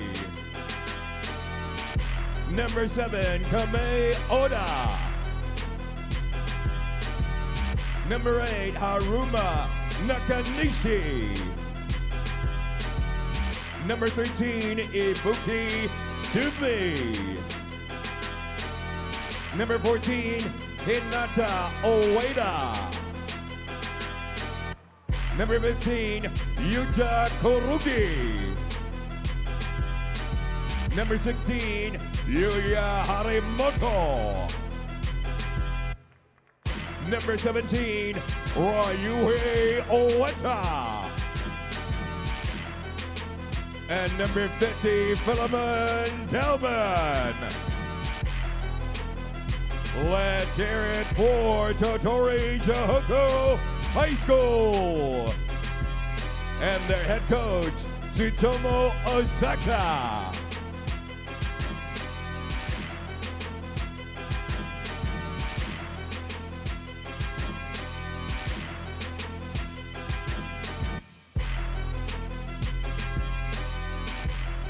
Our officials for this match: Crew Chief Jeremy Go, Umpire 1, Jonathan Gan, and Umpire 2, Ryan Chung. Nobody pray for me. It been a day for me.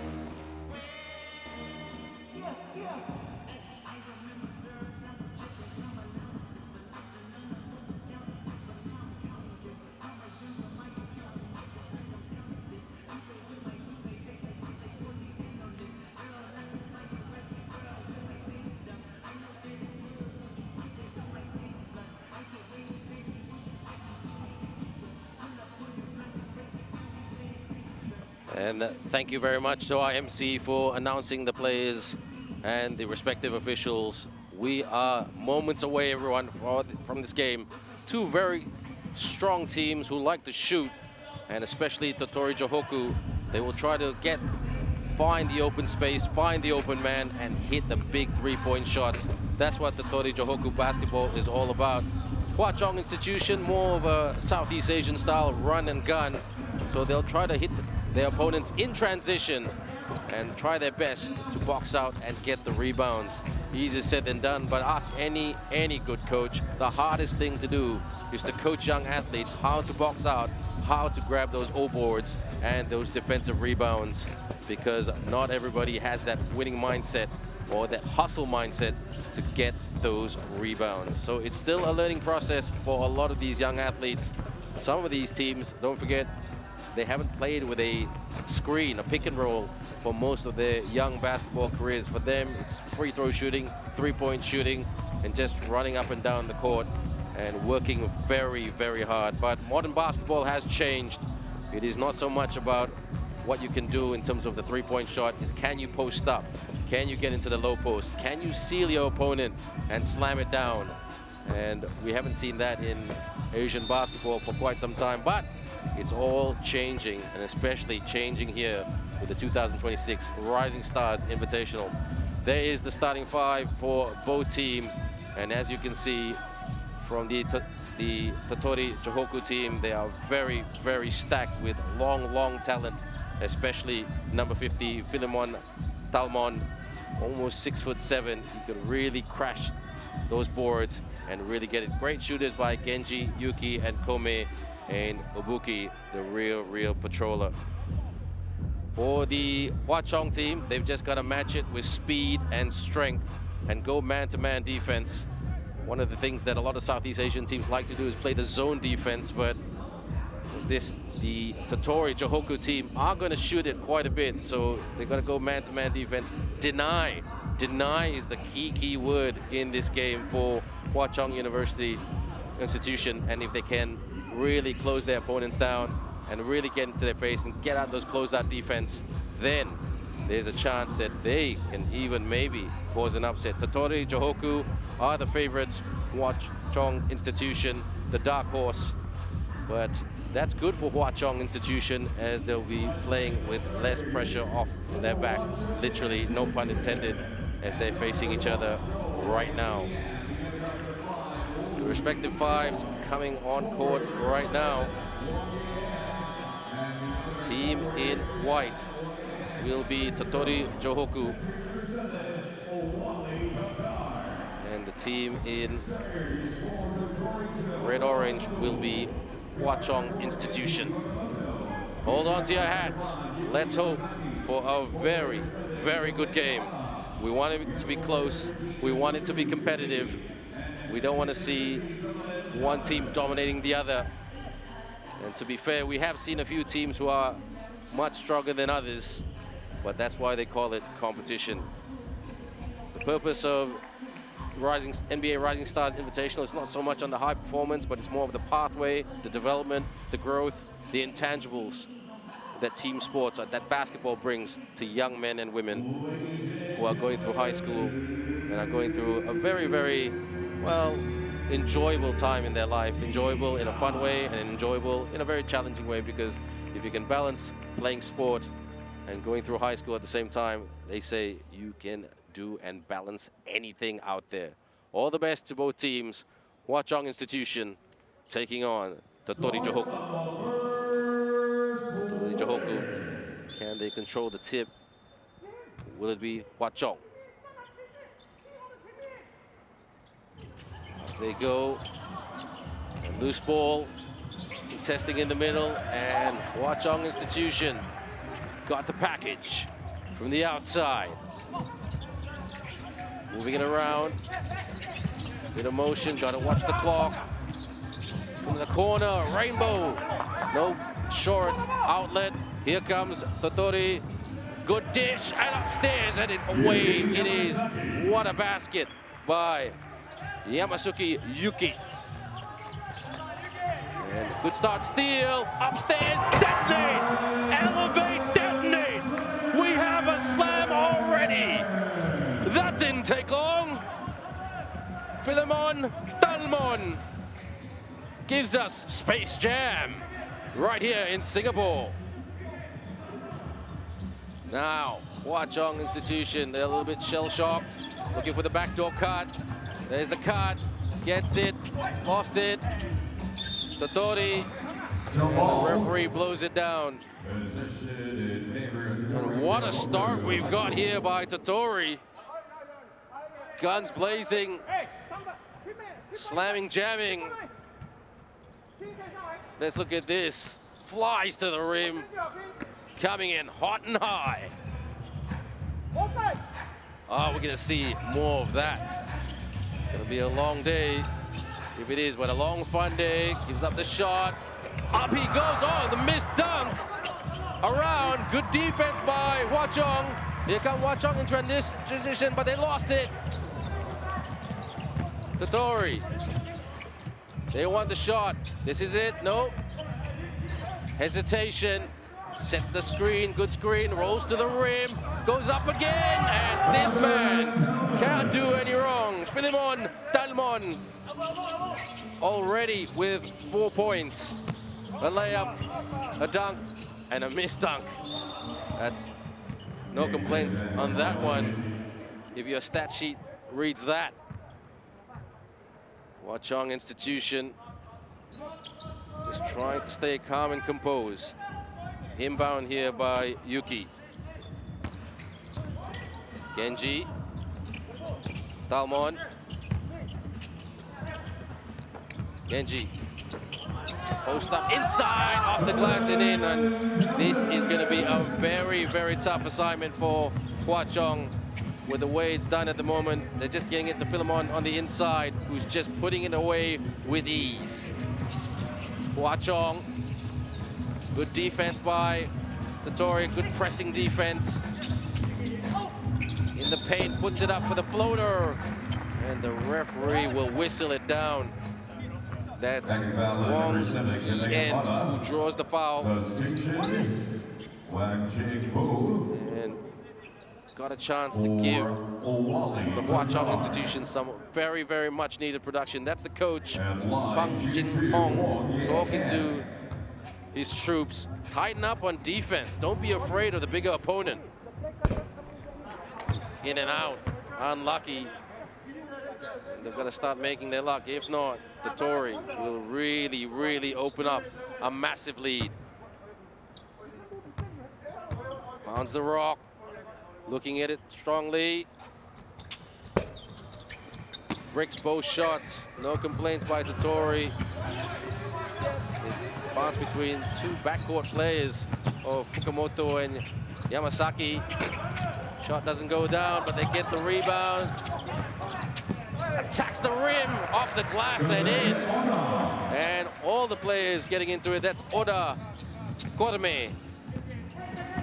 Oda Korme, his family's from Ghana, but he's very, very fluent in his Japanese. Very friendly chap. And he was helping me, giving the profiles of all the players in terms of their basketball habits. Drives the lane. And it's really good to see that Hwa-Chong institution are not afraid to drive the lane and attack it in the paint, even though the Totori team have got the size to really, really protect the rim and tighten up on interior defense. That's what you call courage, and that is what Bang Chin-hong is trying to communicate to his players and try to make them believe, look, size isn't everything in basketball. We got speed, we got precision, we got press, but you gotta hit your free throws. They've had, this is their third free throw attempt, now the fourth one. One has to go down. Looking, trying to stroke it in, but not much effect. That was Woo Yi-seong. Totori, long deep three. Sky for the rebound, put back, no. Good rebound by Wang Jingbo, or Bo, should I say. Emphasis on the Bo. Stop, shoots, you stop in the pop, but that's an air ball. Here comes Talman earlier. And Fukumoto, he handles the package well, sends it. Couldn't put it down for the three-pointer, but they're very good at rebounding. They're out rebounding Hwa-Chong institution at the moment. Totori, deep three again, and good rebound by Bo. That's the transition I was talking about. That's good by Hwa-Chong institution. They just gotta stay patient. In the lane they go. Rejection! Access denied, says Philemon Dalmon. He is bossing it at both ends of the floor. Let's look at this. Just follows, tightly covered. Oh, no, you don't. I am the rim protector, says Philemon. Philemon Dalmon.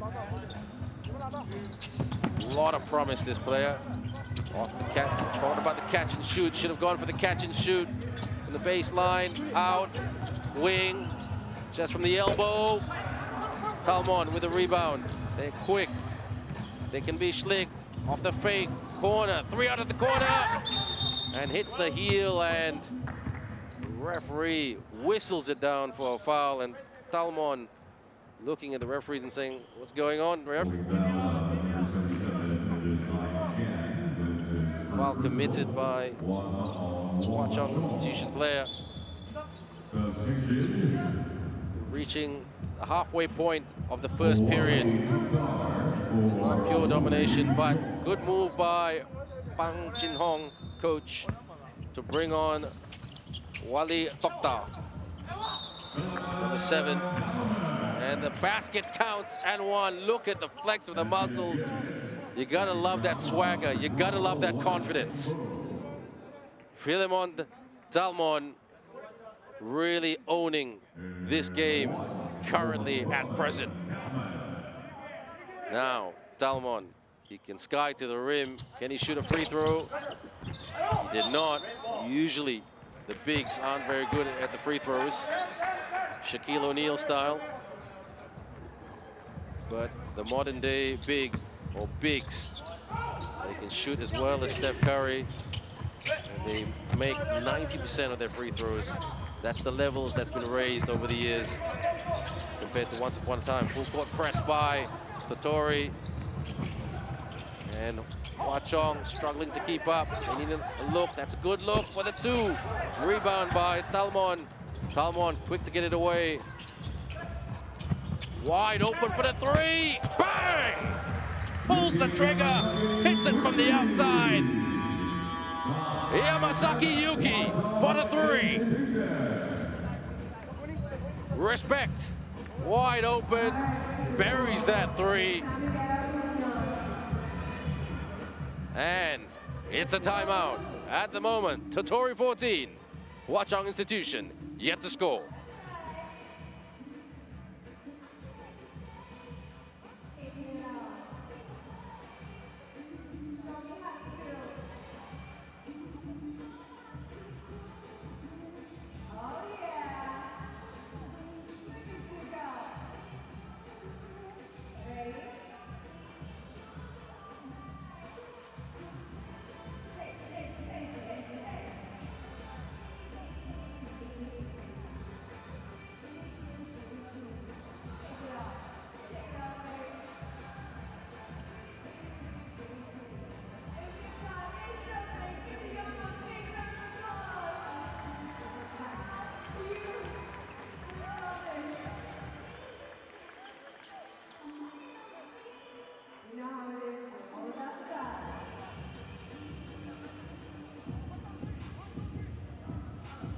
And the Totori boys just very, very happy with themselves, and why wouldn't they be?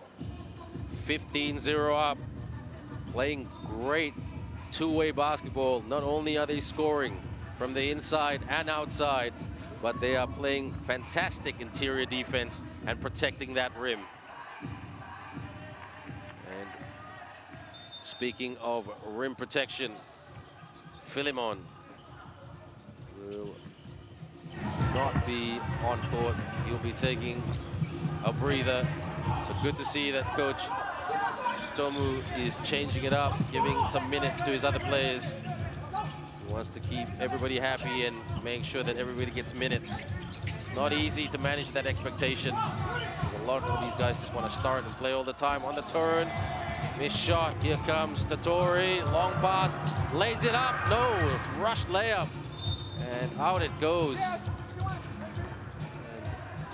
And the Totori team, their offense is a little bit rushed at the moment. There was Hirogi Yuta with the missed layup. Coming back in for Henry. Place of Philemon Talmon, who's just taking a breather. And Talmon, can't see it on the screen, but well, we can see it on the screen. He's talking to his coach and his assistant coach and saying he wants to get back on.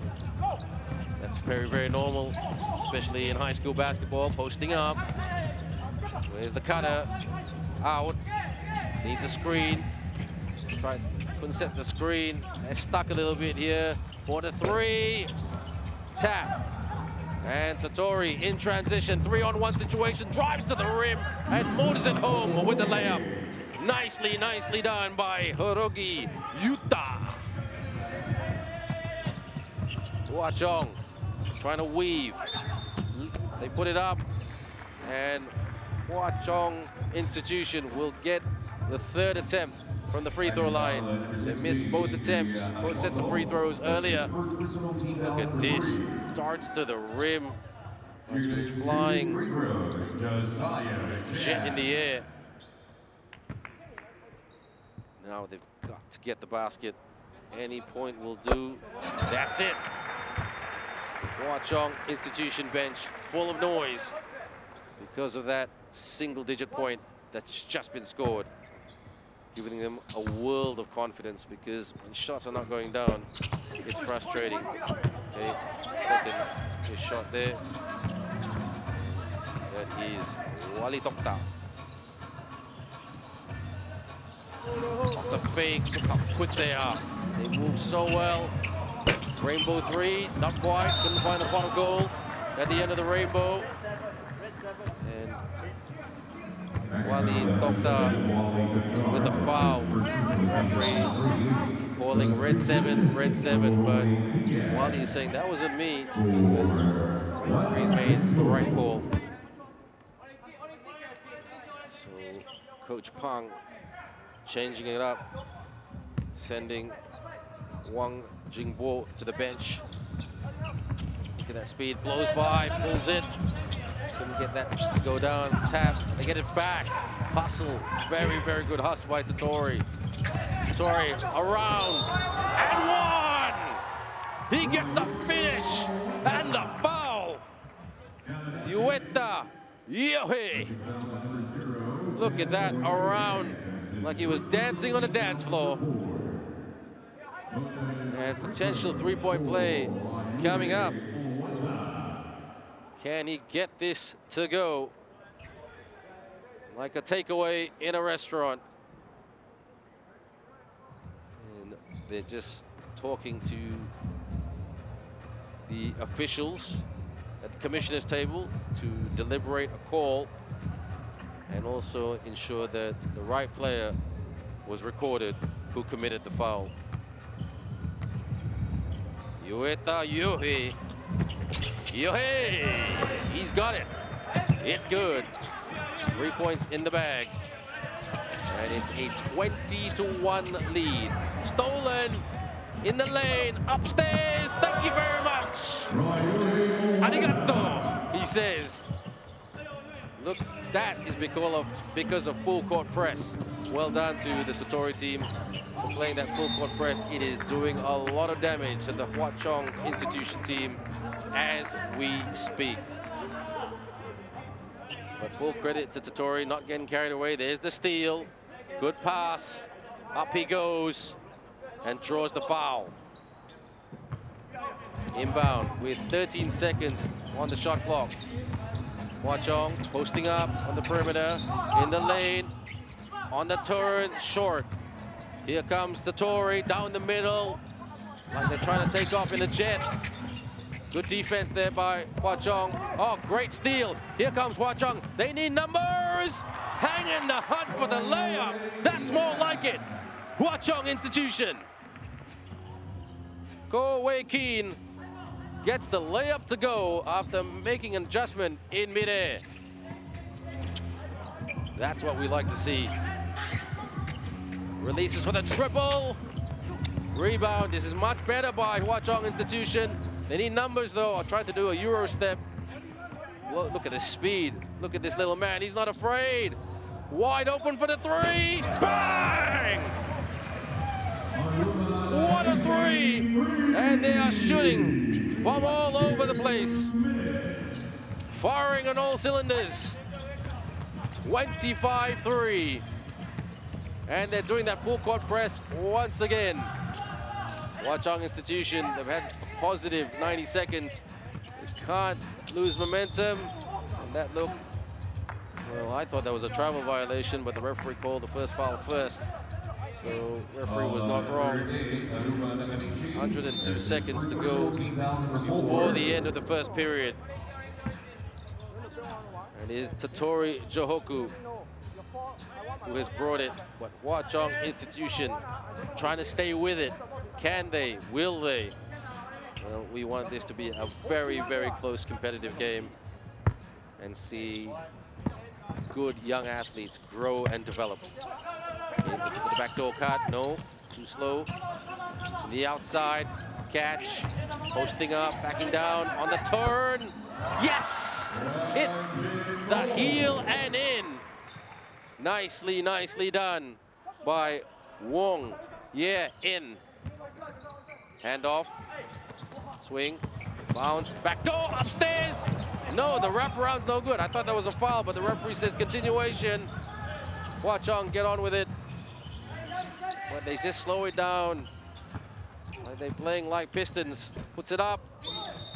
Ooh, getting a bit physical there on the inside, which is great to see. If Hwa Chong Institution can bring that physicality and bring it to Totori, that will slow Totori's game down. Totori working the boards, working that transition, working the outlet passes, and then finding the open man, whether they shoot for the three or they dart to the rim.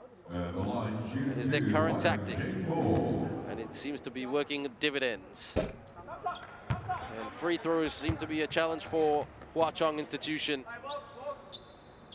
Like I've said many, many times in commentary, this is the hardest shot to hit in basketball.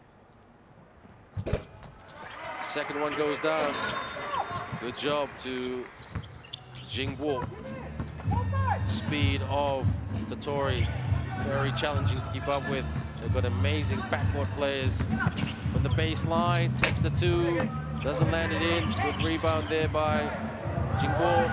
Upstairs, layup is good. Well done, Hwa Chong Institution. That's more like it. Woo Yi Seong with the layup. 24-8. This is the best passage of play by Hwa Chong Institution. You just got to keep going and going. And Tatori. Don't give them open looks. Tatori. Oh, interception. Here they come. Don't lose the package. And holding foul, says the referee. Tatori not happy with that, and because both teams are in the penalty, 15 foul, so Hwa Chong Institution to the line. Still a little bit of a challenge. This is Henry Choi. Henry Choi can play in many positions, from the 1 to the 3. More of a role player, more of a 6-man. Doesn't usually start. And knocks in the second. And coach Shin Hong a little bit happy with that. Interception again. They're finishing strong in the first period. Hwa Chong Institution, oh, they lost it. Pickpocket, 3-on-1. Soars to the rim, yes, sir! And the extra coming up. And so calm and collected. Look at this. Another turnover by Hwa Chong. A steal, the saw, the basket, and the foul. He's had an outstanding game. Yueta Yohei. Yueta Yohei at the moment, at present.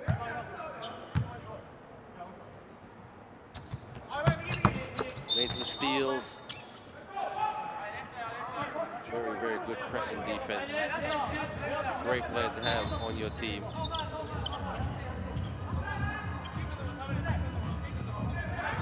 Referee just saying, wait boys, 3.7 seconds to go. Hwa Chong Institution will just try to get it down to the perimeter to take a quick shot.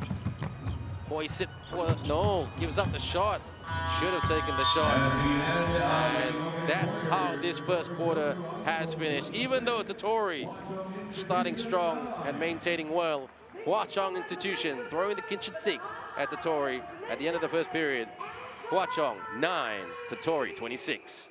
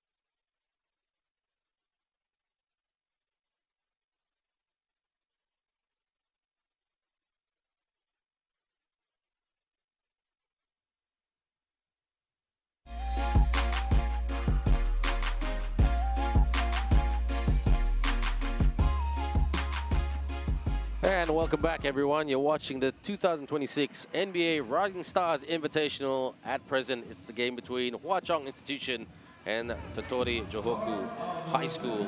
And at the moment, Totori leading 26-9. But do not let that scoreboard fool you, because Hwa Chong Institution had a very, very strong finish to the end of the first period. And they've missed quite a number of free throws. If they hit their free throws, this would be only about an 8 to 10 point game. So that goes to show you how pivotal the free throw shot is. Shoot for free, score for free, and you will be close to your opponent, or sometimes in front of your opponent. So the opponent that's in front is Totori at present. Let's hope that this game stays entertaining. We've had dunks, we've had blocks, we've had big bomb shots, we've had motoring layups, and backdoor cuts and finishes that would make a fantastic Instagram, social media, basketball reel. You're with me, Ben Ibrahim. A pleasure to have you here in Singapore for the NBA Rising Stars Invitational, the second year that this competition has been run. And it just gets more exciting by the second. Totori gives up the shot, swings to the corner, releases for the three. Couldn't get the three out of the corner. Hwa Chong pretty good on the rebounds, but just the turnovers. Can limit those turnovers. Ooh, that was a lot of good interior defense by Totori. Here we go, upstairs, leans in, yes sir! Philemon Dalmon picks up where he left off in the first period, working the backboard for a basket. 28-9, and Philemon is the leading scorer in this game with 8 points. Hwa Chong trying to secure the package, leans in, no glass. Easy rebound, on the spin, that's so entertaining. Pump fake, corner, rise to the occasion and hits the three from the corner, the left-hand corner. What a triple by Yamasuki Yuki. Gambate, as they say in the great nation of Japan when threes are hit. Pressing, this is good press, that's the full court press, and it was so hard to take that fell to the ground and hit the deck. Now he's just getting back up and said, I've been hit by a press. That is Ko Wei Keen. And Coach Chin Hong not pulling any punches and just really giving his players a lot of feedback on how you need to play this game, how physical you need to be. Do not back down. And these two teams are very much that value of not backing down, winning mentality. Not the greatest handles there. Fade away, couldn't hit. Look how quick they move, Totori. They love the corners. Out. Step back, three, straight on. Off target. Hwa Chong needs some help.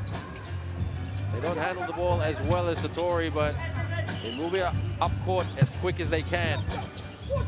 Hwa Chong, gotta watch that shot clock, it's dwindling.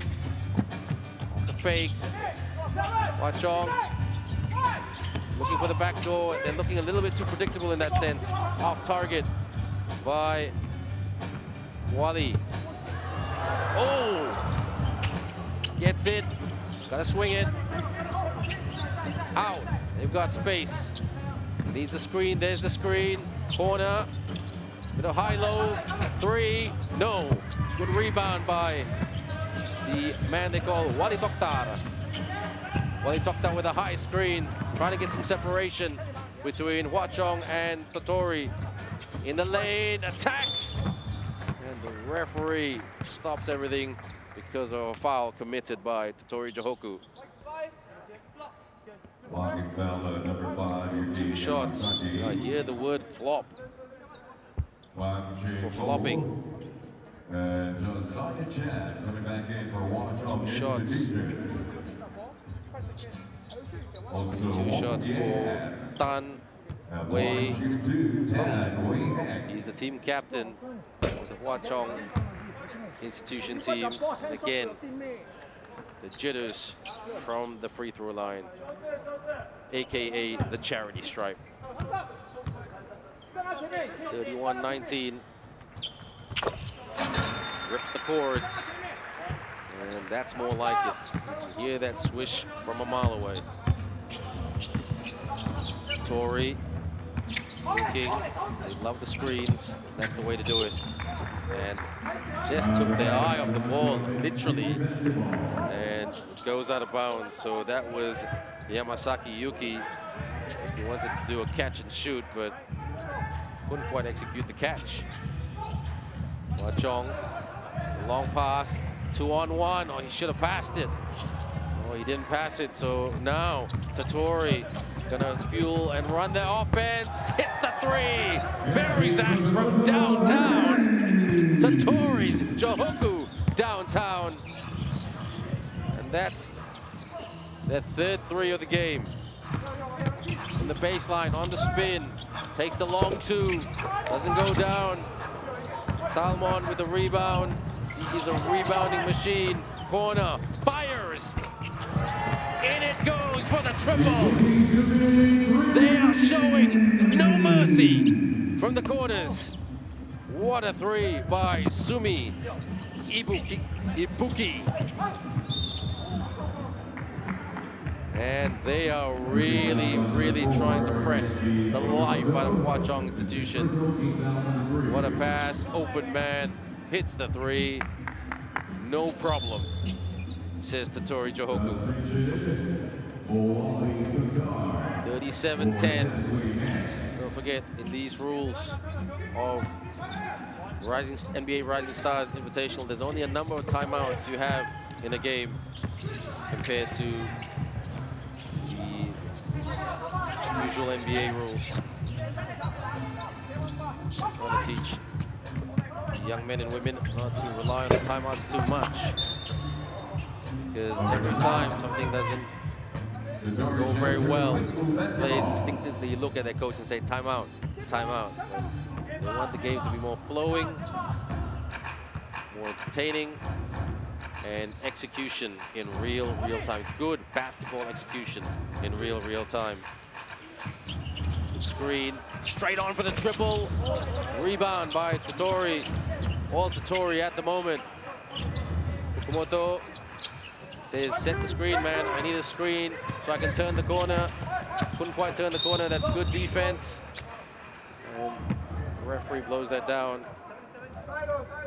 And that was a good effort by Josiah Chan, number 77 of Hwa Chong Institution. Really getting in there and muscling it up. Not in the act of shooting, so inbound for Tatori. Screen by Tatori. Another screen, rolls to the rim, but shoots. The shot doesn't go down. That was a good roll to the rim by Philemon. That's how you do a pick and roll. Here comes Hwa Chong, blocked once again by Talmon. He is the slamming, blocking machine. He's like a Terminator.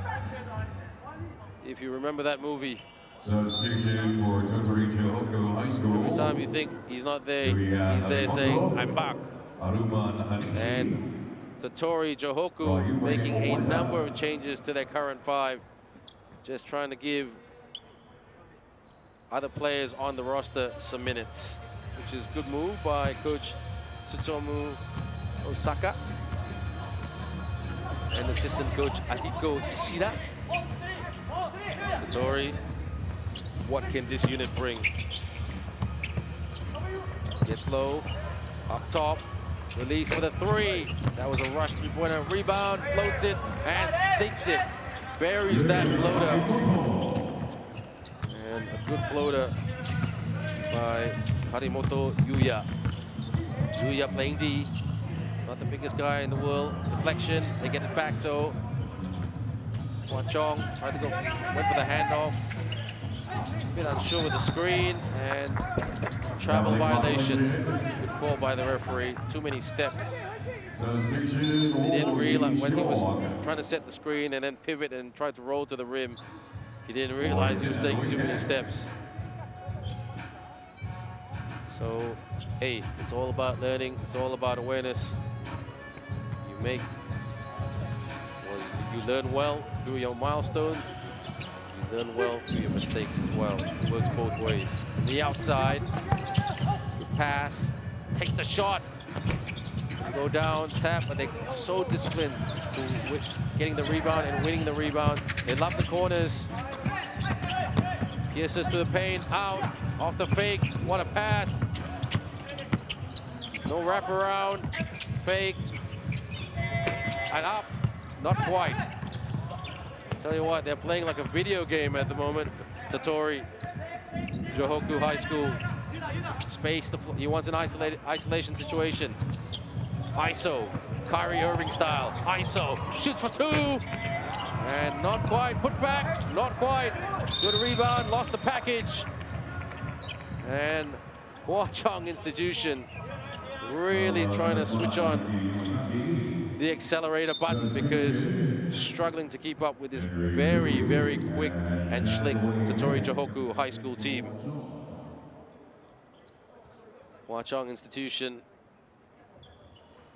the leading scorer is Wang Jing Guo with 3 points. And it's a little bit tough out there, but referees deliberating a call. And if you look at the numbers, everyone, of Tottori, no one player is just dominating a score because Coach Tutsemu has done a very good job rotating his players, not playing the same 5 all the time, changing. You wouldn't have this luxury if the team qualified for the knockout rounds. Don't forget, we've got the semi-finals in the latter part of the week, and the women's final and the men's final on Sunday. Join us, stay with us. Stolen, here they come, 2-on-1 situation.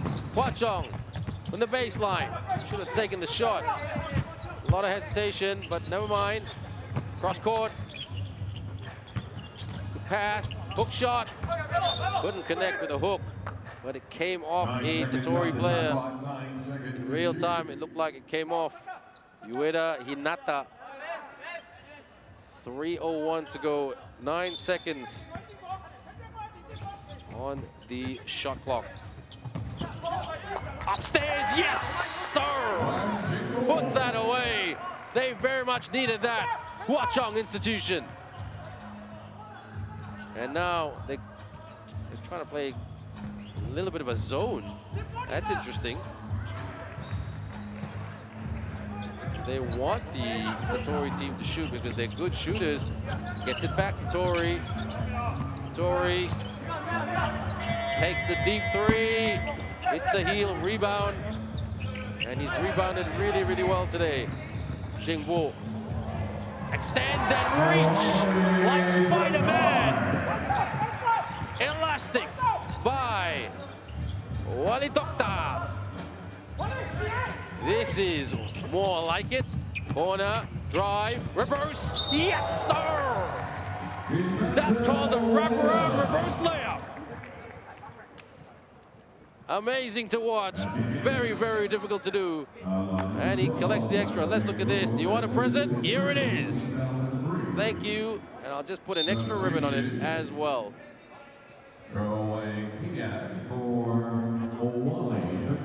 Hwa Chong Institution. Just in awe of what this Tottori team can do. Ueda Hinata. Couldn't convert. They get the rebound back. That's the story of the day for Tottori. And the jumper is good from the baseline from Harimoto Yuya. They're Kyrie Irving. I reference that. Undersized, but his handles are extremely, extremely awesome to watch. How he handles the ball, how he handles the package. Simply top notch. Good D, here they come, defense to offense. Lays it up and in. As he attacked the rim with a tough take. And the clock is winding down. Can they get to the 50-point zone? Good steal, gives it away. Hwa Chong. And the referee spoiled the party a little bit, but he was doing his job. Good job, ref. Looking for an attack mode there by Hwa Chong because they very much need it. Hwa Chong Institution giving it their very all against a very, very dynamic and athletic Tottori Johoku team. Up top, rises for the 3, connects for the triple. The 3 goes down from up top. This man rarely misses. Harimoto Yuya, remember that name. He likes to motu to the rim. The second part of his name passes, skies, and lays it up and in, and finishes with a finger roll. Hinata with the layup. Hwa-Chong stuck. Good defense by Satori. Air ball, gets it. Out. Pump fake. Yes, lands it in eventually. And no surprise right there that it was Wang Jingbo. He has been the #1 player for the Hwa-Chong Institution team. He's got 7 points, I say, and quite a number of rebounds. He might finish with a double-double from the wing. Wouldn't give the Hwa-Chong team a 3-point sting like he's been doing earlier. Okay, they've got numbers here, and they've just run out of time. And at the end of the first half, even though the scoreboard says otherwise, it is a very entertaining game. Hwa-Chong Institution lead. And the halftime score, once again, Tatori, Johoku High School, 50, Hwa-Chong Institution, 16. We're just gonna take a quick break, and when we come back, the second half, and the highlights and the stats.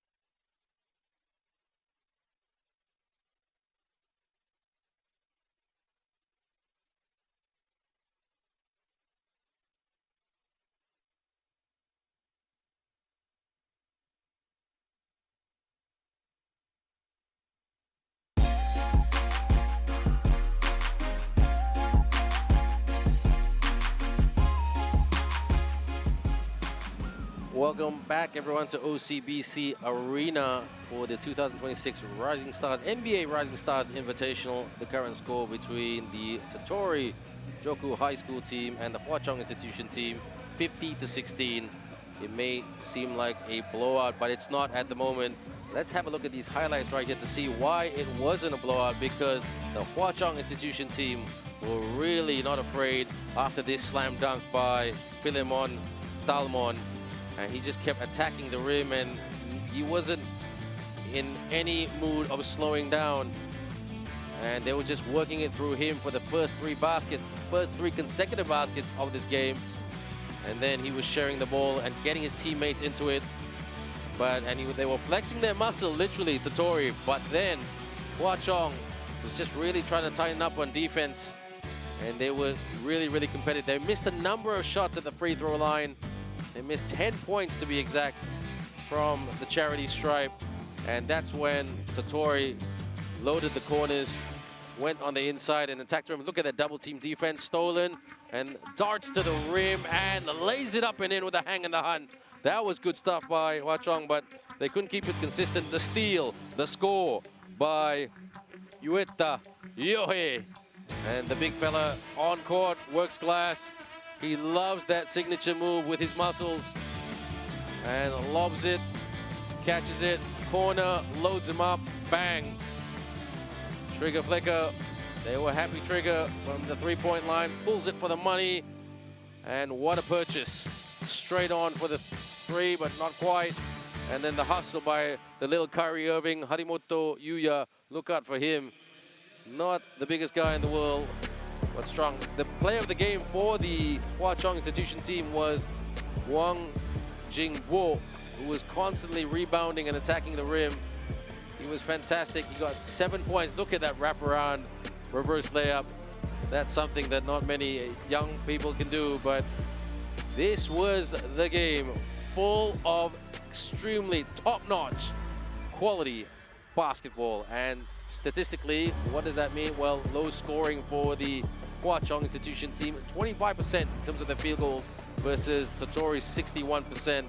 And from the outside, the Totori team, 5 for 22. 5 3-pointers went down. And okay, this man here, a double-double already. 10 points, 11 rebounds, and he's only played a quarter and a bit.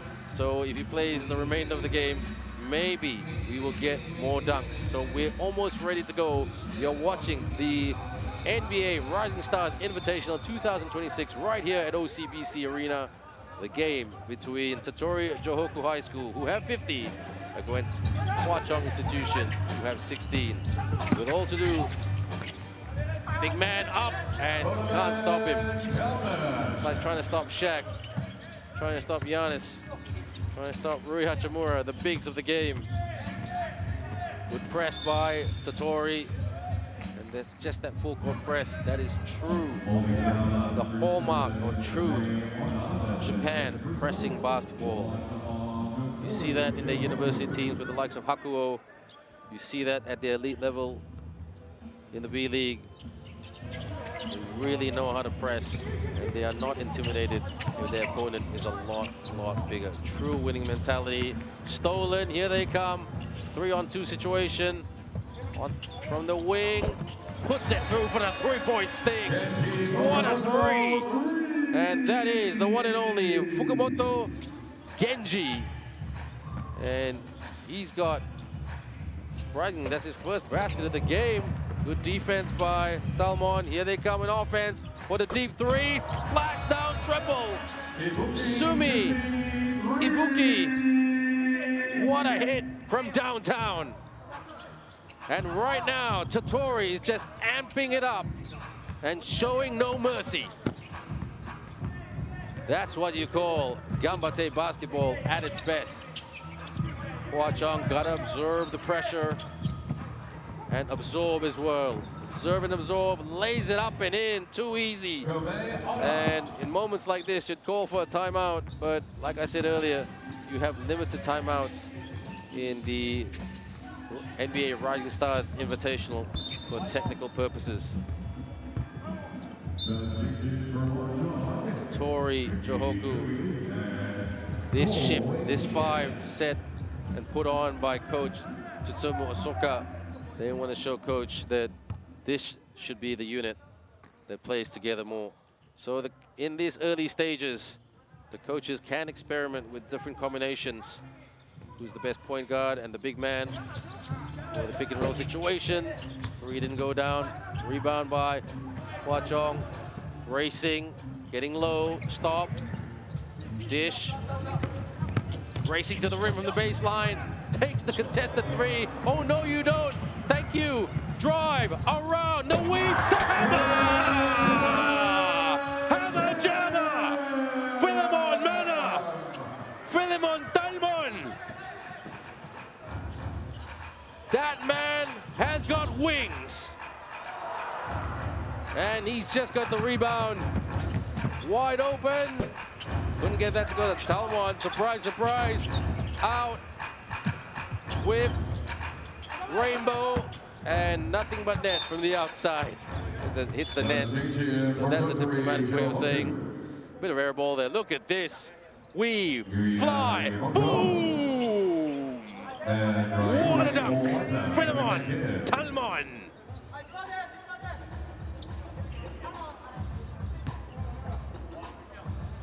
(62-16).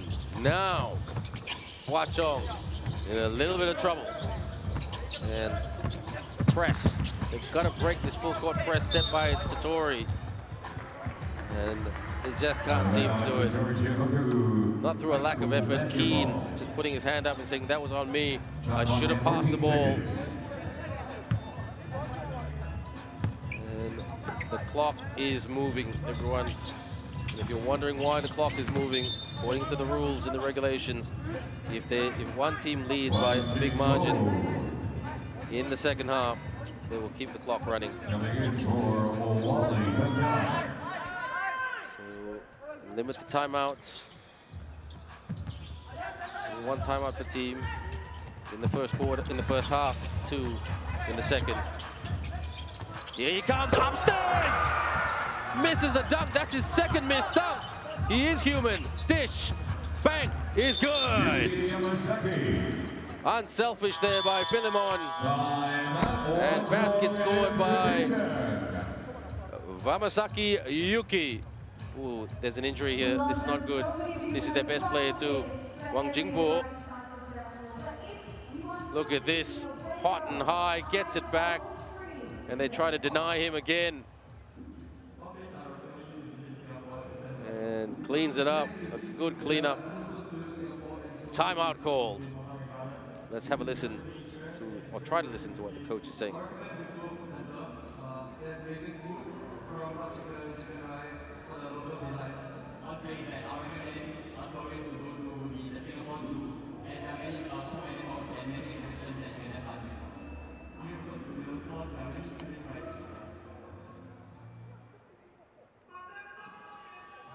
Well, they recommended not to go, but for now, let's get back to the game.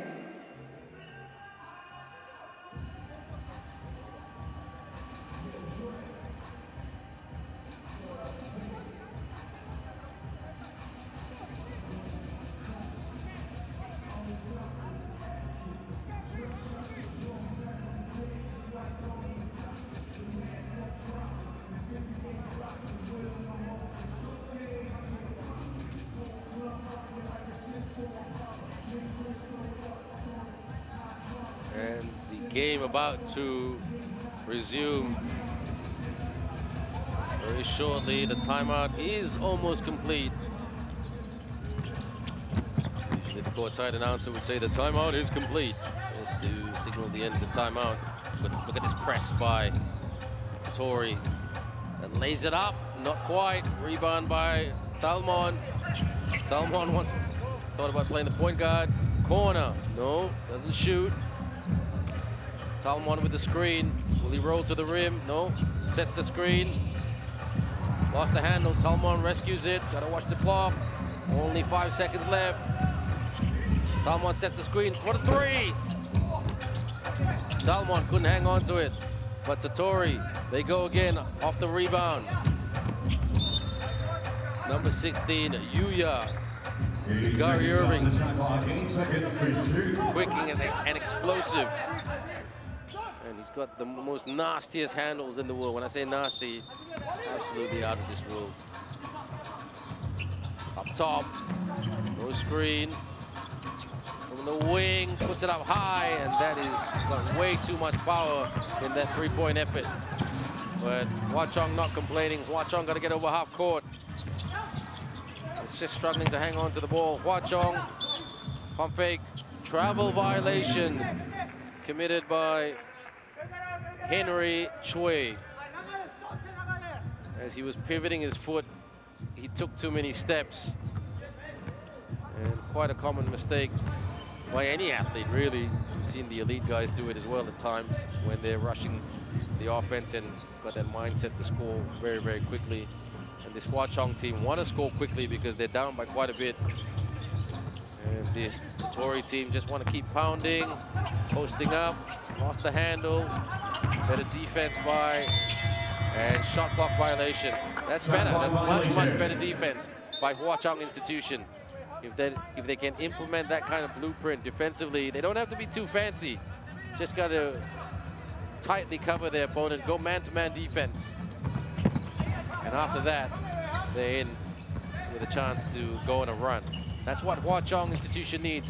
They need to go on a run. Basketball is a game of runs. Lost the hand and protecting the ball. Here they come, got numbers, drives the lane. Putback slam!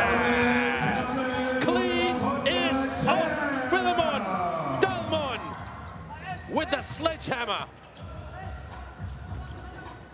And it is 66 on the scoreboard. 1 point from 6-7. If they get a free throw, the Totori team, they will have a chance to make it 6-7. I think this crowd will go bananas. I think the volunteers are already hoping for a 6-7 moment. You can't see it on screen. The outside. Well, they want a 6-9 maybe with a 3. No. Around. Doesn't get it. Here come Hua Chong trying to get out of their defensive half. Now in the offensive half, that's better. Skip pass. Taking on Talmon, couldn't handle the package, but they get it back. Puts it up and not in. Talmon with a rebound. Oh, stolen. Goes again. Oh, good, excellent hustle for the D. Yueta Yohe elevated and extended and said, oh, no, you don't.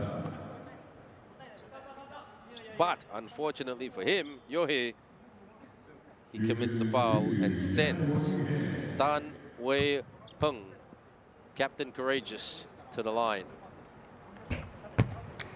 And the free throw seems to be, or continues to be, the Achilles heel in this game. Just gotta pick it up and go. The Hua Chong team trying to play with a little bit more confidence, which is sometimes the hardest thing in the world to do. The second shot went down by Wei Hung. One is better than none. Talmon sharing it well. Talmon, does he have 3 in his veins? They want a screen by Talmon. Talmon doesn't set the screen. Talmon tries to get on the inside. Turnover, that's better by Hua Chong.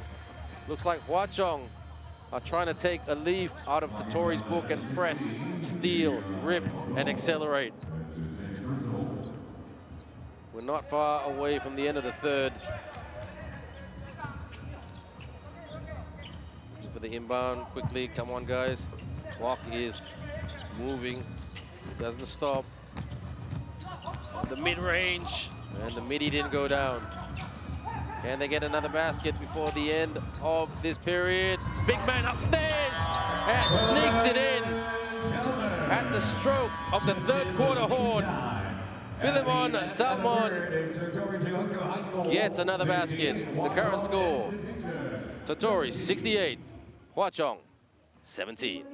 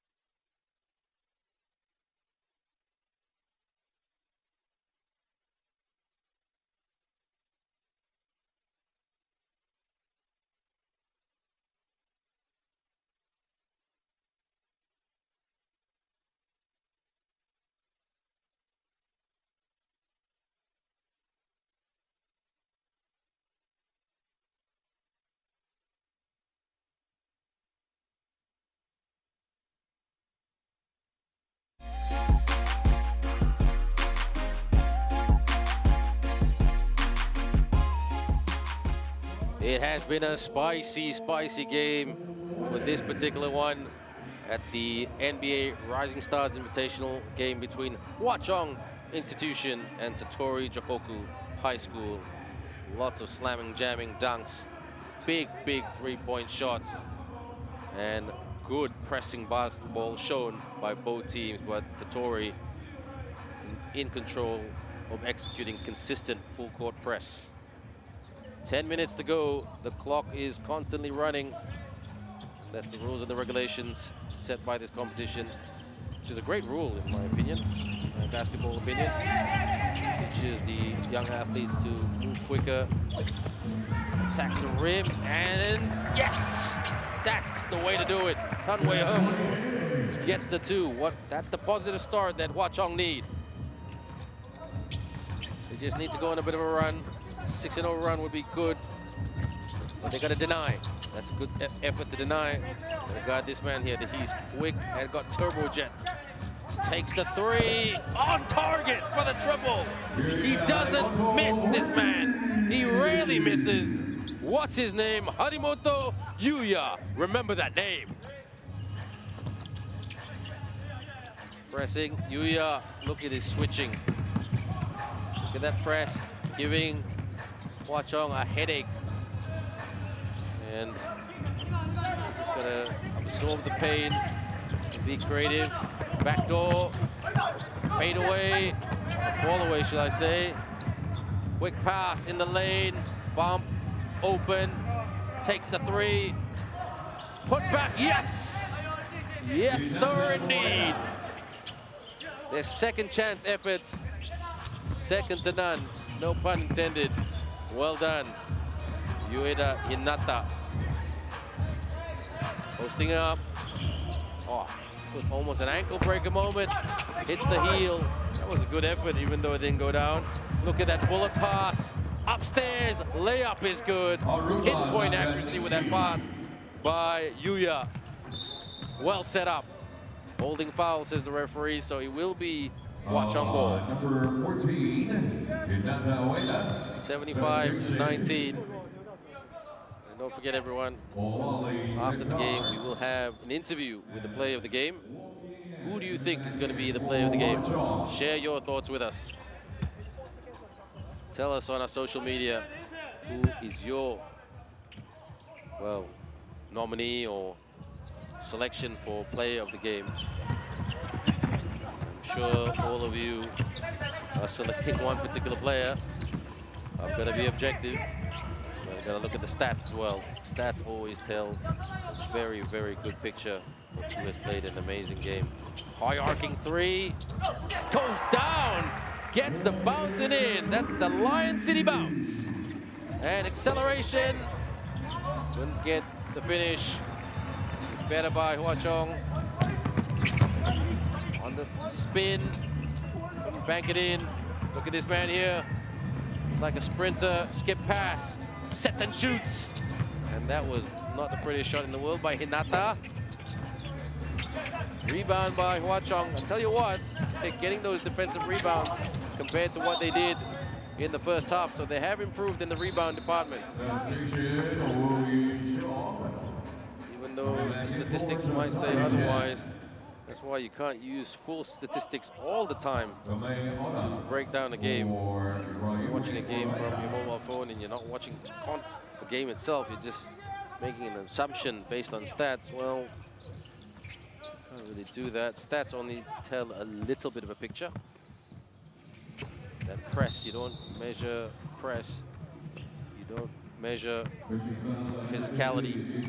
And I tell you what, Totori Johoku has brought that immense physicality to their game today.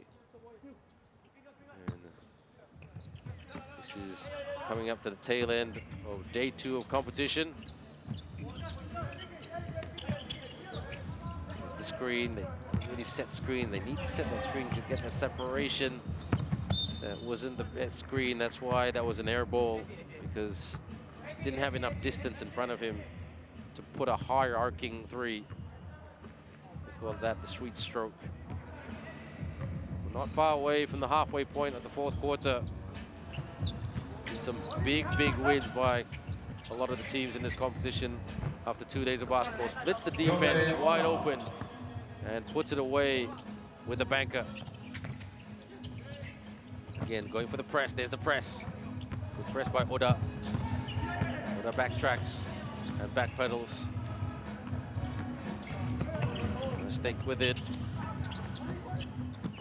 Well, could attempt the pass, but lobs it. Oda! And Oda couldn't keep it alive. He just tried to slam it off Yi Seong, hoping it would come off the body of Wee Seong and then maybe go out, and that could be an inbound by Tottori, but didn't quite get there. The scoreboard says 77, not quite 6-7. But all good because we have been entertained by two very hard-working, hustling teams today. One team a little bit more developed than the other. The Tottori team, once you have a big man who can dunk and block, that's already 30% of your production taken care of. And then you've got guys who can shoot from way outside like Fukumoto, Yamasuki, Oda, Nakanishi, and Harimoto. There's at least 5 shooters I've just mentioned there. You know, making big three-point shots and long jumpers. It's another percentage of your production. And one! The potential 4-point play coming up. You don't see that very often. Off balance, hits it. And what a three by Fukumoto Genji. He is smiling from ear to ear. Let's look at that again. And then he went for it, hit the deck hard, and the ball went through the net. Potential for 4 points from the line. 4 it is. Converts the 4-point play. 4, just like the number on his back. Fukumoto Genji with 9 points today. And he's the second leading scorer in this game. From the wing, hits the heel and comes up a bit empty. Lobs it high, catch like a wide receiver. Trying to load the corners, leans in for the 3, yes sir! Another triple. Fukumoto Genji with his second consecutive three-pointer. Can they get to 100 and be Centurions today? They've got time. Can they go for the steal here? Nope. Well done to break the press by Hua Chong. Corner, fake, jab, bounce, posting up. Still time on the clock. Way outside, needs to set the screen. There's the screen. And lost the handle. Here comes Tottori. Lays it up and in. No problem by Genji, who just can't stop scoring. He is a dynamic scoring machine. Brings it up. Hua Chong. Corner. Should have taken the shot. Defers the shot. Oh, that ain't pretty. And sends the package to the staging area for a bit of a cinema finish. 86-22. Like I said, everyone, who is your selection for player of the game? You can only select one. And that player will be interviewed by our courtside announcer / MC. What about the long 3? There's the deep 3. Oh yes! Connects from deep and down. Another 3, this time by Sumi Ibuki.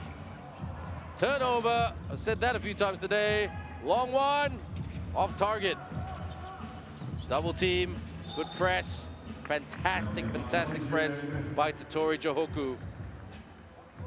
And this will give them a world of confidence in terms of getting the job done. The clock is winding down. We've hit the 30-second mark. Inbound.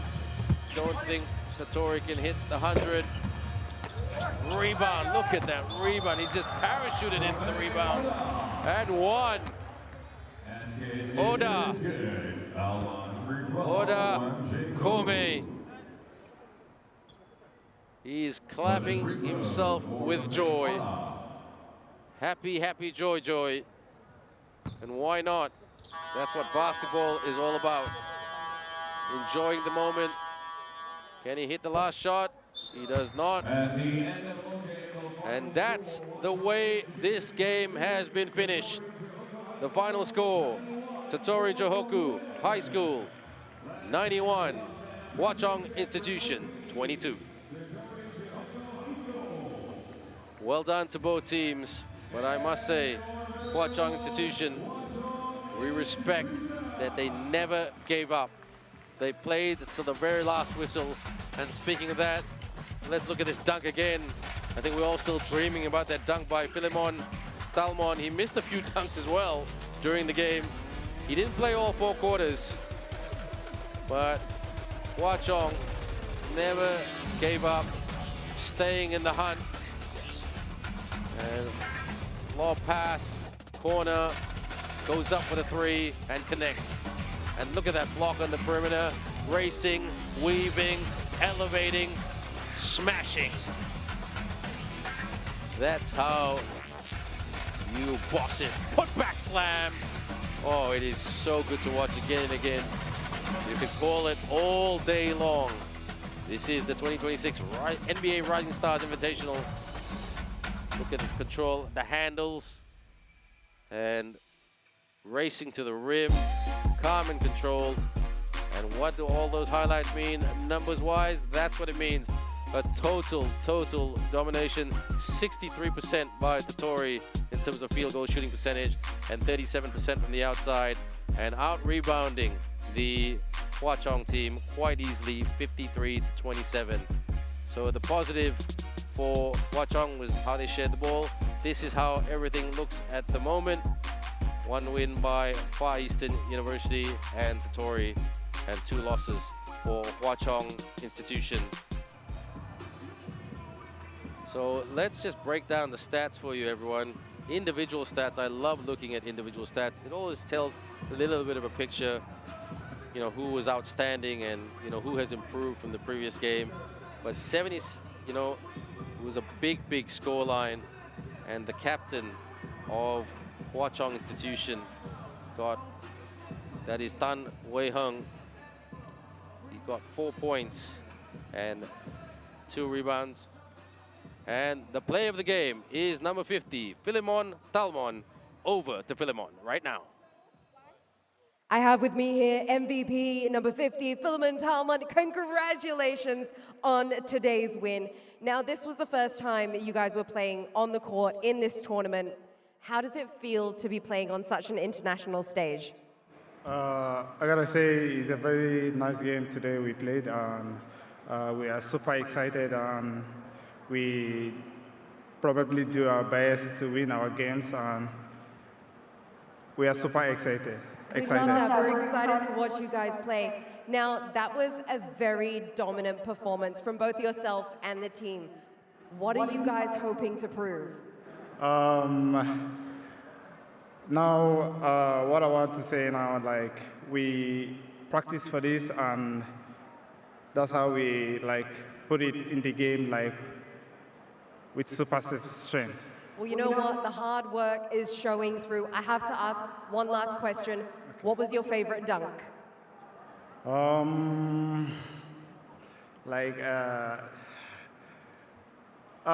do like layup dunk and two leg jump. You love them all. Yeah. Once again, congratulations. Have a good rest. We'll see you back again tomorrow. Thank you. What an interview, and he spoke so well and spoke with confidence. Congratulations, 18 points, 18 rebounds, and 2 steals. That's where we're going to leave it, everyone. Please keep watching the 2026 NBA Rising Stars Invitational. My name is Ben Ibrahim, and it was a pleasure to be your commentator. Stay with us. A lot more basketball action coming your way all this week. Take care.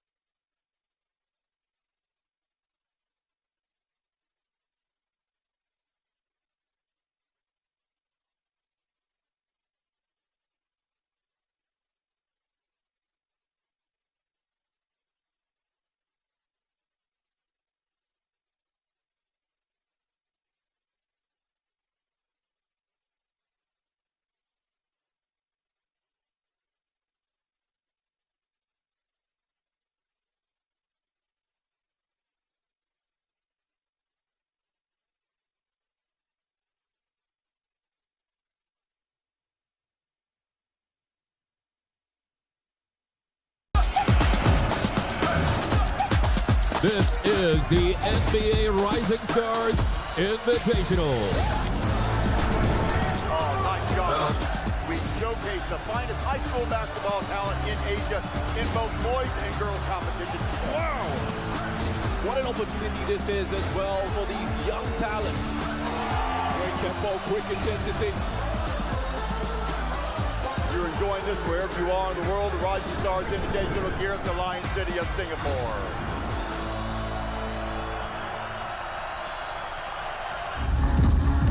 The NBA Rising Stars Invitational brings together the next generation of basketball talent from across Asia Pacific. Talented young athletes have made the journey to represent their communities, test themselves against the opposition, and experience the demands of international tournament basketball. Every game is an opportunity to grow, to compete, and to make a statement. From pool play to the knockout rounds, this is where young players take the next step on their basketball journey. Welcome to Singapore, and welcome to the NBA Rising Stars Invitational. And now the focus turns to the OCBC Arena. We have had the NBA Rising Stars Invitational Trophy traveling through some of Singapore's most recognizable sites. But in the days ahead, it is the performances on court that will determine who gets the chance to lift it, and what a series of performances we have had already here on day 2. A win for Yali High School, Dongtek's secondary 85-21 against Bukit Jalil Sports School, and then we had Seka Girls 105-21 victors in their matchup. A boys pool D contest, Totori Johoku 91-22 win against Hwa Chong Institution, and we will have our matchup Yang Ming High School against Wat Noi Nopakun School. Let's have a look at the walkouts and the introductions.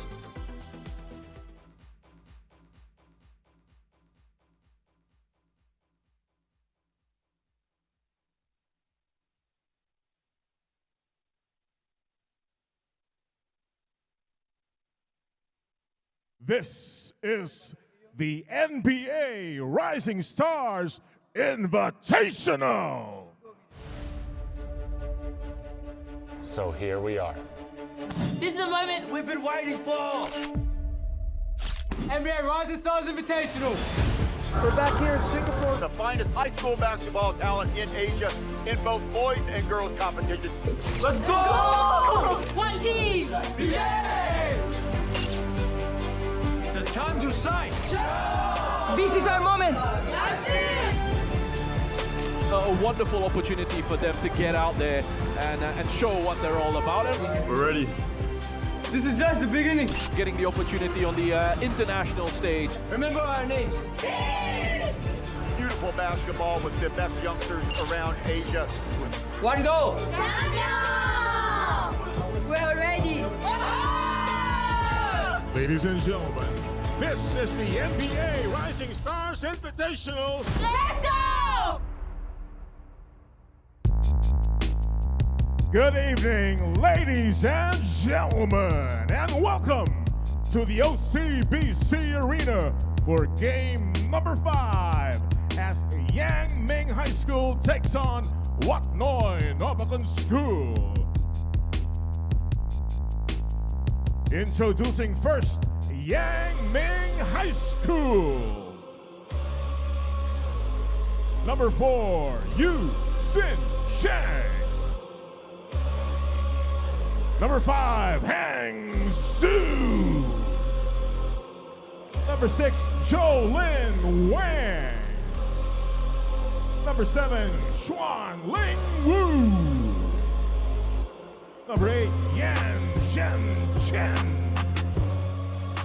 Number 9, Yung Chao. Number 10, Yu Jae Sun. Number 11, Sin Chen. Number 12, Xia Ching Hung. And number 15, Yu Shang Shu. Give it up one more time for Yang Ming High School. Their head coach, Lee Tai Ying.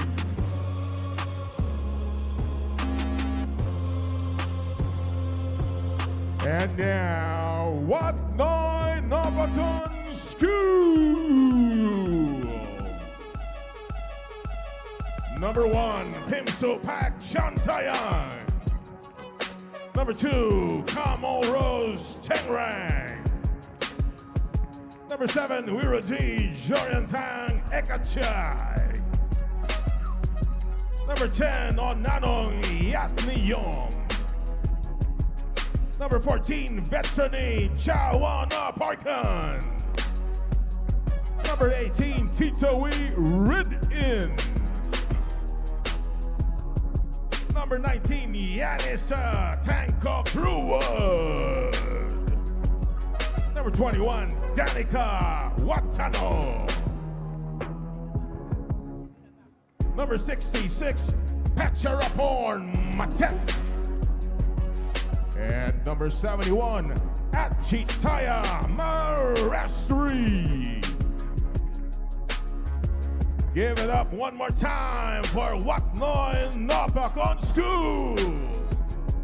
And their head coach, Hong Sakai YD. The officials for this match, crew chief, Michelle Chen, umpire 1, Benjamin Mock, and umpire 2, Charlene Chu.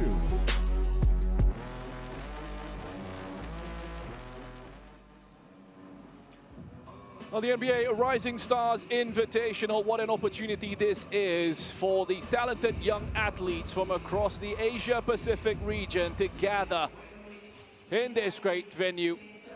A chance to showcase their quality and their talents to the world watching on. A girls' Pool C matchup, we have Yangming High School against Wat Noi Nopakun School coming up in just a few moments. We've seen so much quality at this competition so far. Another Rising Stars Invitational tournament that we have ahead of us. And we're looking forward to so much more to come. Plenty of basketball on display, a showcase for these athletes. And who knows, perhaps a chance at being spotted by a talent scout or two. It is a door towards the next step in their journey in this sport. A great occasion for all these players as well, getting the professional level treatment with the introductions that we have seen. With the jerseys, with the social media all around it. These young athletes getting the chance to feel what it is like to be a professional player. And they're all excited to get out there and strut their stuff out on this court. So we wrap up the day with this matchup between Yangming High School and Wat Noi Nopakun School. We're looking forward to seeing what these teams can produce. Well, here's a look at the starting lineups. Let's begin with Yangming High School. Yusin Chang, Heng Su, Xuan Ling Wu, Xin Chen, and the center, Yu Shan Su. The first 5 to make an appearance out on court, but there'll be plenty in the way of rotations. Don't you worry about that. For Wat Noi Nopakun School, Titawi Ridin, Danita Watanao, Yanisa Tan Kokruad, Achitaya Marsari, and Pacharapon Mathet will be starting for them. Keep a lookout for the number 19, Yanisa Tan Kokruad. She is an outstanding talent, and in their first matchup yesterday, she scored an incredible 40 points in their opening defeat to Gwangju Spear Girls High School. That's 40 of their total of 49. So she will certainly be a player to watch out for. She's a solid 3-point shooter as well. Really well-rounded, and almost everything runs through her. She will hopefully get a bit more support this time. And Pacharapon Matet is another who had a good showing in their opening match. Very effective with the rebounding, collected 11 of them. So the question here is, do we get to see another side of Wat Noi Nopakun School as they come up against opposition who they might see as of a similar level? We are close to finding out. And it will be fascinating to see what Yangming High School are able to produce as well. This will be the first time that we'll get a chance to see them here in action at the NBA Rising Stars Invitational 2026.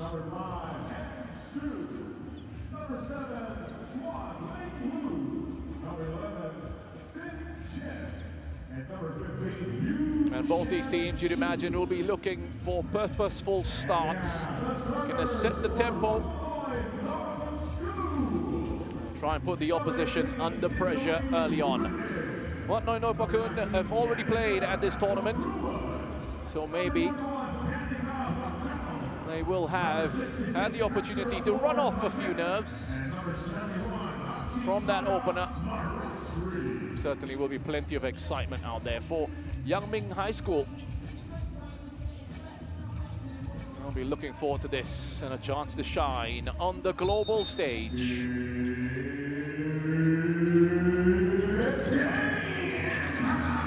And here we go.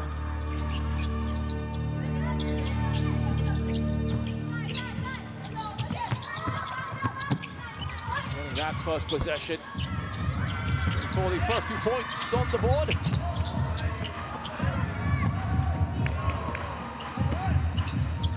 Nice steal. Early chance off the glass. There we get an easy one for Yanisa Tan Kukarad. Yushan Su, number 15, the big center. Will make the most of the spaces in the key. Kanita Watanao, number 21, pops it back out. Triple from the wing for Titawi Ridin. Off to a great start here. Wat Noi Nopakun School up to 5 already into the first minute of this first quarter. Xuanling, the number 7, gets it out to Suheng. Picking out the defensive board. Titawi Ridin, turnover halfway. It's Yangming can have a shot by Suheng. Out again to Chang Yusin, the front of the rim. Keeping the pressure on with the rebounds they've been able to pick up and gather. That can play a big part in this contest. They stay right on top. Those offensive phases could put pressure on Wat Noi Nopakun.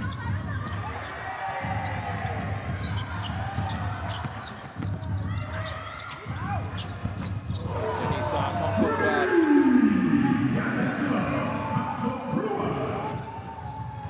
And more points on the board for Yanisa. Corner 3 coming off the board. Rebound collected again, still yet to put any points. And there, it'll take the contact going to the line. Number 66, Patcher aboard Matet. It's confirming that Wat Noi Nopakun are indeed up to 8. So 2 and 1. Opportunity for that bonus here for Yangming High. Well wasted by the number 15, Su Yushan. Yangming Girls High School arriving in Singapore with one of the strongest recent records of any team in this tournament. And won the HBL Girls Division title, the first in their school's history. It wasn't a championship that came from nowhere though. It's a program that had already placed itself among the leading teams in the competition. The semi-finals in 5 consecutive seasons before finally taking that decisive step. It's an important part of their story. It speaks to a group and a program that had the consistency and had the quality to keep returning and to keep improving and to keep believing after getting close without quite reaching the summit.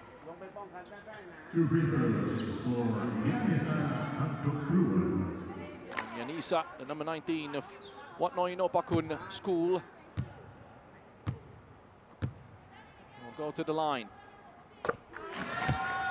They arrive here as Thailand's qualifying champions. They earned their place at this tournament with a powerful 104-68 victory over Ratchaburi Municipal Demonstration School in the qualifier. Impressive scoreline. It tells you they came through that qualifying event with plenty of authority. Not merely edged in a close final. They made a statement, secured the right to represent Thailand at this NBA Rising Stars Invitational. So plenty of depth in this program beyond the current group that we're seeing here. Titawi read in, floats that one in. 2 on the board and racing away. 8 points clear. So very comfortable for Wat Noi No Pakun School. Plenty of quality out there. As you mentioned, a tough opener. They showed that they have the potential to cause a problem or two. Certainly doing that here. Lovely work once more from Yanisa Tankukruad. Get our first time out of this match. There's work to do for Young Ming High School. Haven't gotten off to a good start. Wat Noi No Pakun looking comfortable.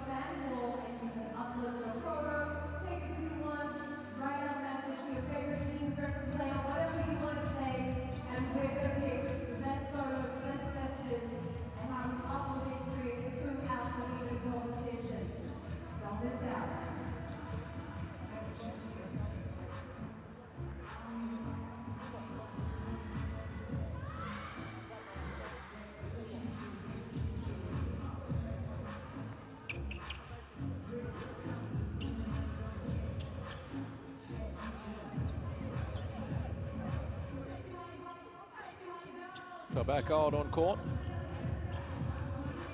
Wat Noi No Pakun School, 10 points clear.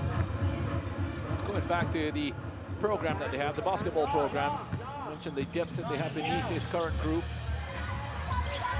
And last year's domestic competitions, the inter-school competition, Wat Noi No Pakun champions, girls under 16 level. Runners-up in the girls under 14 division.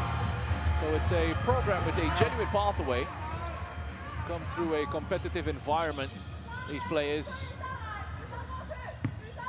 Well, their program is not dependent on one age group alone. They are also returning to the NBA Rising Stars Invitational this year. So it's a team, it's a program that knows the setting, knows the demands of the event. Very clear in terms of what international school basketball can ask of a team.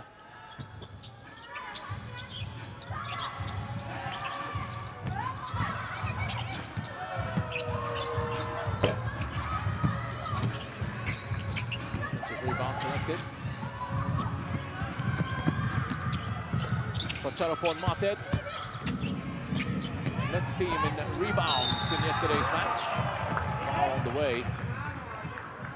To the hoop on Vetrani Chawana Parkan. Get some minutes here as well. I spoke about opportunities for these players, but it's also a chance for the coaches to have a look. Give minutes to the members of the squad overall. Might not otherwise feature on a regular basis.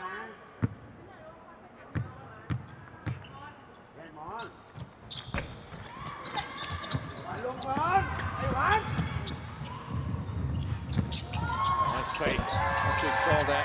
Number 5 for Young Ming High School. Suheng.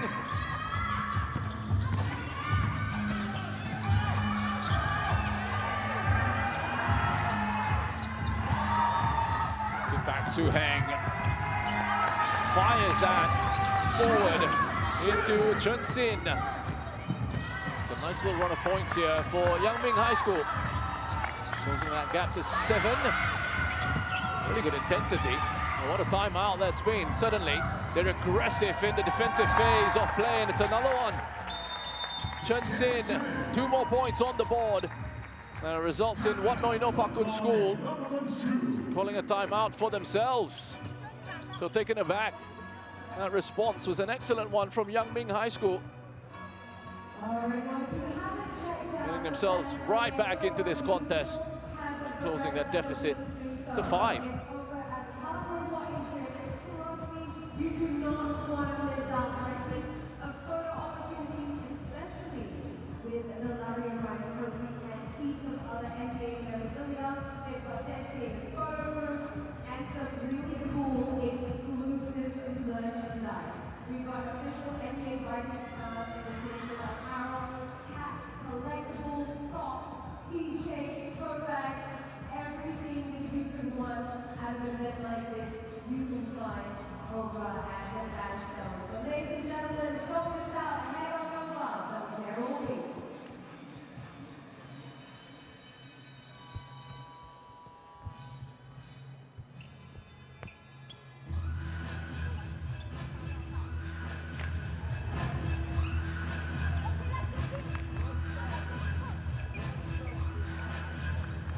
So we're talking to there, running through a few set plays, perhaps for Wat Noi No Pakun School. Taken aback on that reaction from Yangming coming out from that first time out, and an excellent restart for them. A little bit more aggressive on defense with their pressing. Much more aggression in that side of things, and they were able to make the most of the opportunities on the transitions, quick breaks down the court, which will help lift the confidence levels. 6 points on the bounce, just 1 for Wat Noi No Pakun School prior to that second timeout. Yanisa executes beautifully. Another 3 on the board for Yanisa Tan Kok Kruada. And it's an instant response from Yangming High School and the number 5, Su Heng. There's Danita Watano. Looking for an avenue out. Well guarded by Chen Yansen. Eventually finds a pass to Pacharapot Matej. Clever work down the left. Had to release under pressure, Yanisa. Couldn't get a clear shot. And again, they surge forward rapidly down the other end. And it's Cho Yun. Number 21. 2. And we'll go to the line.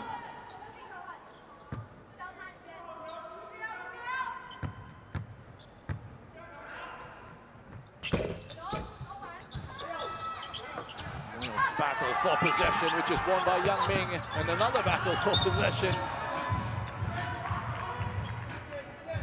Su Yushan, the number 15, real nuisance in that center position for Yangming High School. Keep a hold of the ball and stay in the offense. Peels away from the outside. Possession regained once more.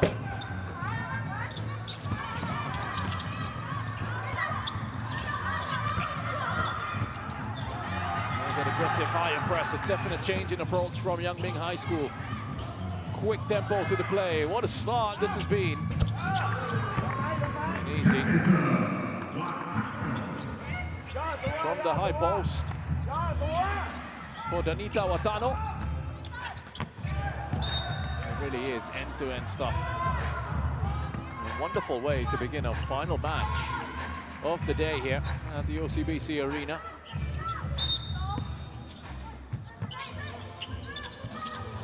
Rising Stars Invitational 2026 delivering once more. Cracking contest it's been. Su Heng on the outside, another offensive rebound collected. And a 3 from the wing. Cho Yun. Goes up to 5 points from well out. to the triple. For on. The number 18, Tita Wiridin. 5 on the shot clock. Looking for a way through.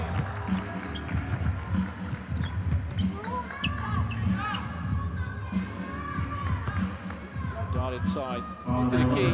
Well, Donita Watano gets a reward for her endeavor in that passage of play. Had a chance for 2 at the line. Donita Watano.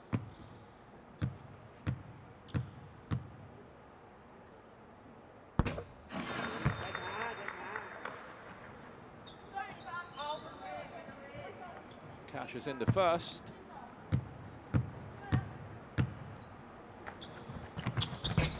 And just about deposits a second as well.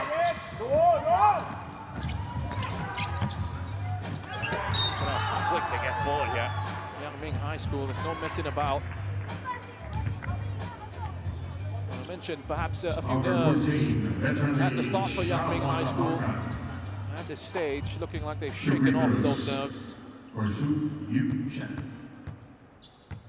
Fully into the rhythm of things. It was looking ominous for them. And they've been able to get into a nice bit of momentum.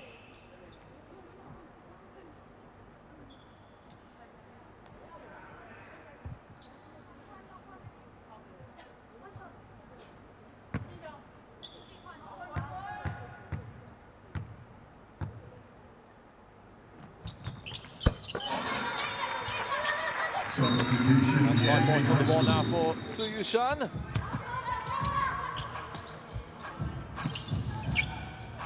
Staying perfect with her free throws.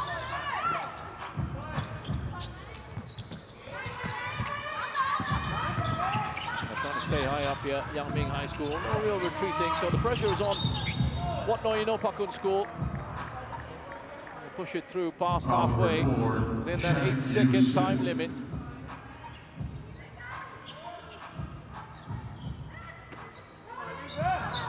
Get it into the front court. All those restarts within 8 seconds. Otherwise, it's a turnover. It's a violation. That's Yanisa. This one up into the air. That's a desperate attempt at a shot. And that's when Yangming High School have perhaps had quite a number of good opportunities on those fast breaks, showing a bit more speed on the transition.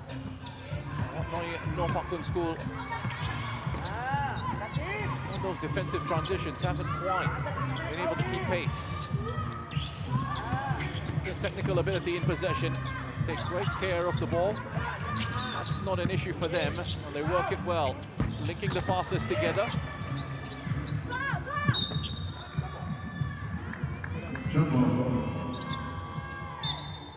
Substitution, Yangming High School.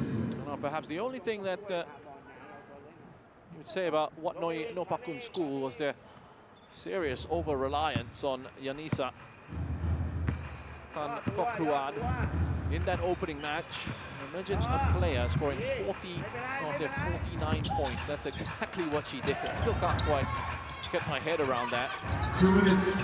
That's absolutely incredible, as was that 3 from the corner. Wu Xuanling. And it's 21-all. They were 10 points off the pace at one stage. It was looking difficult for Yangming High School.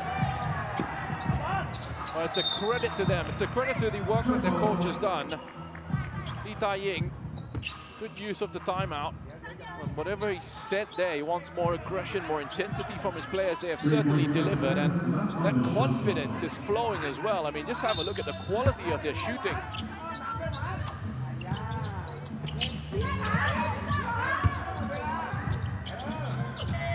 Yanisa, oh, just about beats the buzzer with that 3. Delivering under pressure. That was brilliant from Yanisa Tan Kokruad. Showing why she's quite clearly the star off this side. Opposite number 7, Wu Shenling.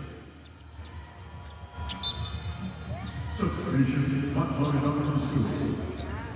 Well, I mentioned that she was very good at the three-pointers, showing some good evidence of that already in this contest. She's 50%, 3 from 6. She goes up to 14 points, Yanisa Tankokruad.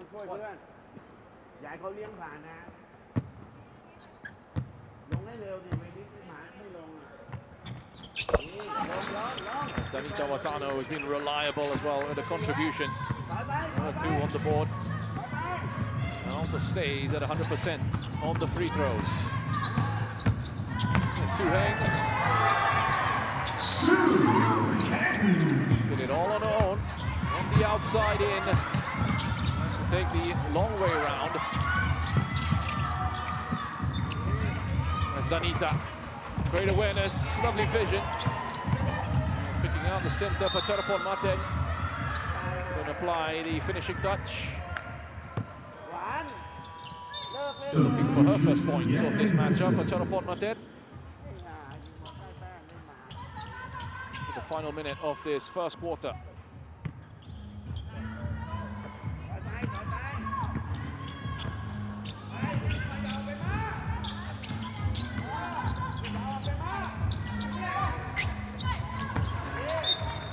Trying to use the height. A bit of a mismatch there. Su Yushan against Danita Watano. Definitely a few instances in which they've been able to try and make use of that height advantage that they have. Ming High School. Under 35 seconds left on the clock. Danita Watano. Only the playmaker in this instance. Getting blocked off, still finds a way forward. Chucks it all the way out. Was looking for Wiradi Jarontang Ekachai.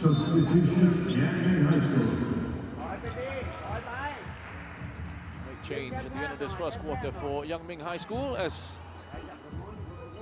Hung Chia-ching, number 12, comes on.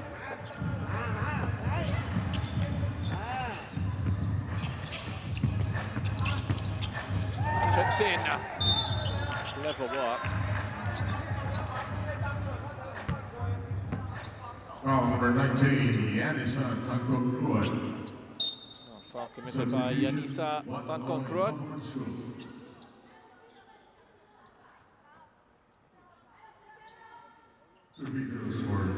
Su Yushan. Challenge to deal with that physicality of Su Yushan. It's sent to the line. No issues with that first. She hasn't had any issues from the free throw line so far. 4 from 4.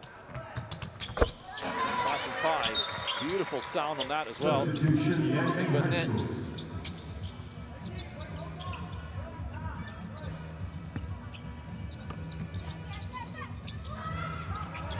Oh, it's a good steal. Wonderful awareness. That's that high press again and denied, though, this time by Pacharapon Matet. So much good pressure from Yang Ming. But what no Pakun almost finding a way through that press. What a first quarter we have had. Intensity has been high. It's been great quality so far. And just the 1 point in it as we have a look at this 3 from Yanisa. A little bit unorthodox in the style, but who cares? Goes in, gets the 3 points. That's pretty spectacular style. So just a point in it as we come to the end of the first quarter.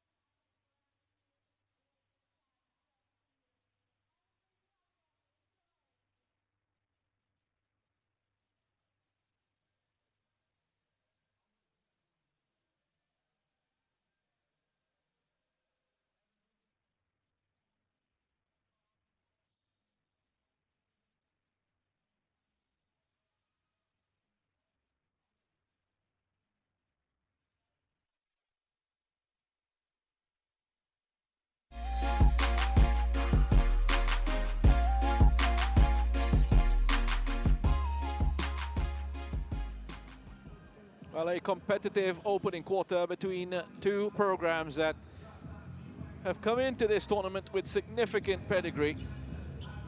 After a little bit of a slow start from Yang Ming High School, they have certainly shown their mettle. Wat Noi Nopakun have brought their energy, they brought their quality, and very little to separate these two sides as we get back underway in this second quarter. Just a point in it, 26-25. Yang Ming High School with that change of approach, with their tempo and their intensity making a big difference in that first quarter. Very scoring first quarter it was. And from the neutrals' perspective as well, was some danger. It looked like there might have been some danger with the start that Yang Ming made. 10 points off the pace, but look at where they are now. And this is wonderful for this matchup, for everyone watching on, and for the tournament overall.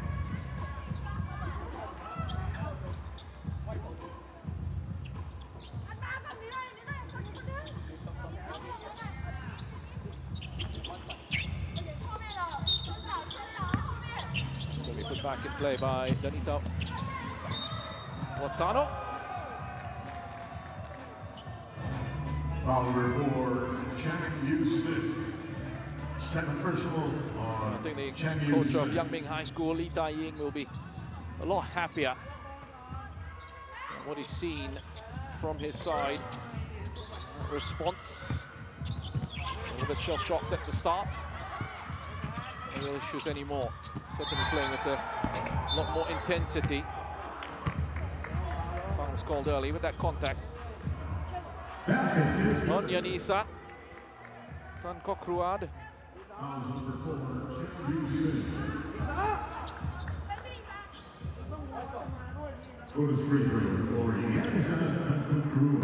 Let's go to the line with that effort. It's the N1 now. Substitution, Yang Ming High School. Looks to be such a talent, Yanisa. Some of the technique in terms of the play, as we've observed, might be a little bit unconventional, but it's incredibly effective. There's nothing unconventional about that from Ru Shanling. Again, Yang Ming High School, very effective. And they're shooting from the perimeter.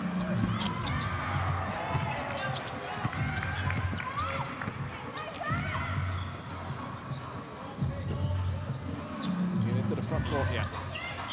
Su Heng off the board, off the rim, picking up the rebound. Was the number 11, Chen Sin. After 6 points this evening for her. Anissa steps away from a marker.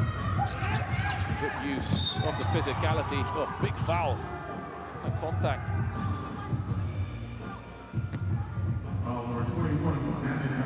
Should be okay. That's great to see. He's back up, ready to get on with it. Heavy coming together. See a change for Wat Noi Nopakun School.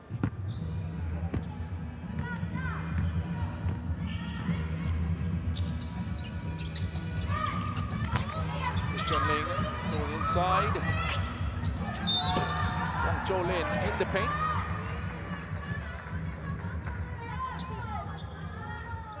Number 18, Titui Ribbon. First personal.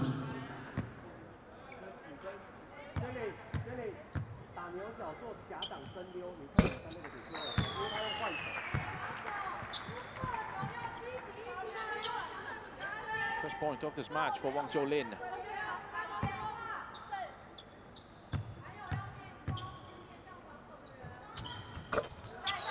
And another.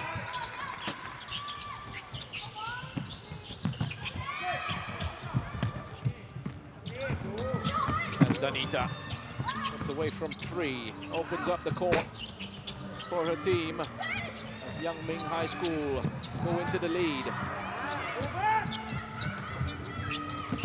time we've seen them go in front, so a different position. And Wat Noi Nopakun School find themselves in, but they put that 3 away. Capture upon Matet as they go level. Wat Noi Nopakun having to chase. Even terms now. This is a close one between these two teams. Good work from Wang Jolin. Collects again.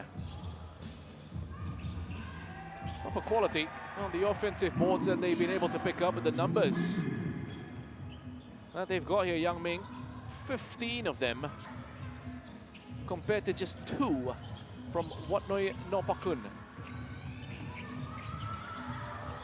So real dominance in that regard. Does that press again, squeezing the spacers brilliantly. Looking to use their physicality to put the pressure on Wat Noi Nopakun School. And always in these instances, with the intensity, the tempo that Yang Ming High School are playing at, well, they're going to be able to keep it up throughout the rest of this contest. It's going to come down to those conditioning levels, but they should be fresh. See, they are raring to go. And also, going to need help from their coach in terms of making those rotations and those changes from off the bench come on and play a part. A bit unfortunate that for Su Yushan.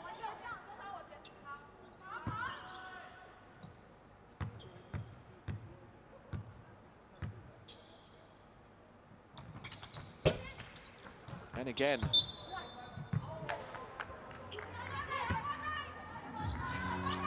So first couple of misses for her from the free throw line. She was 5 for 5 prior to those 2 attempts.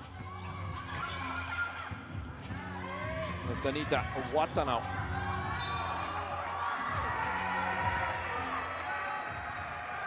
I don't quite believe that the decision has gone against her there. She's turned it over. Wang Jolin calling the shots. And player for player here, it looks like. Because of how closely fought this is, both teams will feel that they've got a real chance of picking up maximum points from this matchup. And you can see it in the approach on the defense as well. Quite happy to take a few risks at times.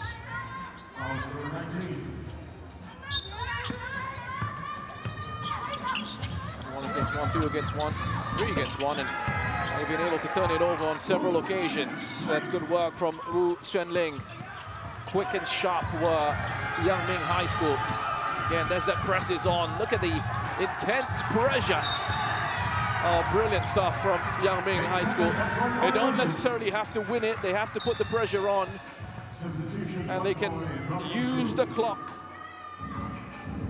to their advantage. 8-second violation. That's what Yang Ming High School are looking for as well.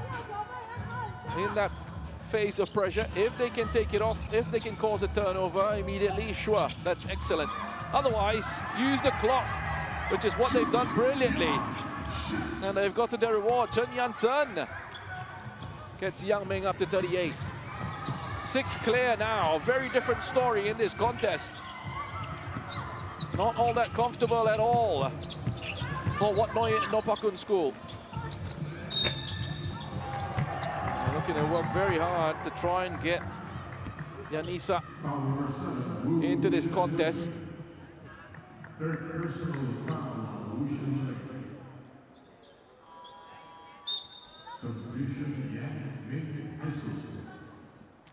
Titawi Ridin will go to the line for Wat Noi Nopakun.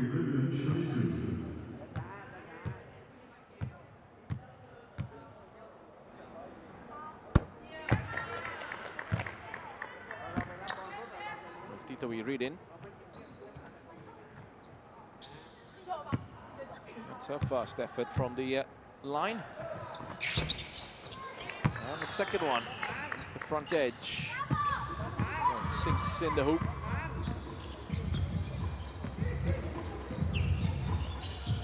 Chen Yan-Chen. As they are looking for more of that quality, the three-point arc.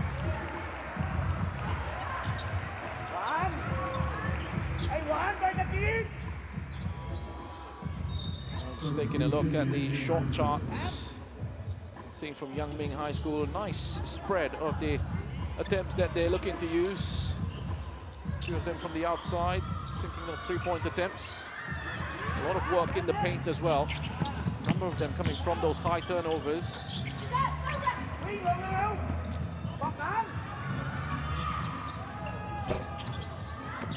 Off the rim, back down again. Possession with Wid来Nopakun.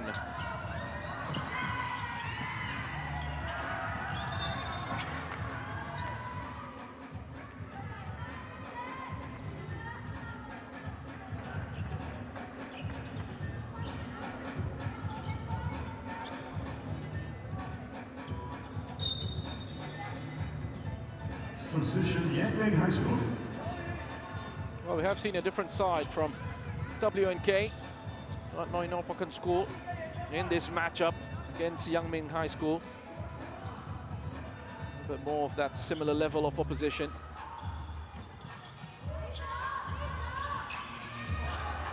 That's Yanisa. We often talk about technique and the right sort of style, what the right sort of technique is with sport. Across the world of sport, you often come up again, so you see athletes who've got their own way of doing things, and really, as long as it's effective, sometimes don't want to be bothering them too much or trying to correct, trying to give too many instructions. And imagine that's the kind of thing you find with someone like Yanisa Tan Kokruad.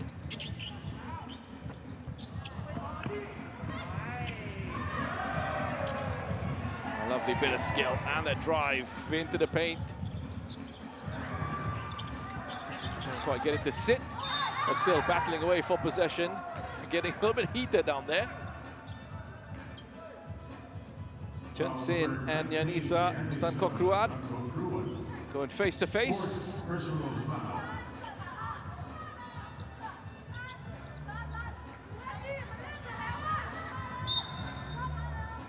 Substitution Wid来Nopakun School.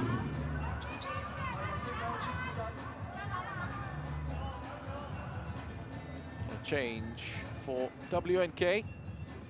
Some time on the bench for Bimsupak Chantayang, captain of this side.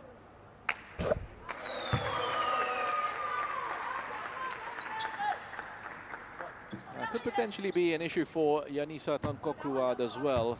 The physicality that she's displayed. Up to 4 personal fouls already, so she's going to have to be incredibly careful, Yanisa. Try and keep her discipline. Taking the offensive board was Cho Yun. Big coming together. One more turnover forced by Yangming. Unlucky with that, but they'll go again. Look at them winning rebound after rebound after rebound, keeping the pressure on. Cho Yun goes across. One side to the other. That's going to be a violation there. Couldn't get a shot away. Shot clock has gone. Take your pick, really. So when pass halfway into that backcourt. Quick shot on the turn. Doesn't find the target. But this should be an easy layup. And it is. Chen Yan-Chen. Left unmarked.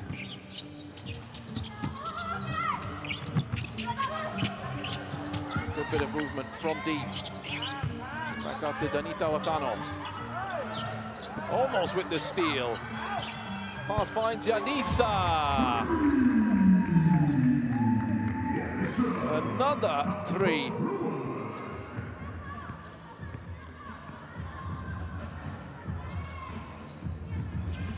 Yanisa goes to 20 points. He's made 4 of the 9 3-point attempts now. Solid shooting from Yanisa Tankokruad. Have a look at it again. Has a look across, sets herself up, and puts away that opportunity.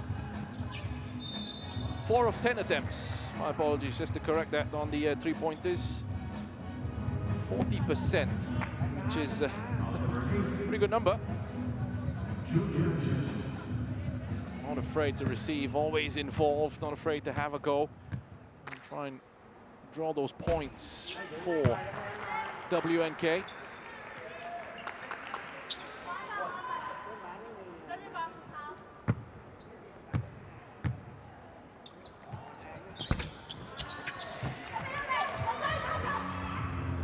In that situation. So YHS can quickly push down the other end. Those fast breaks paying off very nicely for Yangming High School. That's Danita Watano. Pacharapon Matet. And he's just losing a footing. Watano picks it up. Kicks it out, and it's another 3 for WNK. Titawi Ridin closing that deficit to 3 as well. Anissa almost with the steal. Has been kicked out for another opportunity at the 3. Can't quite get the splash, but they'll pick up possession again. That's something WNK are going to have to tighten up on moving forward. Discipline with those rebounds, need to be a little bit more secure defensively, making sure that Yangming High School don't get too many of these opportunities in succession. Keep the pressure on.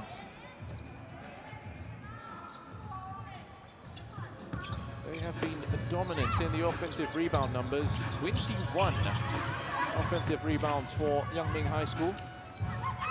And still, incredibly, for WNK, just 2. In the offense, 15 defensive rebounds for WNK.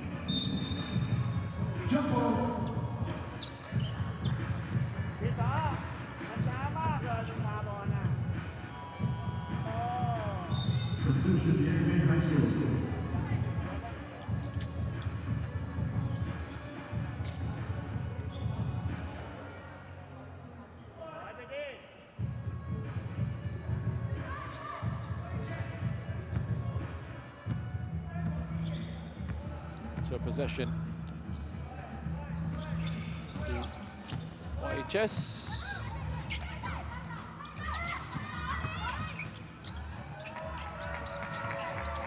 Three from the corner. Look at the time that she had, collapsing that defense before kicking it out. On that 3 from the corner by Su Heng. Another big collision. Looks to be in quite a bit of pain here. Heavy contact there. It's that Danita Watano's just gone down for WNK. Have a look at this driving run into the key before finding the space on the outside. Proper quality. That triple from the corner. It's a heavy knock for Danita Watano, so a bit of treatment required on the court as we have a look at some of the instructions, some of the adjustments being made on the respective benches at the OCBC Arena, the Rising Stars Invitational 2026. We've been treated to some great basketball, and that will continue to be the case over the remainder of this tournament. We go through the pool matches. Look forward to the semi-finals and the final over the weekend. Well, that's in the future, the here and now. Still plenty of business to be sorted out. And I can tell you that Danita Watano has to be replaced momentarily to receive some treatment. And we hope that she will be okay. They'll be able to recover. It was a very heavy knock.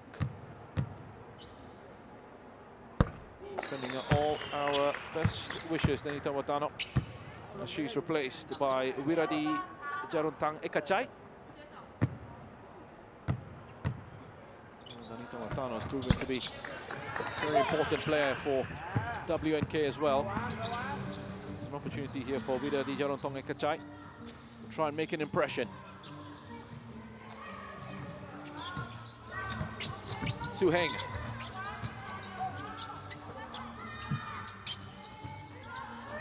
It's inside, jumper from the line.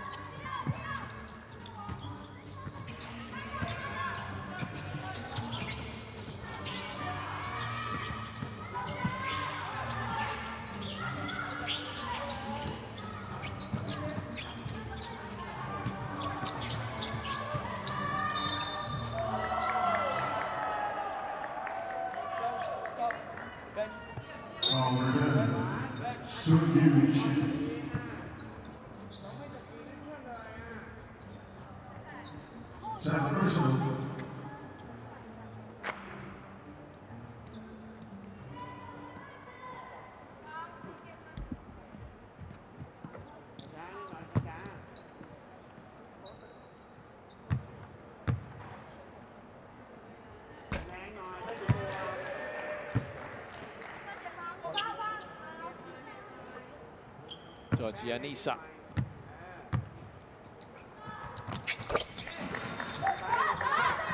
Has found these situations a little bit tricky from the line. Need to get that away.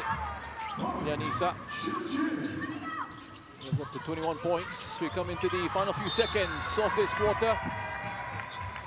Towards the end of this half.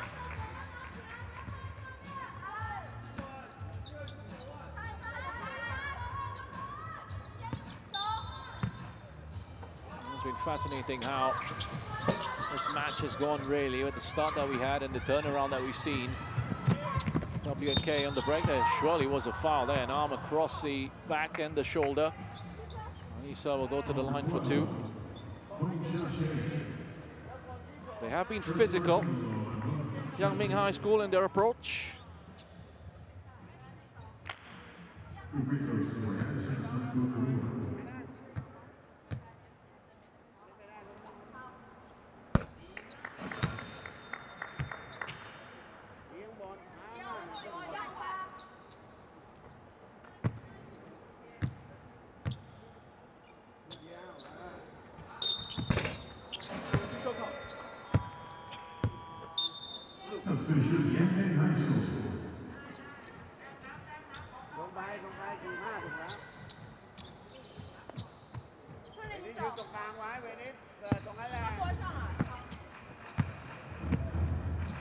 Now 30 seconds left on the clock. 5 points the difference. And possession here, Su Heng, easy for her. From that area of the court, up to 11, Su Heng. Goes to the low post. She's been so comfortable, and there's another turnover. I mean, this has been an excellent defensive display. And it's an aggressive, proactive defense. There they go again, 3 around 1. Desperation shot at the end, but a fantastic way for Yangming High School to end off that half, 54-45. A strong display as they go into the break with a comfortable lead.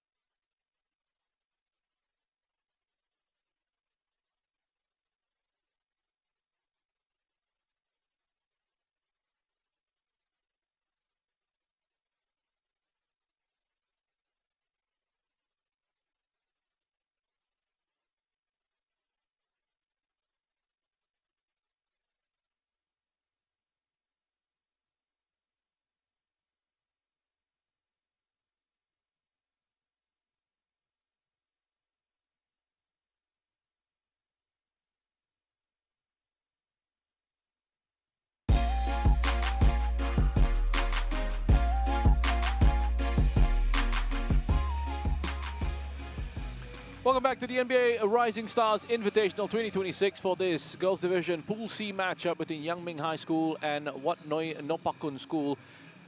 Yang Ming High School 54. Wat Noi Nopakun School 45.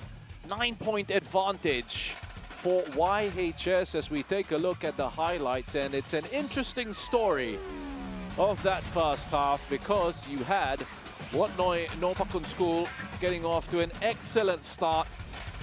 And it looked like they were going to blow Yang Ming High School out of the water with the quality of their approach from the start, when 10 points cleared one stage and then that timeout was called.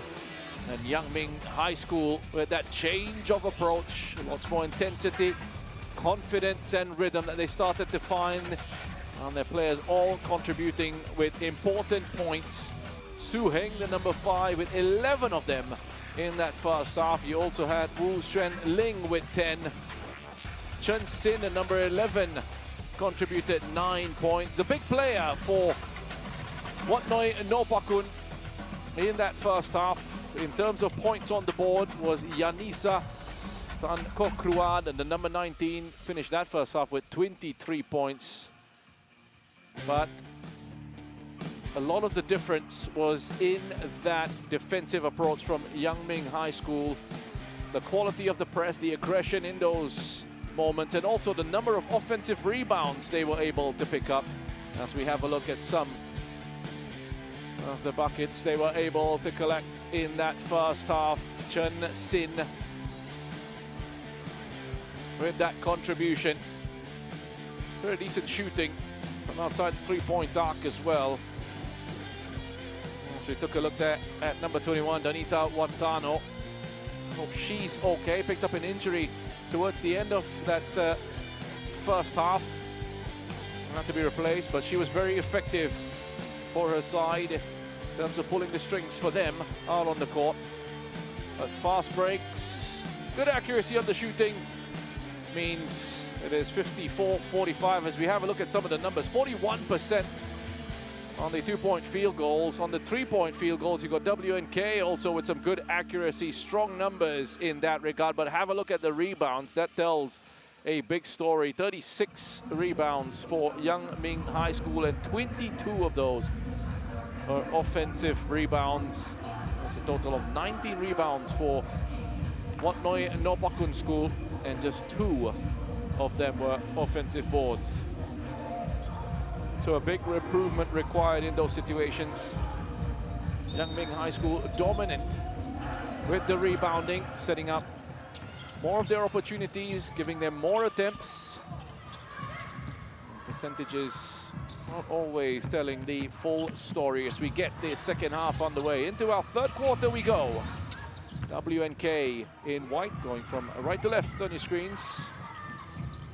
Looking for a way back into this contest. Yanisa unable to hook that one in. There's Su Heng. Oh, exquisite stuff with that three.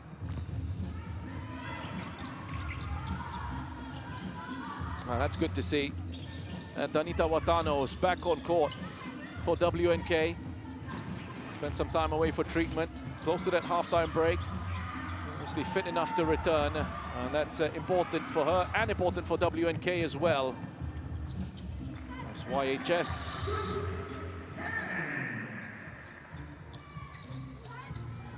Up another 2. Has a layup off the glass. Should be up to 62 points here. Yang Ming High, YHS, yes, that's right, they are. It's getting that sorted out. It's a quick run of points that they've collected. Another fast start. We yet to see WNK pick up any points at the start of this third. It's been all Yang Ming High School so far.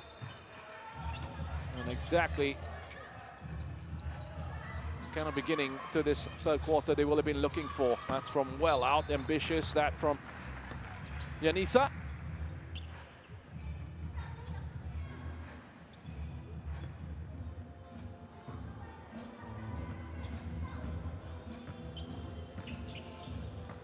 So YHS gonna progress this. WNK, different defensive approach. So YHS go up to 63 thanks to Su Yushan. As Danita getting double team, taking it past halfway, but has all her avenues shut off. Look at this from YHS. Aggressive and lightning, quick on the break once they win it back. Lisa being forced to put it back inside to Danita Watano. Crowded out. Going to fall to Yanisa. 8 seconds left on the shot clock. Now 5. Unleashes one. Hard to find any sort of real accuracy in those situations with the sort of pressure that she's under. That's a credit to the work that YHS are doing here. 20 points away from their opposition. Keeping the tempo high. It's another 3. Su Heng. Really running away from WNK here now.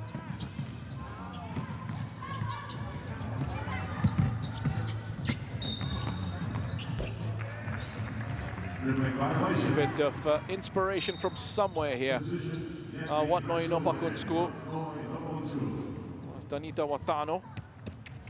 Has fouled on the way through.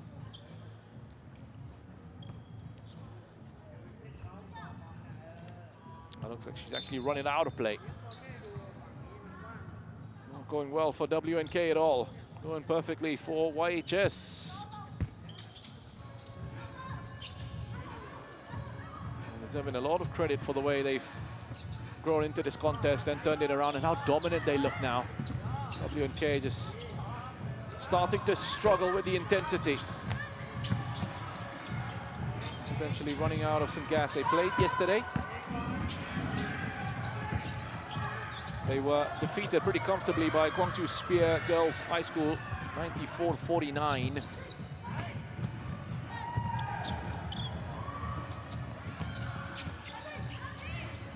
Could be more pain for them in this one against YHS. Yangming High School keeping the pressure on. Again, winning those rebounds.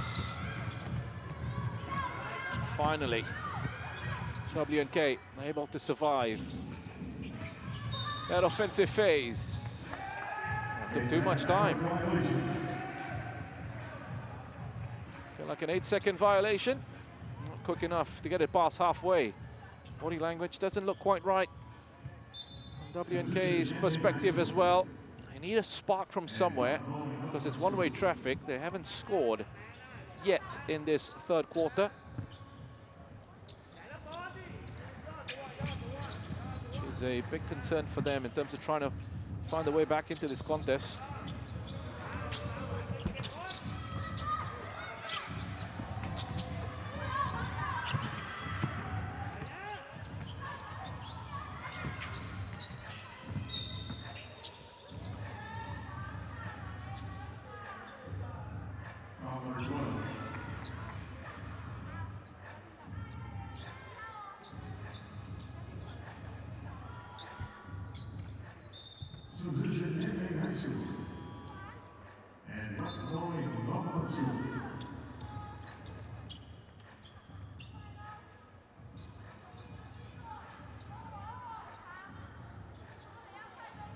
So where is that magic going to come from?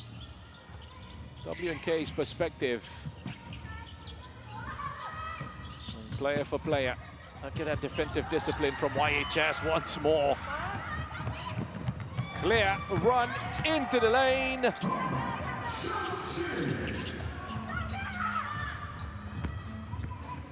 Two more on the board for YHS.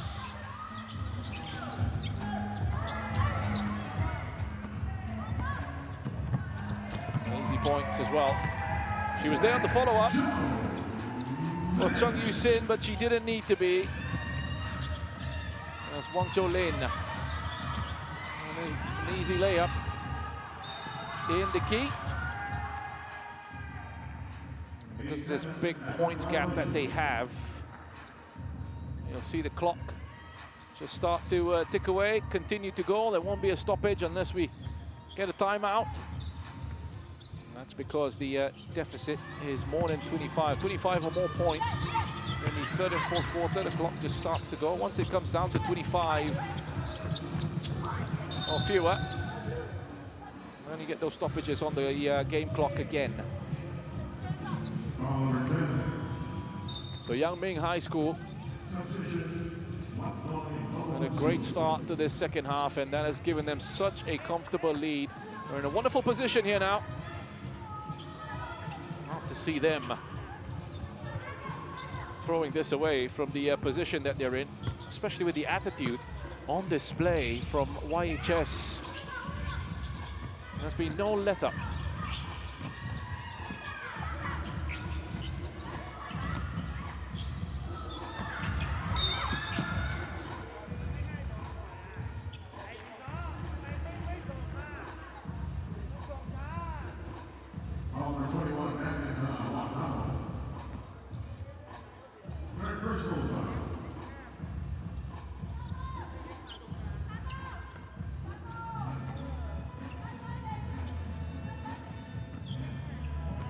Still looking for points here.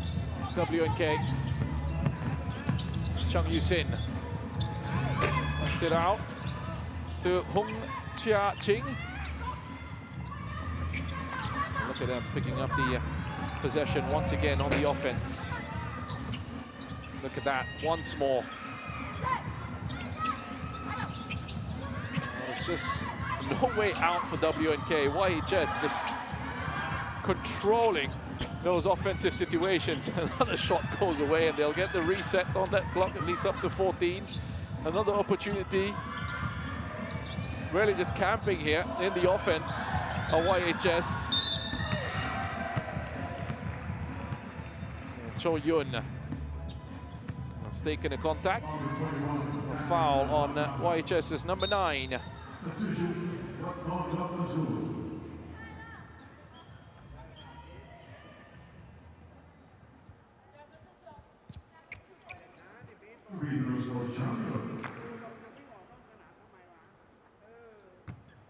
Five points, 3 rebounds. 0 for 1 from the free throws, 0 for 2 now.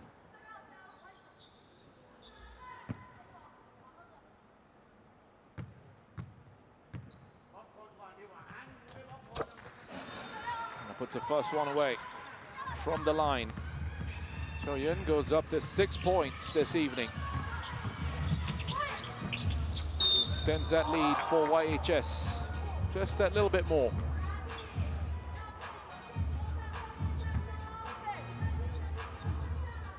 A scoring drought here for WNK. This has been the quarter in which they've been taken apart by YHS. But potentially an opportunity here, getting their first point of this third quarter.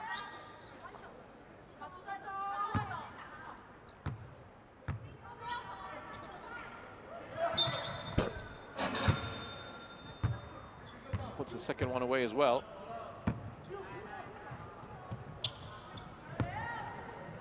Let that one go. Went in, so no issues.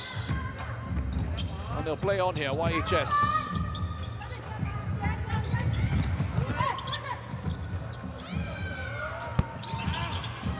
Sun Yu Chia picks up the offensive rebound. Bit of a scramble on the floor for that one. Possession will go to the team in blue. That's some really encouraging stuff here from YHS. They will have a matchup, more of a tougher contest you'd imagine against Gwangju Spear Girls High School. That's tomorrow.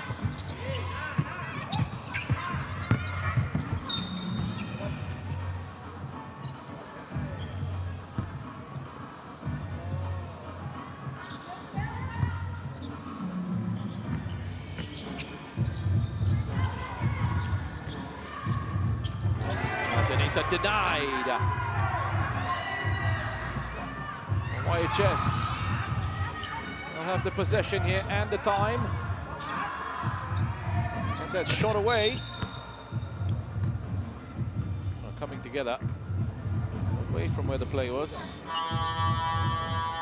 And that's it, the end of the third quarter. And a tough third quarter it's been for WNK. Just 2 points. Yang Ming High School with 19 from that. 73-47 at the end of this third. All right, how about Sydney here with me?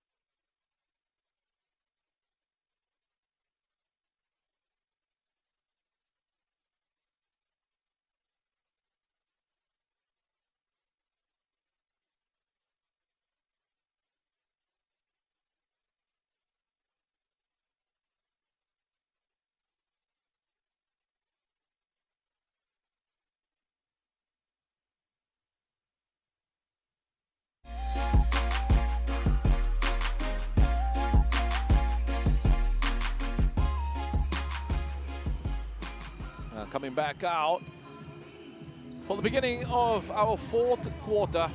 Yang Ming High School 73, Wat Noi Nopakun School 47. Just a 2-point scored in the third quarter. 19 points on the board for Yang Ming High School. Really taken WNK apart. Su Heng, 19 points, 4 assists, 3 steals, 8 from 14. The field goals for her. Just one of a number quality players on this Yang Ming High School side. There's been good contributions points-wise as well from Hu Shenling and Chen Xin. Su Yushan as well, the number 15. And they made good use of the squad overall. Significant minutes being spread out, and that helps with the intensity of their play. So to keep up that tempo.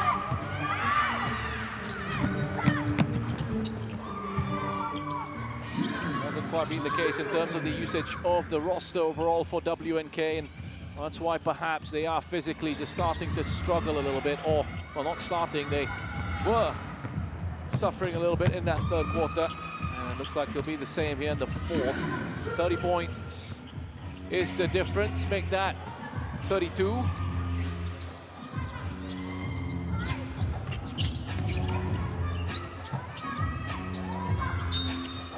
Melissa. Whistle already gone. Infringement spotted by the officials.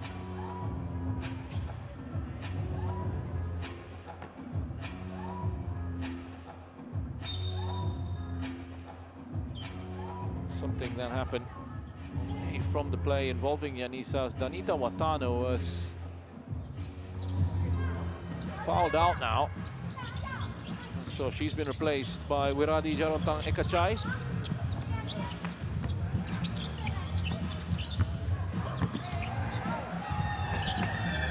And on the outside in was Hung Chiaching.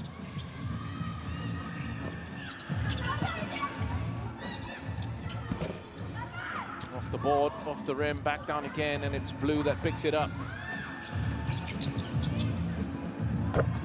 Jumper at the line.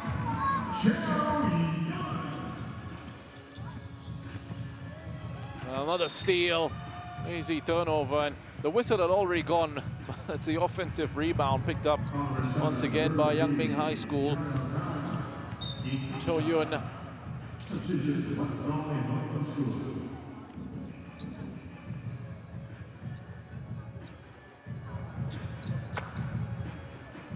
Gwangju Spear Girls High School with the opportunity to get a bit of a rest today before coming back out on court tomorrow to take on Yang Ming High School. Recovery for Yang Ming going to be so important for them. Finishing this evening's contest. Have enjoyed themselves out here. Still time for them to enjoy themselves even more. There's some good points on the board, 85 of them as a team. And contributions across the squad. Which is absolutely fantastic from a player management perspective as well. The YHS players will really feel like a part of what they've done tonight.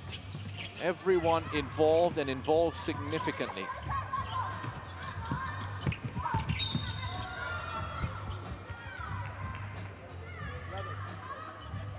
Number 11, Chen Simmons. Second personal on Chen Simmons.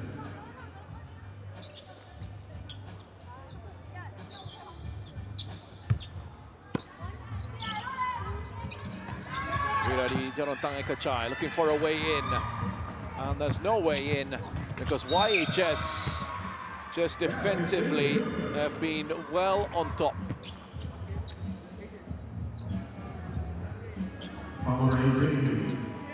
It's a wonderful approach. And it's really just that speed of their play, the intensity of their work. And they don't have it. Yeah, they scored some great points. They've been good in attack. They've been very accurate with their shooting. They've had plenty of attempts. It's high volume, a lot of chance creation. Might not have, I mentioned the accuracy with the shooting, might not have the same levels of accuracy as I saw from WNK in terms of the stats, but it's high volume and they're putting those chances away. And those high volume of opportunities coming because of just how strong they are and the work rate defensively.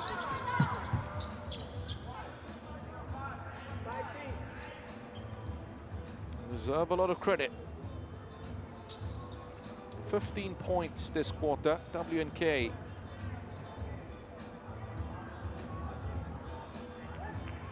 Yet to net.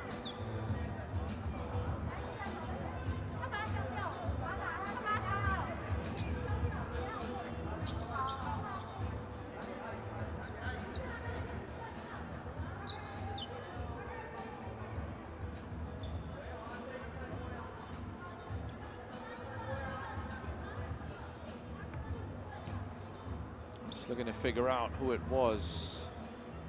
I think that's been involved in a little bit of an issue here. Officials have just been able to sort it out. No, it wasn't a play, it was about the shot clock.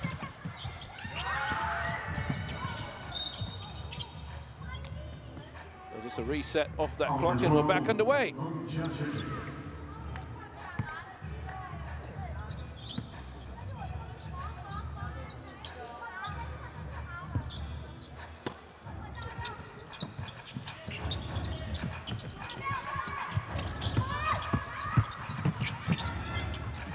Oh, clever.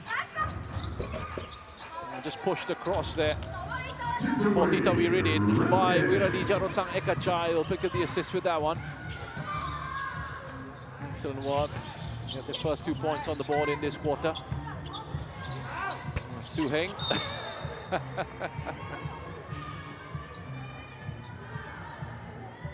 That's a pretty nice sight at this stage of the contest.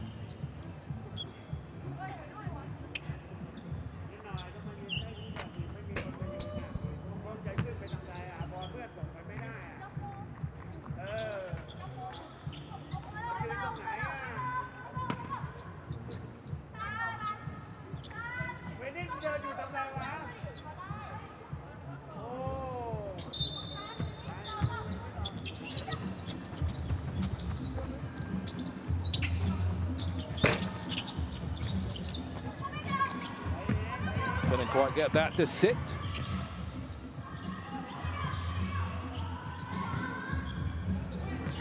There's Yarisa. And holds on to it and eventually gets a little bit of an opening. Not a high quality opening for her. Once more being rushed into these shots and taking time away from the opposition. That's what YHS have been doing. We're forcing WNK into making these hurried decisions. Making shots, making calls under pressure.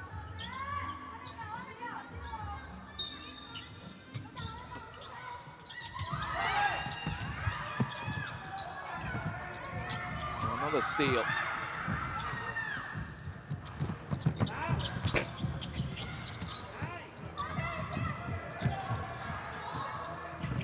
Steals. And they have 19, I think, that they've come up to now for YHS. And it's Chen Sin. Gets another 2 on her tally, up to 17. For her personally on the night, there's another steal. And in support is Chen Sin. Again, good work from Sun Yu Chie though, with the intercept earlier. That's Yanisa. Pops it out to a teammate. YHS 92. We're gonna go to 95 with the triple. Sweet 3 from Chen Sin.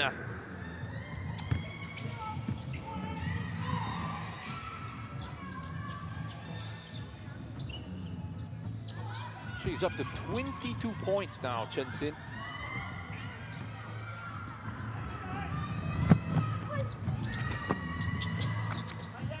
It's another offensive rebound. YHS 97. Can they get it to the century mark here? YHS with the clock ticking away. We're quite keen on that, I'd imagine. YHS, WNK. The restart. Look at the press here from YHS. That's been the approach all the way through. There's been no let up. They've not taken the foot off the accelerator. They've kept going. They've kept at it. And they'll have some time here to try and get the 100. A foul. Was there a foul? Doesn't look like that might have been a call. Should stay in possession here, YHS. I think the clock might just run out on them.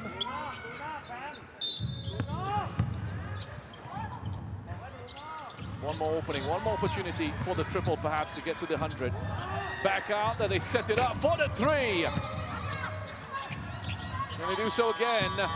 Just out of time, but an impressive showing from Yangming High School. A powerful second half of this contest. They have limited WNK to just 4 points in this second half. Yangming High School, wow, what a performance. Impressive stuff all the way through the team. You've had big contributions throughout. Chen Sin, the outstanding player in terms of the points on the board, 24 of them in this matchup. Su Heng with 19. Wu Xuanling with 10. Well, you've got points from everyone in that squad and significant minutes on the court as we have a look at the highlights. And it all started very differently for YHS. Initially, it was all about Wat Noi Nopa Kun School. A rapid start, going 10 points clear, but that was about as good as it got for Wat Noi Nopa Kun School as Yangming High School changed their approach, switched on the aggression and the intensity of their play, and just took the opposition apart. Incredible volume of shot creation coming from their work off the ball. Oh, sounding a bit like a broken record as we have a look at the highlights. You'll see what I mean. Quick transitions, fast breaks, good quality on the shooting, and just finding those gaps as WNK at run out of gas. 49% on the 2-point field goals, 23% on the 3-pointers for YHS. But have a look at those rebounding numbers, 57 to 27. 34 of that 57 offensive rebounds from YHS. 27 assists as well compared to just 5. A huge team effort, and those turnover numbers from WNK, 33. Let's go to the interviews courtside. Chen Sin is the player of the game. I've got our player of the match here with us, Chen Sin. Congratulations. That was a hard-fought win. It was neck and neck there for the first half of the game. What do you think gave your team the edge in the second half? 恭喜你，这一场来自不容易的胜利。上半场双方分比非常接近，是什么让你对最后赢？恭喜你，这是一场来自不容易的胜利。上半场双方比分非常接近。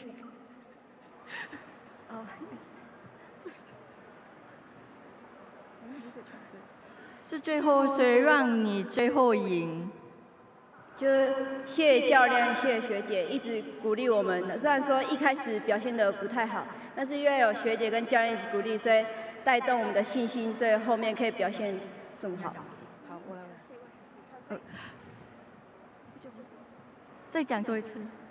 就是谢谢教练、谢谢学姐。就是虽然说一开始表现不是那么好，但是因为有教练跟学姐的鼓励，让我们后面有更好的信心，打出这么好的球赛。Thank you everyone, and coaches always encourage her and let the game have a good victory. So you are back on the court tomorrow for hoping to advance into the semifinals. What do you think you need to do to win? 你们明天直接又在玩，你觉得需要做什么才可以进去 semifinals？ 你们明天最后终局比赛，这是一场你们最棒的比赛。what？ 那你们明天需要做什么才可以再赢？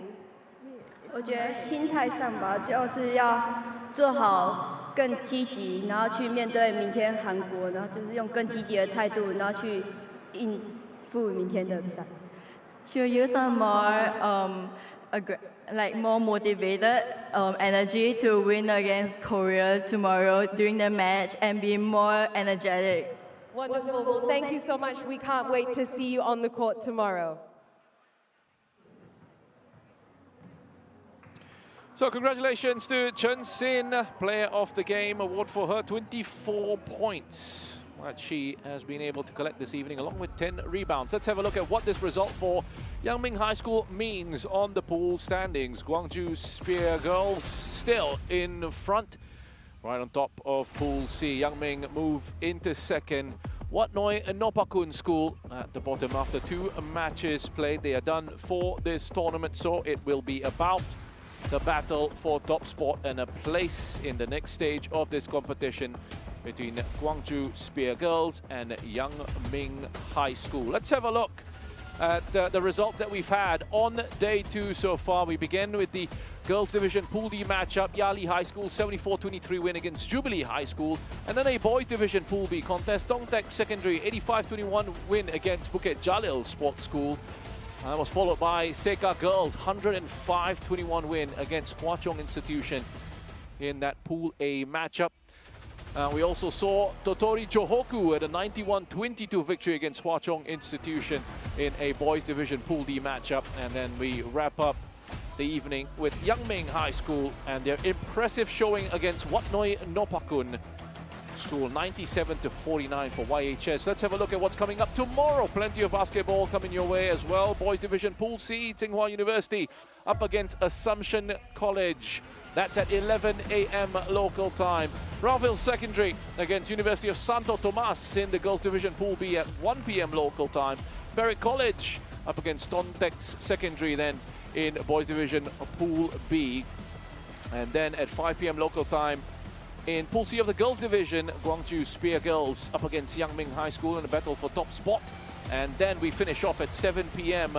with a boys division Pool D matchup, Totori Johoku against Far Eastern University. All big matches for a place in the next stage of this competition. Well, thanks for joining us on our coverage of the NBA Rising Stars Invitational. That's it for this evening. We'll see you tomorrow for more from this tournament.